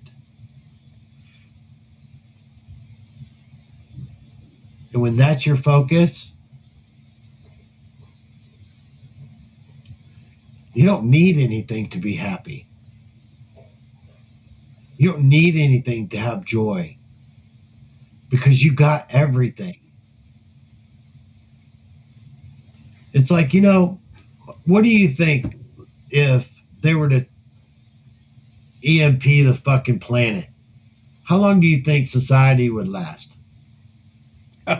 Wouldn't. Honestly, they did studies within a week,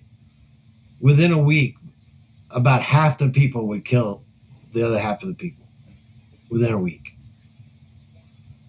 So just imagine, because now what we're saying is if we EMP'd the planet, that means no electronics, nothing works. We're back to freaking old.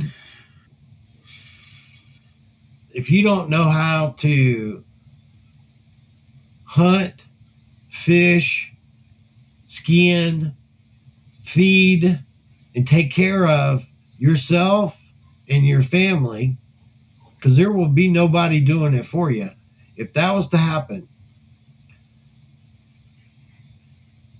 then you're either going to be a solution or you're going to be the problem. And the problem gets eliminated pretty quick.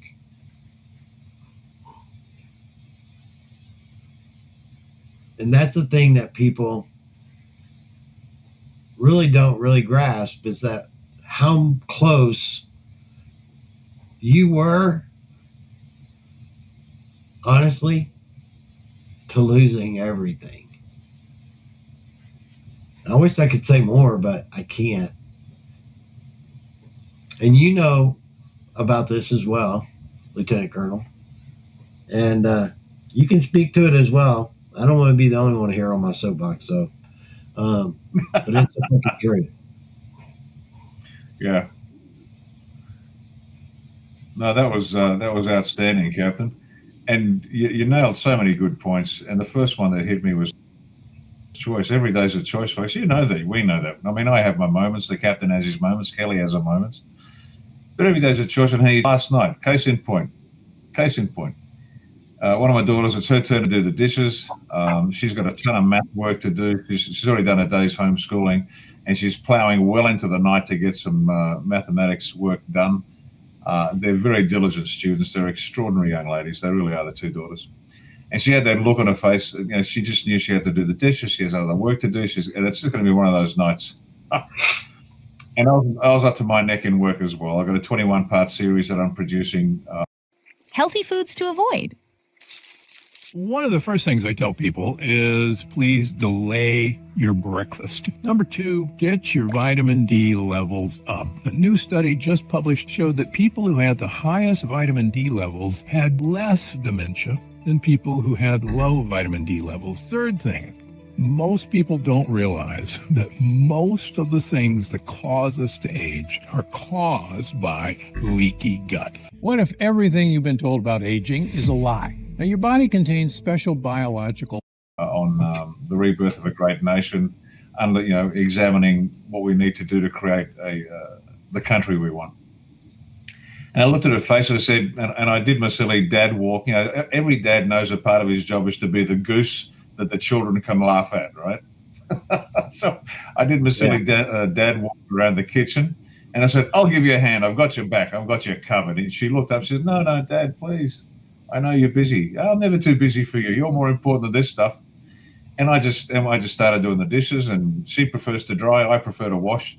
And within about 15, 20 minutes, the whole kitchen's done, including the backboard of the stove top's been cleaned. Everything's been done. And we're laughing and we're remembering funny stories from the past. And I'd forgotten most of them, but that 20 minutes was now a fantastic memory. And we remembered a story. And this is how silly it gets, but it was so funny. I bought the kids some dice, coloured dice, and there were these green 5 dice for one of the daughters. And the dog ate one of the dice. And this is some months ago. And that's a moment of sadness, no big deal, but he ate the die. Anyway, we're at the beach a couple of days later, and he decides to relieve himself in the beach, and we're cleaning up. That's what I was going to say. He's going to come back. Yeah, it came back again, right? There's the die sitting in a pile of dog feces.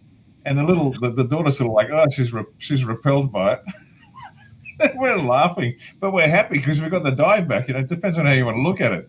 You've got a die covered in shit, or you've got your die back. Which way do you want to look at it? Anyway.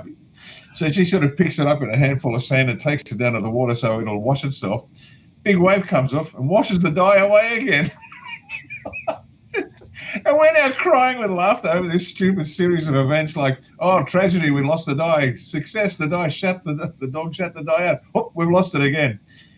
And out of nowhere, because of a choice, my daughters and I and Mum, we sat there and we were roaring with laughter over the story silly, this green die, which we'd all forgotten about, right? And it's just choice. It is just choice. And if your priorities are right, you know this. I'm not saying anything you don't know. If your priorities are right, God, family, country, in that order, although it changes sometimes depending on the day, but you get the drift. It's a choice. We could have had that miserable night. She was cranky. She was up till midnight doing her maths, and she was sad because she lost all that time doing the dishes. I'm like, hey, no. It's a choice. And so we chose to have fun and laugh. And all of a sudden the dishes weren't an issue anymore. And the green die story is now, back front of mind in the Bosey family. And we'll just laugh at that every time something happens. And so anyway, it's just choice. It really is. It's the happiest we are as humans is when we feel we've achieved something. When we've had that virtuous glow at the end of the day, knowing we worked our tails off and we have earned our break. We are crankiest as a species when we know we haven't done enough, and we try to justify it by pointing out flaws in everybody else. But if you've done your day's work and you've got that virtue, you're going, oh man, did I put in today? Boy, did I deliver. And it can be simple as, lifting the spirits of a little girl who's got too much work to do, right? We're happiest when we've done our work. We really are. We're satisfied. We're built to achieve. We're built to pursue. And when we know we've done it, we feel great. And that's what everyone's got to do. Just keep driving forward. How do you keep going? Well, because I keep working my ass off. And at the end of the day, I have no problem sleeping. I can tell you that. I am out. Head hits pillow. I'm gone. Now, the fact I'll be up in 2.5, 3 hours makes no difference. We're there. And so that's how you keep rolling forward. How do you keep going, Bosey? You just keep working. Know who you are, where you're going, and move on. Make a choice. Make a choice. Make a choice. I can be miserable. I used to be miserable. I used to be one of those people that, oh, man, he's so lucky. Look at him. He's got this, that, and the other. What an idiot. What do you mean lucky? He just worked his ass off. That's how he got what he wanted. And then you realize it's not luck. You just keep working, keep meeting your needs as a human. And that's what we do. And last point, and you're talking about being in the spirit. When we pray as a family together, every night. Every night it's the same routine. Even the dog and the cat comes and joins us, because when we pray as a family, we're all sort of holding each other's hands, or we're hugging each other and we pray. The energy is quite profound. The dog comes and sits. He can be barking and carrying on. We've got this French bulldog, and let's just say they're high maintenance little beasts. Anyway, even he sits at our feet and just sits quietly. The cat used to wander up and join us for prayers too, but she's a cat and she does what she wants. But the theme is always the same. It is nothing but a series of statements of gratitude from all of us to God for the day that's just been. Thank you for, and we list all the great things that have happened. We don't sit there pleading for a win in the lotto. We don't pray for, that. We just say, thank you for another great day. And all of us go to bed happy. And it's just, that's the way we end every day, thanking the Almighty. And so every day's a great day. And if it hasn't been, well, maybe we need to make a better choice with whatever, the good Lord decides to grant us the opportunity to do that next day. And so, look, again, I don't want to be on a soapbox either, but maybe people just need to be reminded. I'm sure everybody listening here, Captain, you have an intelligent and well-connected audience, but everyone needs a reminder every so often. Just make a better choice, folks. I wouldn't change a thing. I've had some ups and downs in my life. The Captain has, Kelly has, we all have. Moments when, it was hard to go on. But I wouldn't change a thing because I love where I am. Does that mean we're rolling in money? No. I had a 52-cent balance in my bank some time ago. And it was just, hey, shit, I can make more money, but I can't make more time. So let's use the time wisely, and the money that'll sort itself out one way or another. And so, again, I don't mean to lecture, but all of us every so often need to be reminded, gratitude, attitude of gratitude. We're here, and I tell you what, you're right too. I've traveled in some pretty miserable places on the planet where your worst day, your absolute worst day would be a gift from God for them. Whether it's the jungles of Papua New Guinea, the deserts of the Middle East, the jungles it doesn't matter. Oh, the cities of Pakistan, for example. My God. Oh, man. Again, I've got an experience of it, so I've got something to rely upon and go, you know what? We're in great shape. In fact, you know what? We might have to consider doing this. As part of your last year of school in Australia, we might arrange it so students get a government-funded trip to Papua New Guinea to have a look at the Kokoda Track, where Australian soldiers fought in World War II. Now, the Kokoda Track from the north to south is where some brutal fighting took place between the Japanese and the Australians. It's thick jungle, primary jungle, and some of the mountain ridges are literally like razor. There's only enough space for one individual at a time to walk on top, and there's a near vertical drop either side, and there are trees and vines there that'll catch you if you fall. But this is pretty challenging terrain. But just to get them to travel to PNG, walk the Kokoda Track, get flown back and have a perspective and realize, wow, we live in heaven. We live in paradise. It might be a healthy thing to do for the young kids of Australia so they begin to appreciate exactly what they do have, and they have that experience to say, you know what, it might be tough, but I'm happy where we are.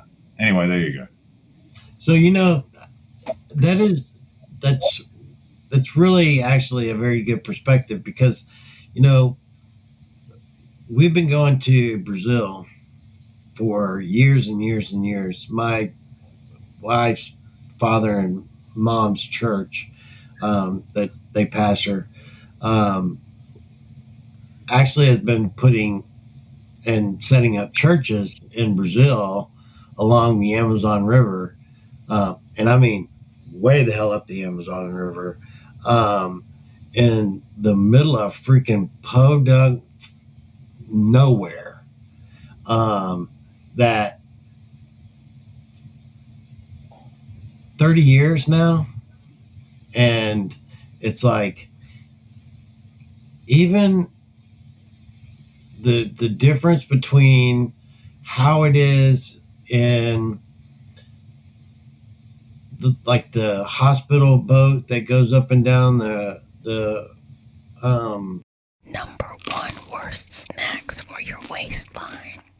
Olives has its own river. It's like a river boat.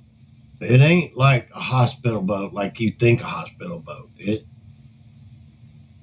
No. And even where you think that, like, the cities are at, so to speak, if it's not in like Rio, where it's like right on the beach area, things like that, the reality is nowhere what you think it is. And it's like, I've been to those places like there where you're talking about, in the 200 miles up the Amazon River in the friggin' middle of nowhere. There's no electricity, no power. They don't have power. When we went there to build and to do stuff, we brought generators and fuel and things of that nature to help build the facilities for them. And the thing is that we had built this church in the middle of nowhere, and, outside of a little village area.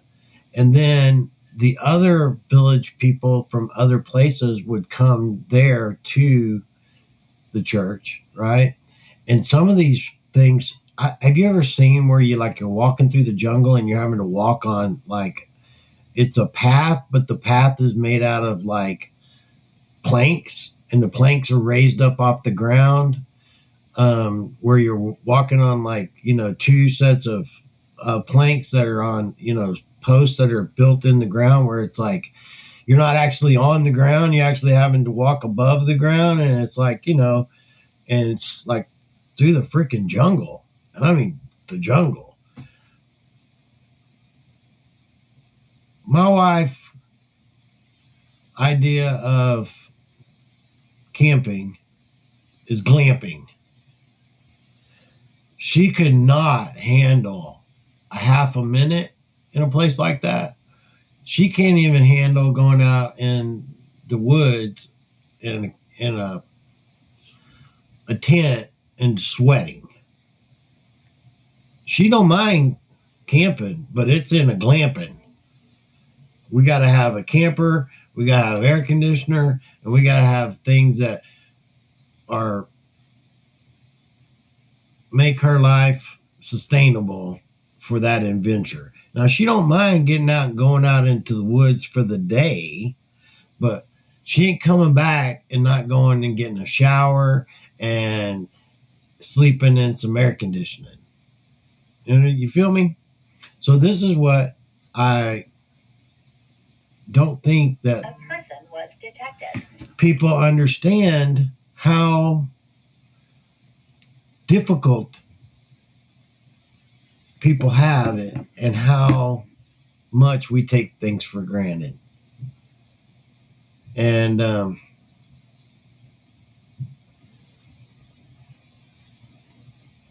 we all have so much to be thankful for and to be grateful. And that's just what I want people to begin to focus on, to really, truly look at those things in which you have to be thankful for each and every day.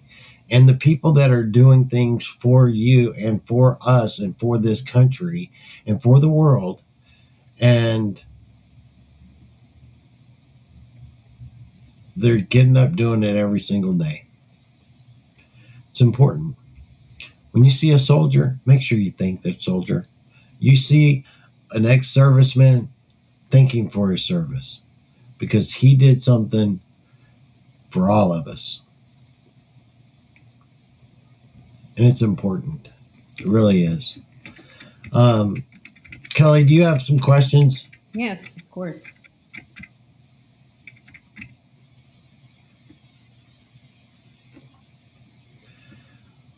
Okay, this one's for Ricardo.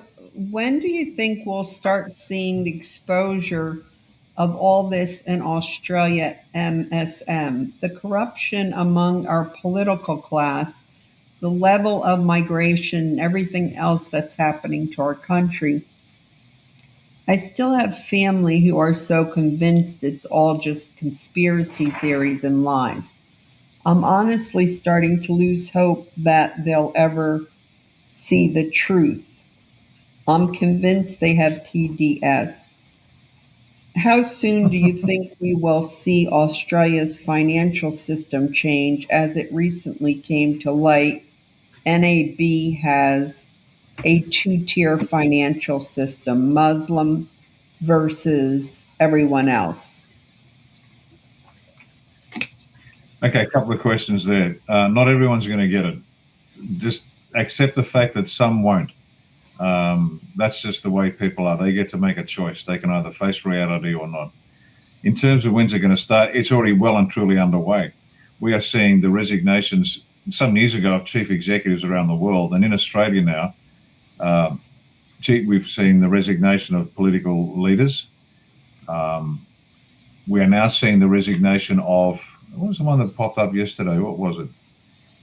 The Brisbane City Council. Brisbane is the capital city of Queensland, the northeast, that large northeast state in Australia. And the Gold Coast Council. Gold Coast is one of the most magnificent beaches in the world, in the south or east corner of Queensland. And he unexpectedly resigned. Now, to whoever's asking the question, just dive into these people who are unexpectedly resigning, or they want to spend more time for health and family reasons and things like that. And just track all these individuals. These, without a doubt, these people are corrupt, as guilty as sin, and they've been caught out, and they are now being cleaned out.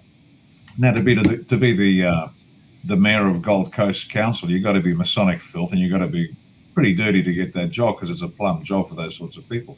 And remember that most positions of authority in this country are controlled by the Masons. And the numbers, if you haven't heard them, we had a population of about 27 million. Take out 10 million for children, that leaves 17 million. Of the 17 million, 15 million are probably Masons and controlled by Masons. So let me give you an example there. You know, when you call them truckers, we call them truckies. They constantly remind us, we can bring the country to a standstill. You've got to respect us. And then you've got the farmers. We're the farmers. We grow the food. You've got to respect us. Now, these are people, the only ones that think they work for a living. Well, the National Farmers Federation and the Transport Workers Union, TWU, they're filthy, corrupted Masonic organisations that control the farmers, control the truckies. Now, to give you an example, the truckies had the opportunity to bring the country to a standstill during COVID, but they didn't. Why? Because somebody negotiated another $1.75 an hour. So for a $7.75 an hour, the so-called truckie heroes of this nation, which they aren't, they could have brought the country to a standstill, but they didn't. They were paid off through this Masonic link.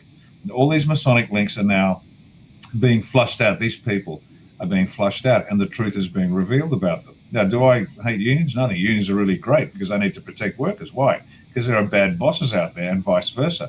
But the fact is this country is run wholly and solely by Masonic filth. Now, your relatives might not get it, ever. There's nothing you can do about it. When is it coming out? It started a long time ago. Just watch the news and actually just start taking note of how many people are rotating through the doors. Watch the newsreaders. There's one particular odious female on one of the commercial channels who was quite belligerent during COVID for anybody who challenged it, including politicians that actually had the temerity to get on the screen and say, look, I think there's something wrong here. And this airhead that knows nothing about other than reading the teleprompter in front of her, that same individual is now telling the exact opposite. And we've seen this before too. What happens is trusted faces that have been lying to you for decades have to be the same faces that now give you a completely opposite narrative. So if you pay attention, you'll find plenty of evidence, at least for yourself, to keep yourself going. We're discontinuing the 250th anniversary American flag after this final batch. Every flag that's left is going out for... To keep the faith, to understand that things are damn so close. And I know we've said this for a long time.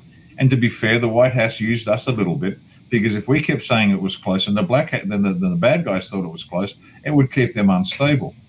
That's just the way wars work. You've got to use the assets you got the way you got to use them. And did they tell us the truth all the time? Absolutely not. Were we played in order to achieve a larger objective? Yes. Welcome to warfare. That's how it works. But right now, we're so close, it's not funny. The names are coming out thick and fast. Another example of, here's where the protection, evidence that the Masonic protection is gone, and hard evidence. We had probably Australia's most influential, one of two most influential radio broadcasters in the country, Alan Jones. He's a pedophile. He was at one of Australia's most elite schools, and he used to groom the boys at that school. And of course, they kept it quiet because they didn't want anybody to know that this guy was a problem. This guy's an out-and-out pedophile. He's a sicko. His name's Alan Jones. Sue me, Alan. I don't give a fuck. We know what you are and who you are. Anyway, he's being charged with all sorts of crimes against men, boys, inappropriately, underage, above age. Didn't make any difference. But he was so powerful. Now the Masonic cover protected him for decades. The fact that he's being charged, the fact that the judge has now lifted the suppression order on the details of the charges, and it's now getting into the mainstream media, this is a shock to the Masonic system. How can Alan Jones, this super uber protected sicko pedophile who's been protected by the Masonic filth for decades, untouchable, absolutely untouchable, now he's being charged, the facts are coming out, and it's on the mainstream media. This is hard evidence that the Masonic protection is gone. You want evidence that the world's coming to an end here? That's why the Masons are now literally shaking in their boots, because they know there's going to be a knock at the door, and it's not going to be a soft knock. The soft knock is, excuse me, we've got some words with you. The hard knock is the door gets kicked in, and there's a 9mm in their face. The Masons, the highest level Masons in this country that ran this joint, their protection is gone, and evidence of all of these high level profiles, and there's some very likable and popular names, I'm not going to mention them, but the fact that they've been incarcerated for various crimes and misdemeanors, it's evidence that their protection is gone too, because you don't get to the top in this country unless you're a Mason. And the fact that these top individuals in also all walks of life, business, politics, the arts, you name it, they're getting arrested, and it's being made public, means that the protection is gone. The Masonic protection is gone. I'm going to say it again so you are clear. That is terrifying all the other Masons out there, because that's how this system works. Everybody got away with everything. There were never any consequences to any actions. But now that the big names, the biggest names, are going down, it's not, oh, it's not fair, he's such a nice chap. No.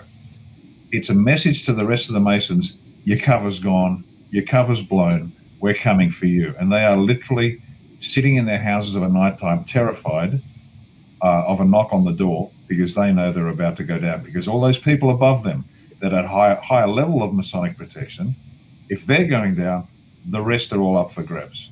So that's the best I can describe it in terms of, if you read the tea leaves, you'll see it. If your relatives don't want to go for it, let it go. You won't convince them.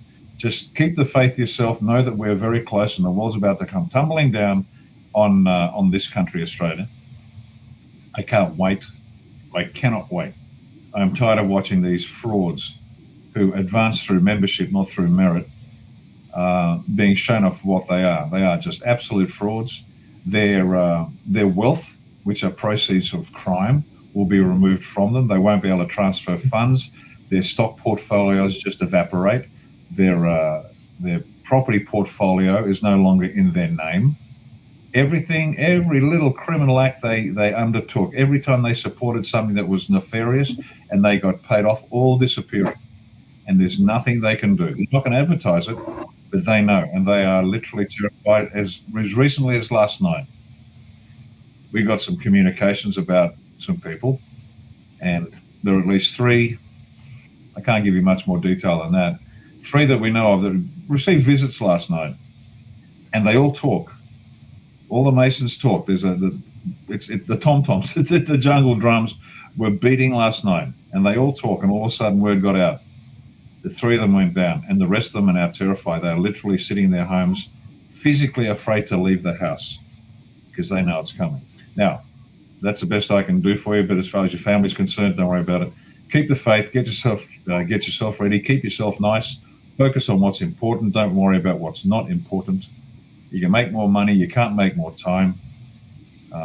Lesson I learned a long time ago. Spend that time with your family and get ready for the golden age, which will be brilliant. Yeah, it's coming full force in time you cannot get back. Okay, here's another one from Wendy. Thank you, Captain Kyle, Kelly, and team, and Ricardo, for your commitment to helping us navigate our way through this journey. I'd like to ask Ricardo for his understanding of this emergency alert that the government here in Australia is planning to send out on the 27th. There seems to be a lot of fear around it. Don't be afraid. First of all, why do we need an alert? Honestly, think about it. Why would a country that's allegedly just bubbling along and going fine, why do we need an alert? We don't. This is to remove the shock from the system, point number one. Okay? When we were children, I remember that we had alerts for different things, and there hasn't been for the longest time because they wanted to lull us into a false sense of security. There's going to be an alert. Don't worry about it. People are saying, turn off your phones, wrap them up in tin foil. Don't respond. There's nothing you can do. You're in the grid whether you like it or not. Okay, just let it happen. Pay attention, and don't do anything dumb. But turning off your phone and ignoring the EBS, just let it happen. It's under control. It's like the best way I can say it is this: in a siege hostage situation, when the lads come in, and I've been on the receiving end of this, when the bang goes off, man, all you want to do is you curl up in a fetal position and hope nothing hits you. It's a shock to the system, it really is. But it's so surgical. It's brilliant. The next thing you know, there's this hail of noise and flashes and bangs and shattered glass. Next thing you know, you're out and being carried out of the whatever it might be, the stronghold, the bus, whatever. And you're being looked after, make sure you're good, and away you go. That's a metaphor for what's going to happen. They need to shock people like the relatives of the previous questioner who are fast asleep. Shock them awake. If you are okay, you have nothing to fear. I'll say that again. If you are not a criminal, you have nothing to fear. Make sure you got cash, make sure you got food, water, fuel. Have a barbecue. To get through what you're going to get through. You might not want to go shopping. Now, Australia's not going to be like the US. The US has to go first. It's the center of gravity, folks. It's not like they're more important. Well, they are, but it's the center of gravity. It's going to be simultaneously worldwide. But if you've done nothing wrong, you have nothing to fear. It is literally as simple as that. So just watch the show, folks. And if the person next to you disappears one day, well, they might not have been the good neighbor you thought they were. But you're okay. You're absolutely okay. When it happens, it'll just happen. Yeah, and they don't need your help. Okay, let's see. The next question is from Amelia.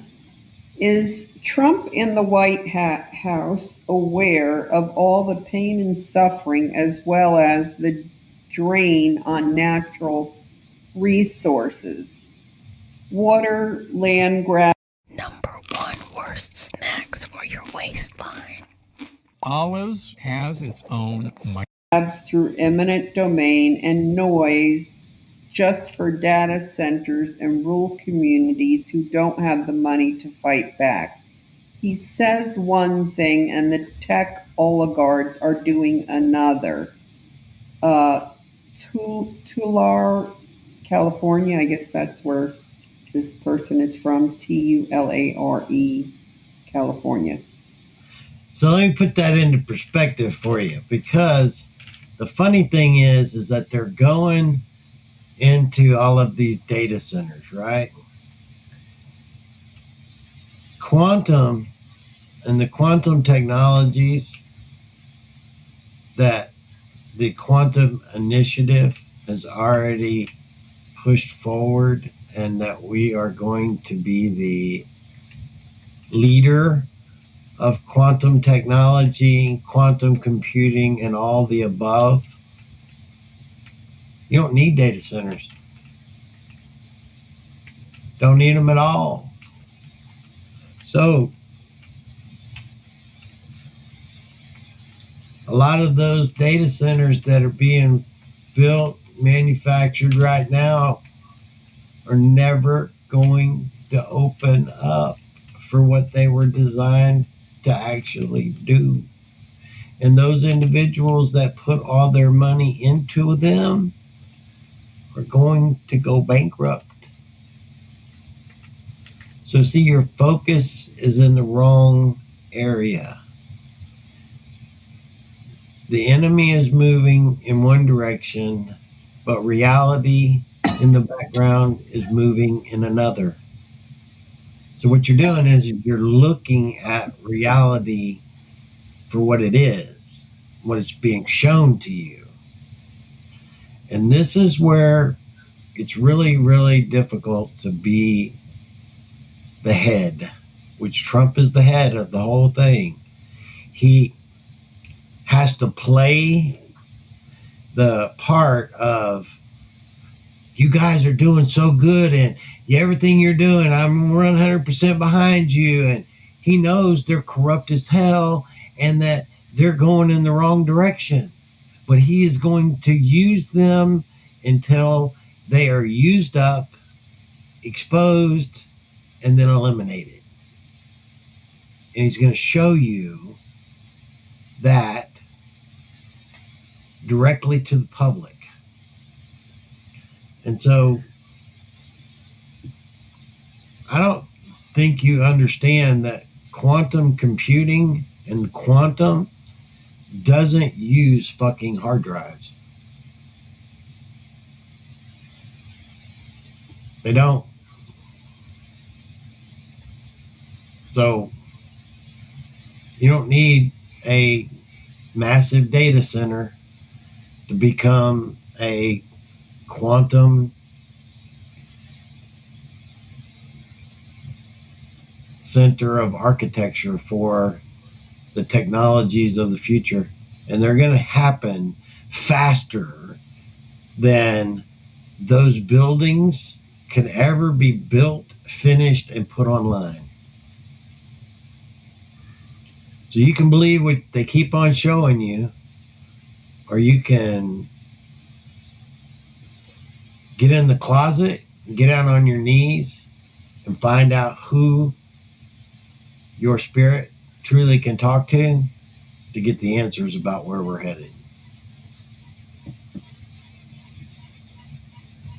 So, okay, here's another one from Dewey Oxberger. Under what circumstances would continuity of government be unwound and or ended?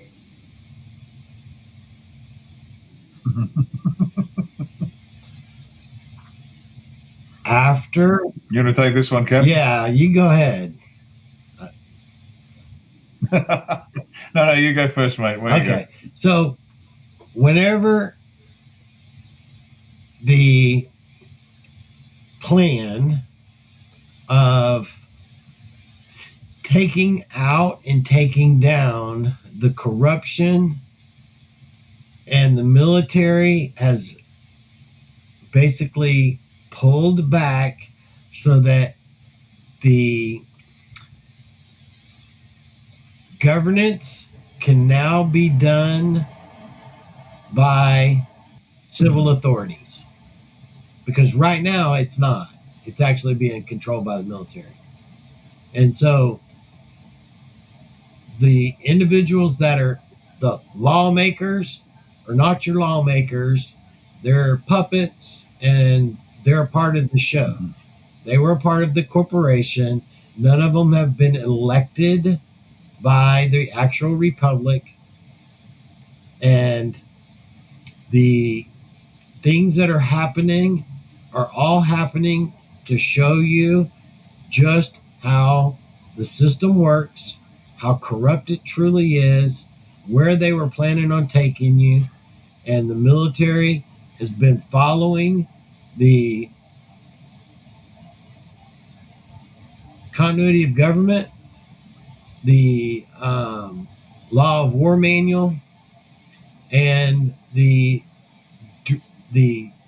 new directives specifically, so that we can now actually eliminate the corrupt corporation and entities that are there, so that we can actually go back to sovereignty and to a nation that is governed by sovereign people. And until then, the military's got the lead. There you go. Go ahead, sir. Yep. Can I just jump in? I can't remember whether it was John Adams or Benjamin Franklin, two of your great founding fathers. But here's a summary of what they viewed. Government by, for, and of the people can only be established and maintained by an educated and moral people. And that's just a simple fact. Unless you are moral people, unless you are and know right from wrong, because that's what governance is. It's about laws, and laws are about what we agree is right and wrong. So you need to be a moral people. You need to be an educated people, because some of these questions are quite complex. They're not difficult to answer, but you've just got to know stuff. You just got to know stuff. It's as simple as that. And we'll put the question back to the questioner.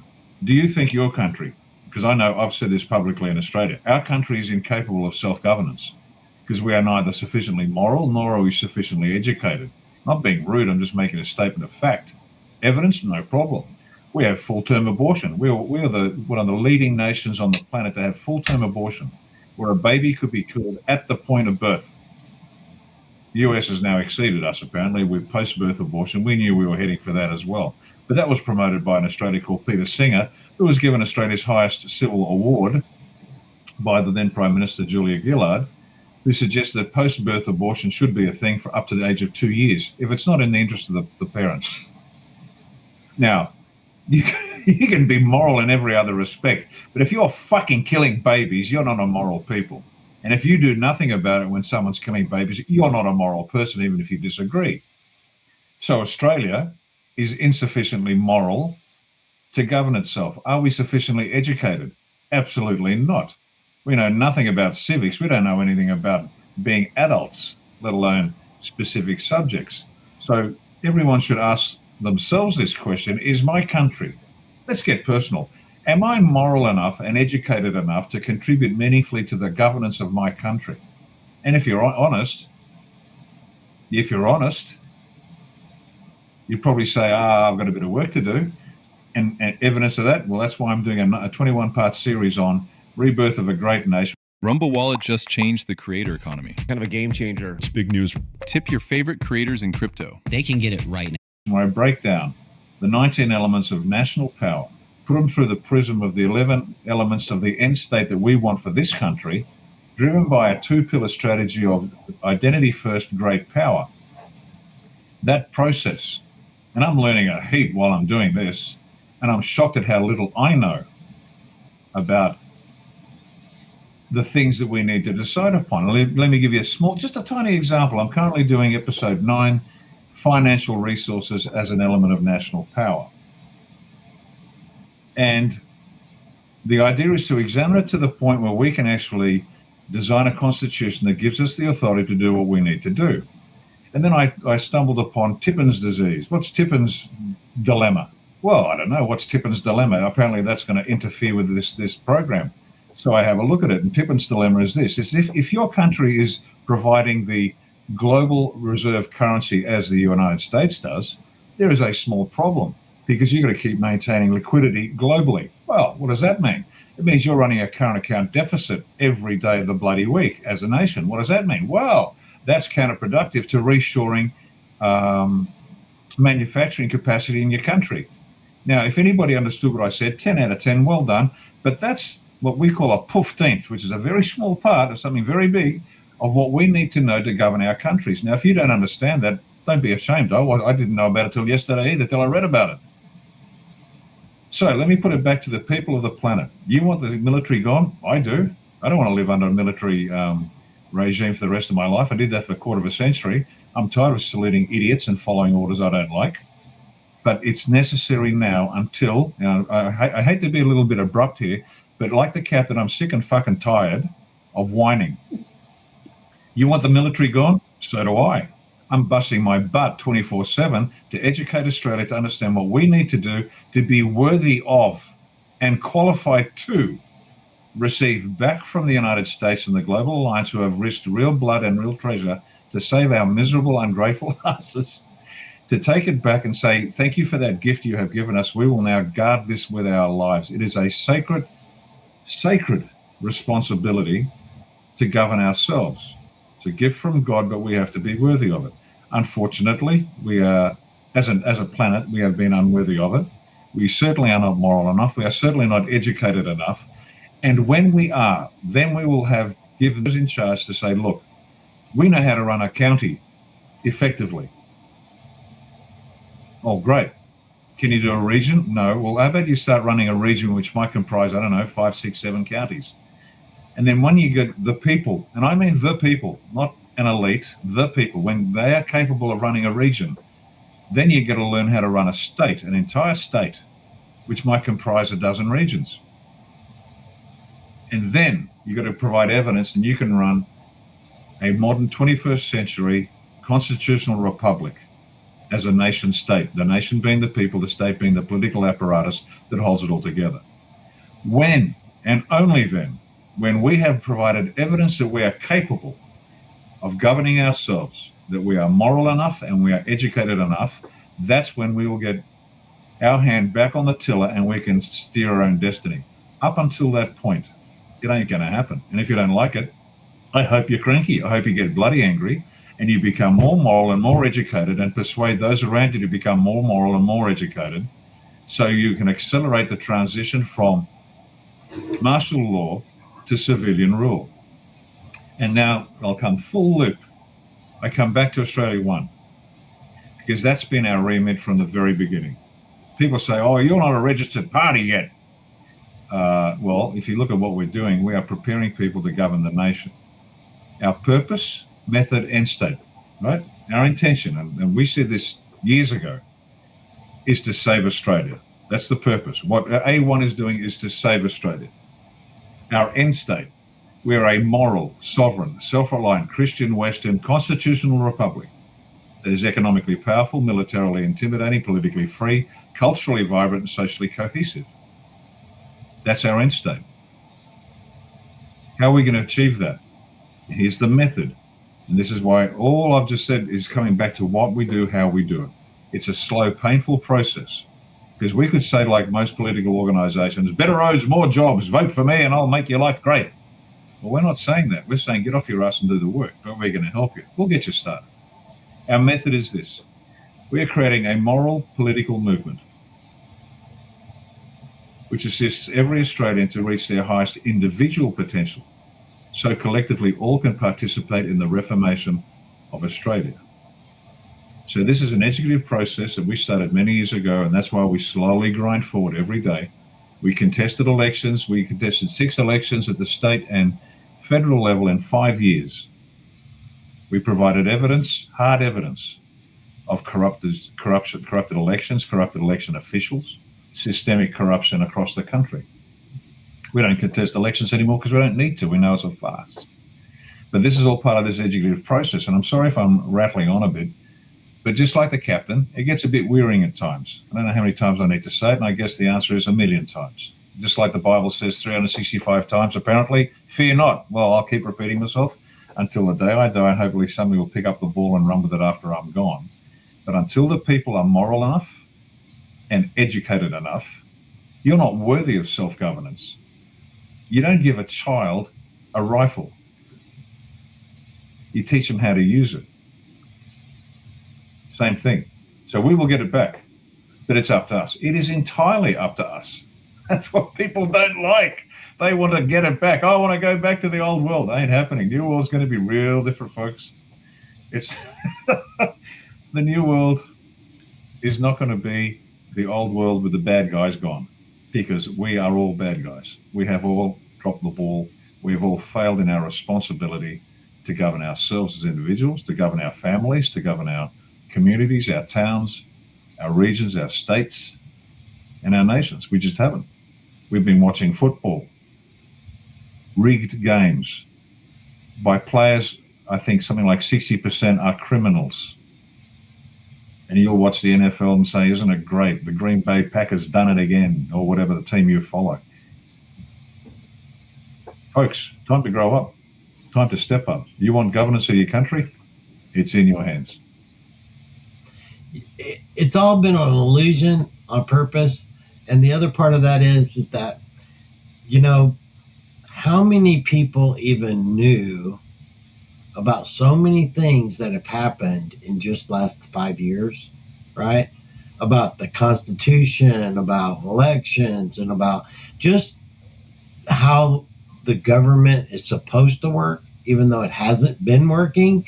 They've been giving us the school of hard knocks on the crash course of learning things that we should have been able to learn in government and civics and things like that in school that they took away a long time ago intentionally. So you got to still learn it.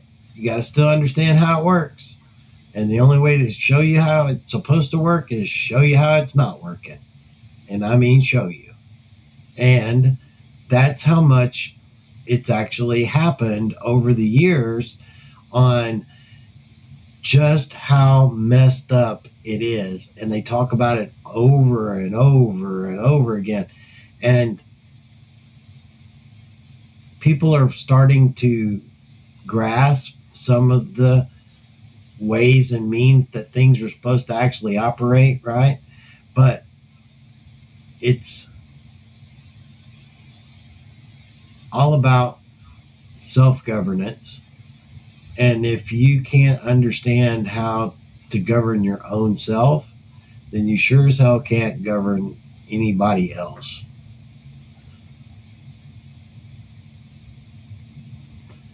All right, Kelly, let's do one more.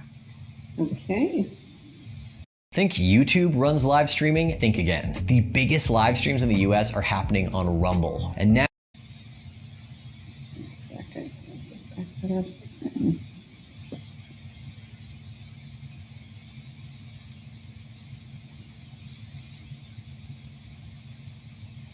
and there was a question that was in there, and it was, is this movie about the Koonie? Koonie. Yes. And yes, it is. And yes, that is the bloodline. Okay.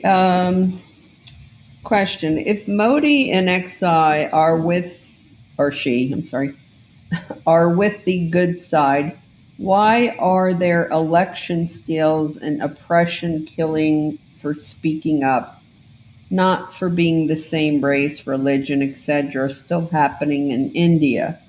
Will Alliance clean up India too if India is one of those 72 countries stealing elections?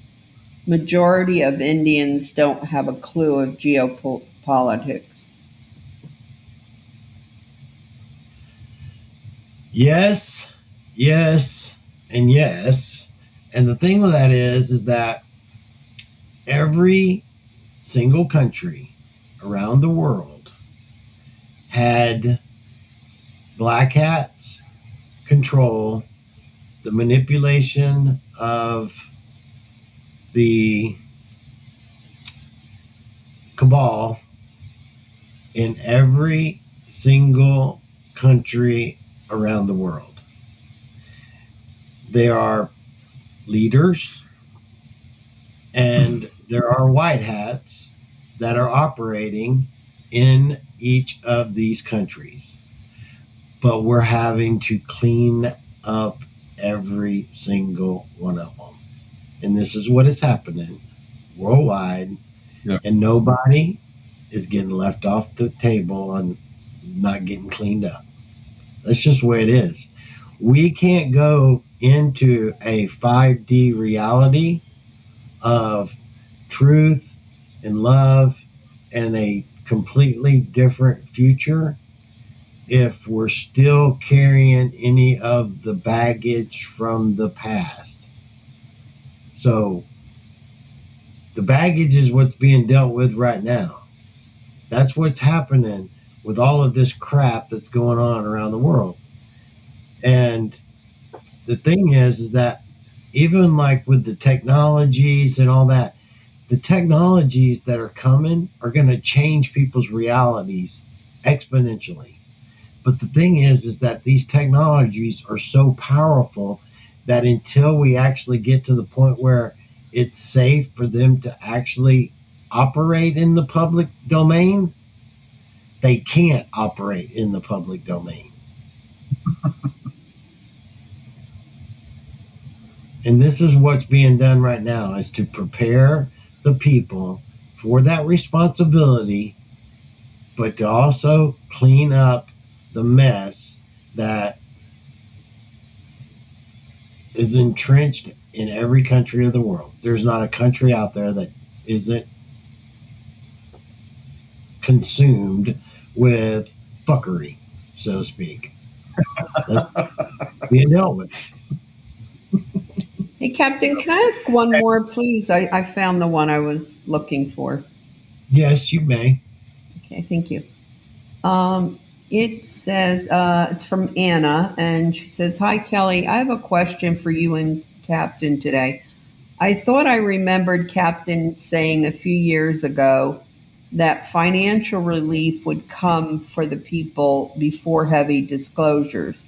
I'm listening to his recent chat with Holly. Captain said financial changes and disclosures would be gradual over the next 6 to 12 months, and that by 12 months, this time next year, we would hardly recognize our worlds. Are we expected some financial relief soon, as it sounds like disclosures are coming? Thank you so much, and so glad that you are feeling better." Yes, and I don't really know how they're going to, start to come, but it's not going to be all at one time and where it's like, this big windfall, but accumulative, it'll be a great windfall, but not all at one time. The relief is going to happen, and it's going to be bits and pieces at first, but it's going to be enough that it allows people some breathability, so to speak, some freedom in moving forward. I'm trying to figure out a really good way of saying it, but it's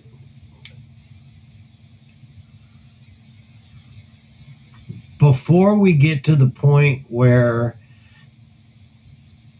the disclosure is at its greatest and at the time in which you were going to need it the most, put it that way, you will be able to be finally have that burden taken off of your back to help deal with the emotional change that's going to come from dealing with that baggage that we're going to have to all deal with to get rid of. And so it's going to be a trek here. It's going to be difficult. I know people are struggling right now and so on and so forth, but just don't give up. Keep fighting. Keep figuring out how to get from day to day. And one day, you won't have to do that anymore. I just don't know what day that is. And I feel horrible about it. But it's coming. It is absolutely coming. Nothing can stop it. Actually, if you were to really look at the financial situation around the world, it is impossible for it to continue down the path it's on. We would be in complete destruction. That's how fucked up it is, honestly. And so, if there wasn't the means of the backstop to replace the corrupted system that's there, we would all be doomed. But that's not the case. But we really, truly would be. That's how bad it really is. And that's how bad it's been being propped up and falsely presented to the world. it's really, really bad. And so if everyone was to get the full weight of exactly how bad it really is, people would be offing themselves already. I mean, that's how really bad it is. So you got to think about all of this stuff that's been going on and all that. It actually makes the crash of 87 and 89 look like preschooler stuff. But that's not what you're seeing actually happening in the world. Really, honestly. They're propping it up on purpose. And I'm talking about the white hats. Are propping it up on purpose so that they can crash it and replace. I've been taking Digesticare for 3.5 years. It's a wonderful product. It has greatly improved my digestive system and my overall health. I am so pleased with this product. It has done so much and changed my life. I recommend this product to anybody with any kind of digestive or autoimmune disorder. I'm Dr. Sergey Sorin, Medical Director of the Shili Sorin Wellness Institute. I'm about to give you the most valuable health tip I could possibly provide. If you or someone you love is living with ongoing health challenges, or if you are simply interested in better health as you age, go to lifesavingformulas.com. There, you will learn about cellular support of the normal biochemistry of the human body.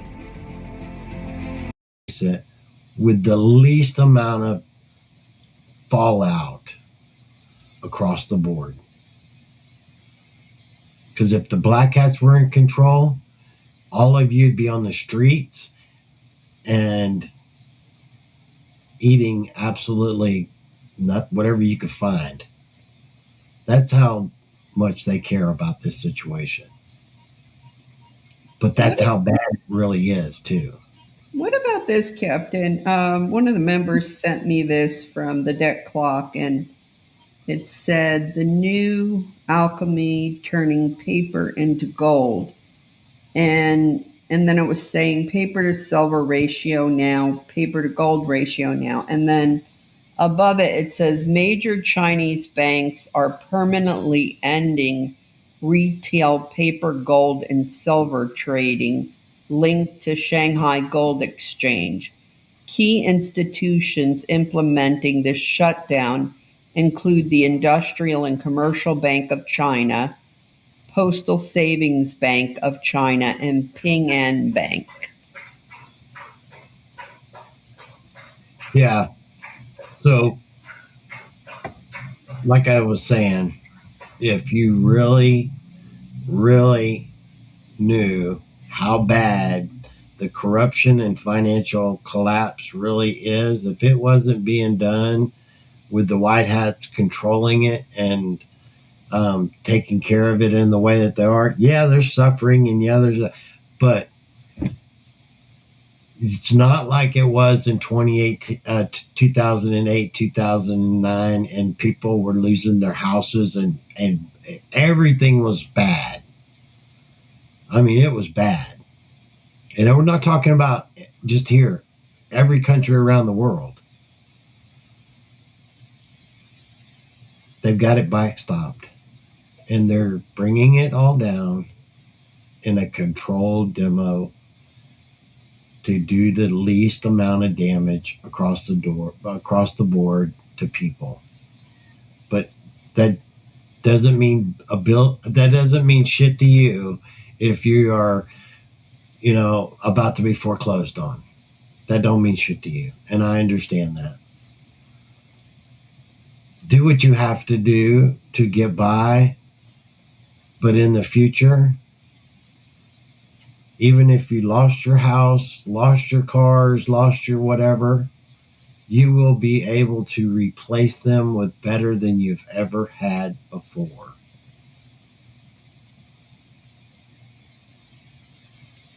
That is coming. And it will be worth it, because it will actually be something that is of real value and not something that's 7 cents on the dollar. There's a big difference in buying power in that aspect. It's coming, and I feel for you all. I really do. I deal with my set of problems just like you guys are dealing with yours. But I'm going to get up every day and I'm going to give it my all. And I'm going to do it with the best attitude that I have. I'm doing it for you. Doing it for my wife. And I'm doing it for my kids. So, I love you guys. Love you, brother. Love you, Kelly. Love you guys. And thank you. Thank you for coming on. Absolutely. And I will try to get this deal with Telegram worked out before we come on again. So Yeah, we'll see y'all tomorrow night at 6 Central. Yes. With Robert Kraft. All right. Love you guys. Love See you y'all. later. Good night.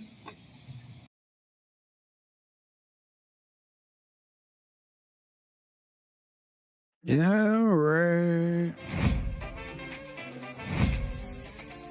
Hashtag Rumble Takeover in the chat.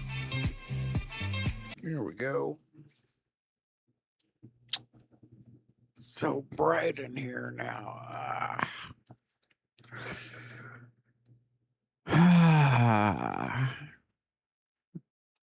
I'm still so tired. How's it going, guys? How's it going in the chat?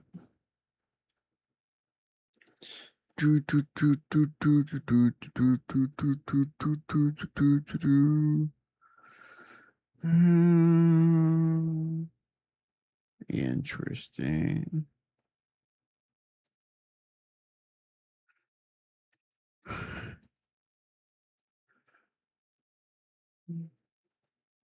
People are so serious right now. They have so much anger at things they don't understand, and it's just so angry. But yeah, I need to grab my bag. So hold on 1 second.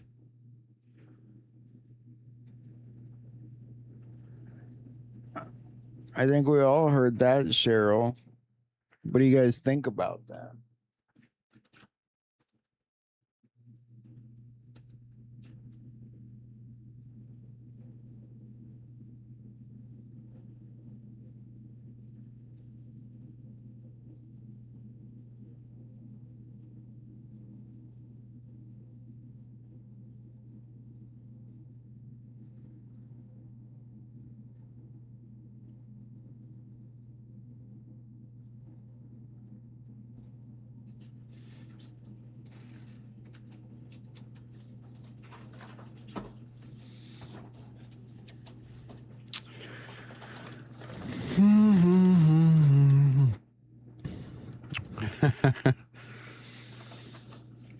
They'll either add that part to ridicule at Tressa, or they'll pretend like he never said it.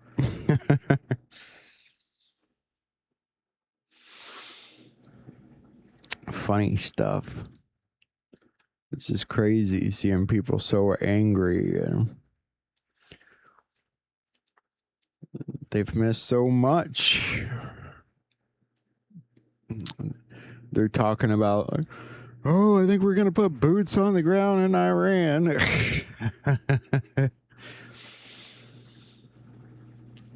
Oh, guys. Funny stuff.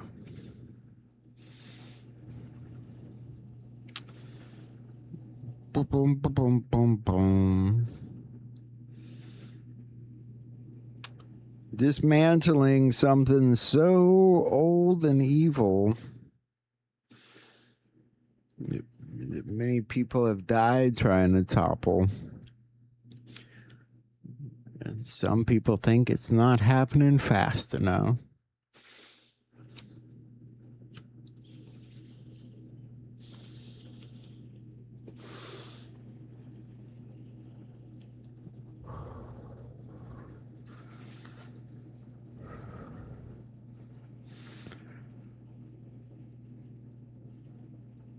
Anyway,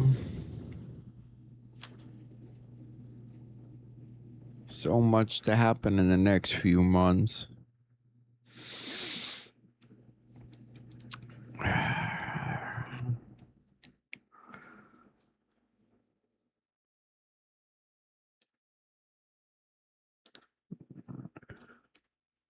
I still think about Kennedy Sr.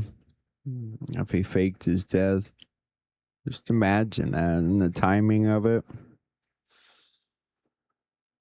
I mean, it's not so much the timing, but just think about how different things would be if people didn't see that as what happened. I mean, it changed generations of history. It's quite amazing. Heart attacks, yeah.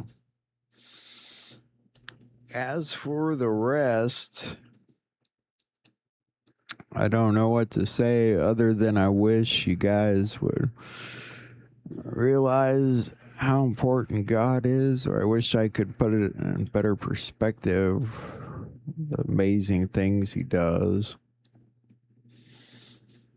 The things I wouldn't even be here if it weren't for the miracles.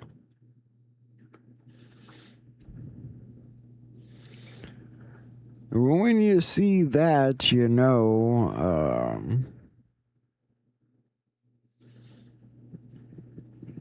that it's worth getting busy and joining in life and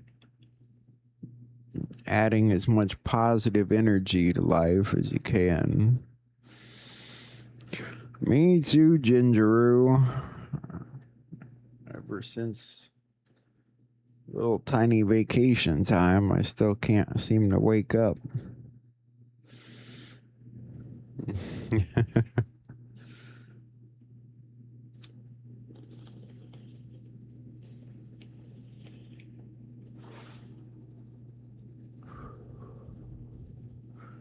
It's going to be exciting times ahead. I wish I could convince the angry people.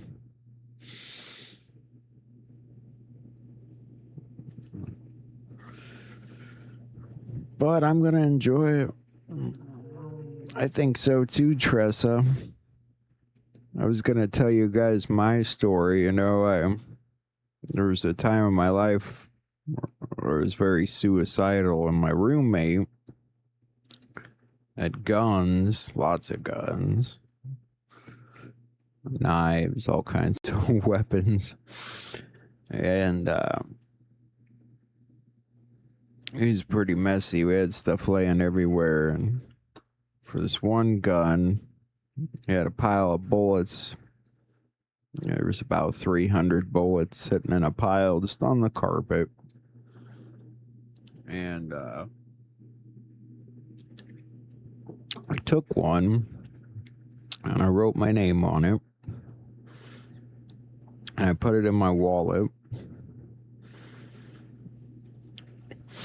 And eventually, I was going to use that bullet to do myself in. I came close to it a few times, but later on, I can't remember what we were doing. We were messing around with something. We needed gunpowder for something, or I don't remember why, but I handed my buddy that bullet out of my wallet. I popped it open with pliers, and it was a dud. There was nothing in it. It was an empty bullet. It wouldn't have gone. I mean, it might have bounced off my head. I always thought that was pretty significant for quite a large pile of bullets. But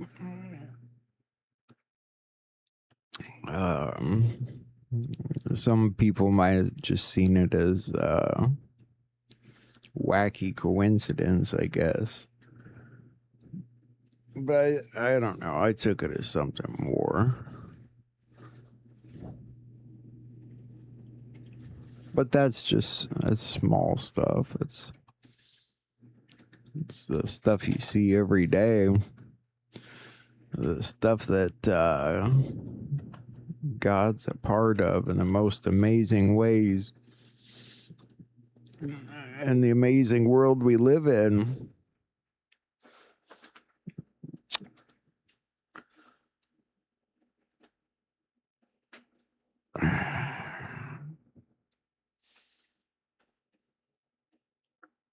What do you think, puppy? Yeah. He's giving me the look.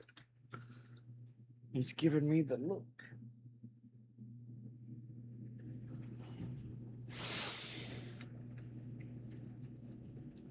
God has better things for all of us. We just have to believe. People have gotten so caught up in this world, so caught up in the noise, they give up. It's hard for me to find time to even think anymore. She's kind of sad, actually, 'cause it's how you work things out, and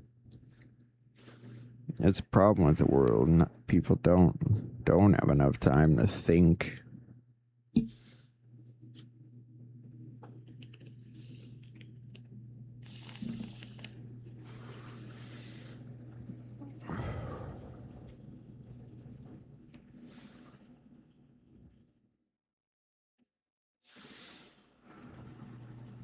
Oh, you will, Wayne. I don't think death is something to fear. It's just a different adventure.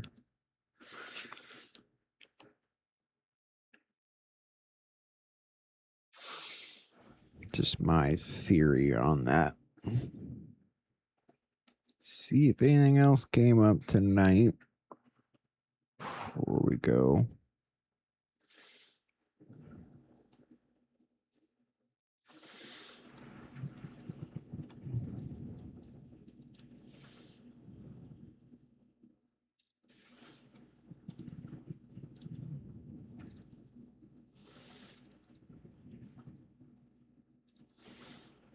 I forgot about the episode of Ghost on Nino.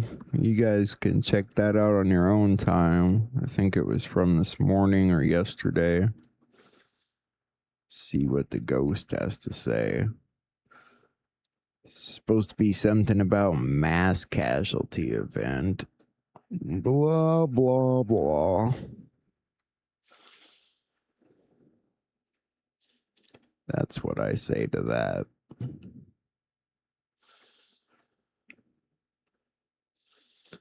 Oh, there's so much going on. I'm just so tired.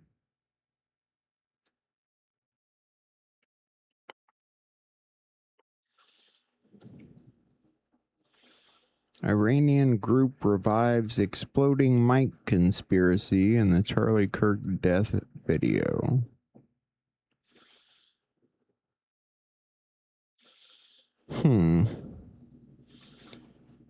That's coming out of Iran, huh? Interesting.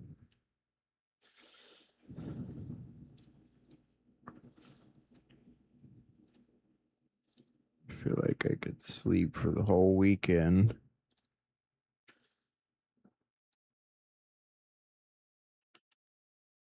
Who knows? Maybe I will. What do we got here?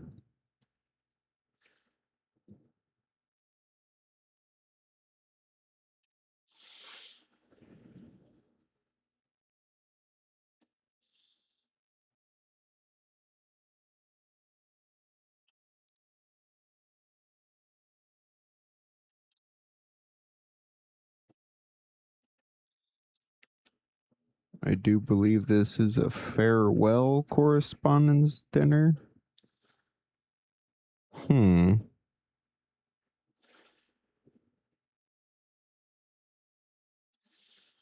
Trump announced his fourth run for president at 10:32 p.m. Eastern Time. Q post 10:32. Think Navy ship crashes. Bigger than you know. We are active.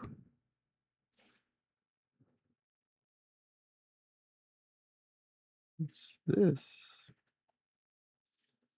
But who knows? Are you staring at Michelle? Are you looking into her eyes? Look deeper. Look into her soul and give it your best shot. Diane Williams, who is she having dinner with? Could it be JFK? Turn it around! Turn it around! Turn it around! Oh, wow.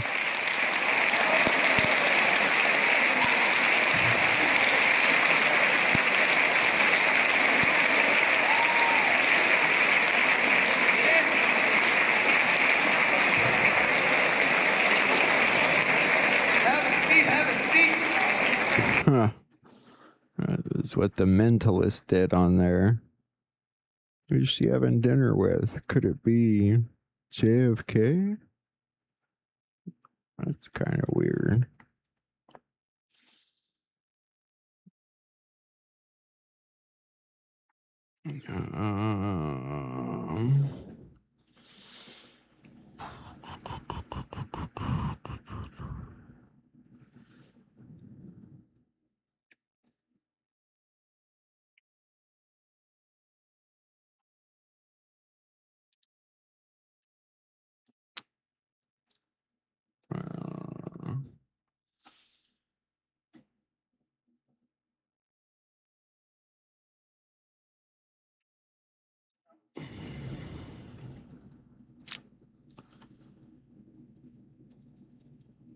Anything else?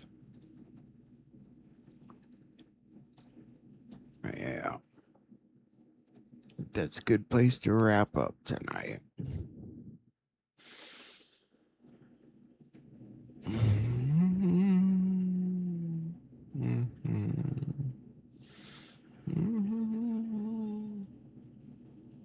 You guys have some interesting stories.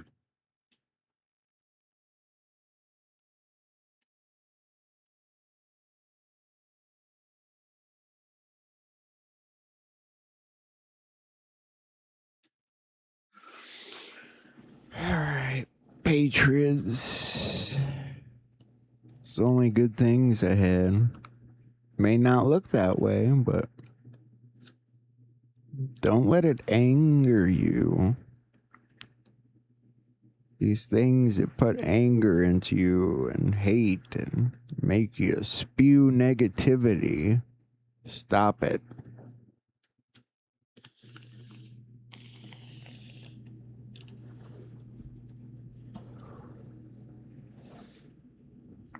Be positive. All right, I'm going.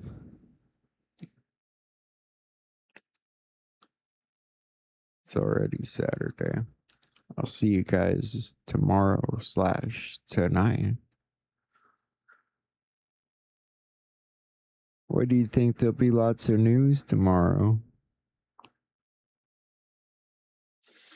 We'll see. Interesting times all around.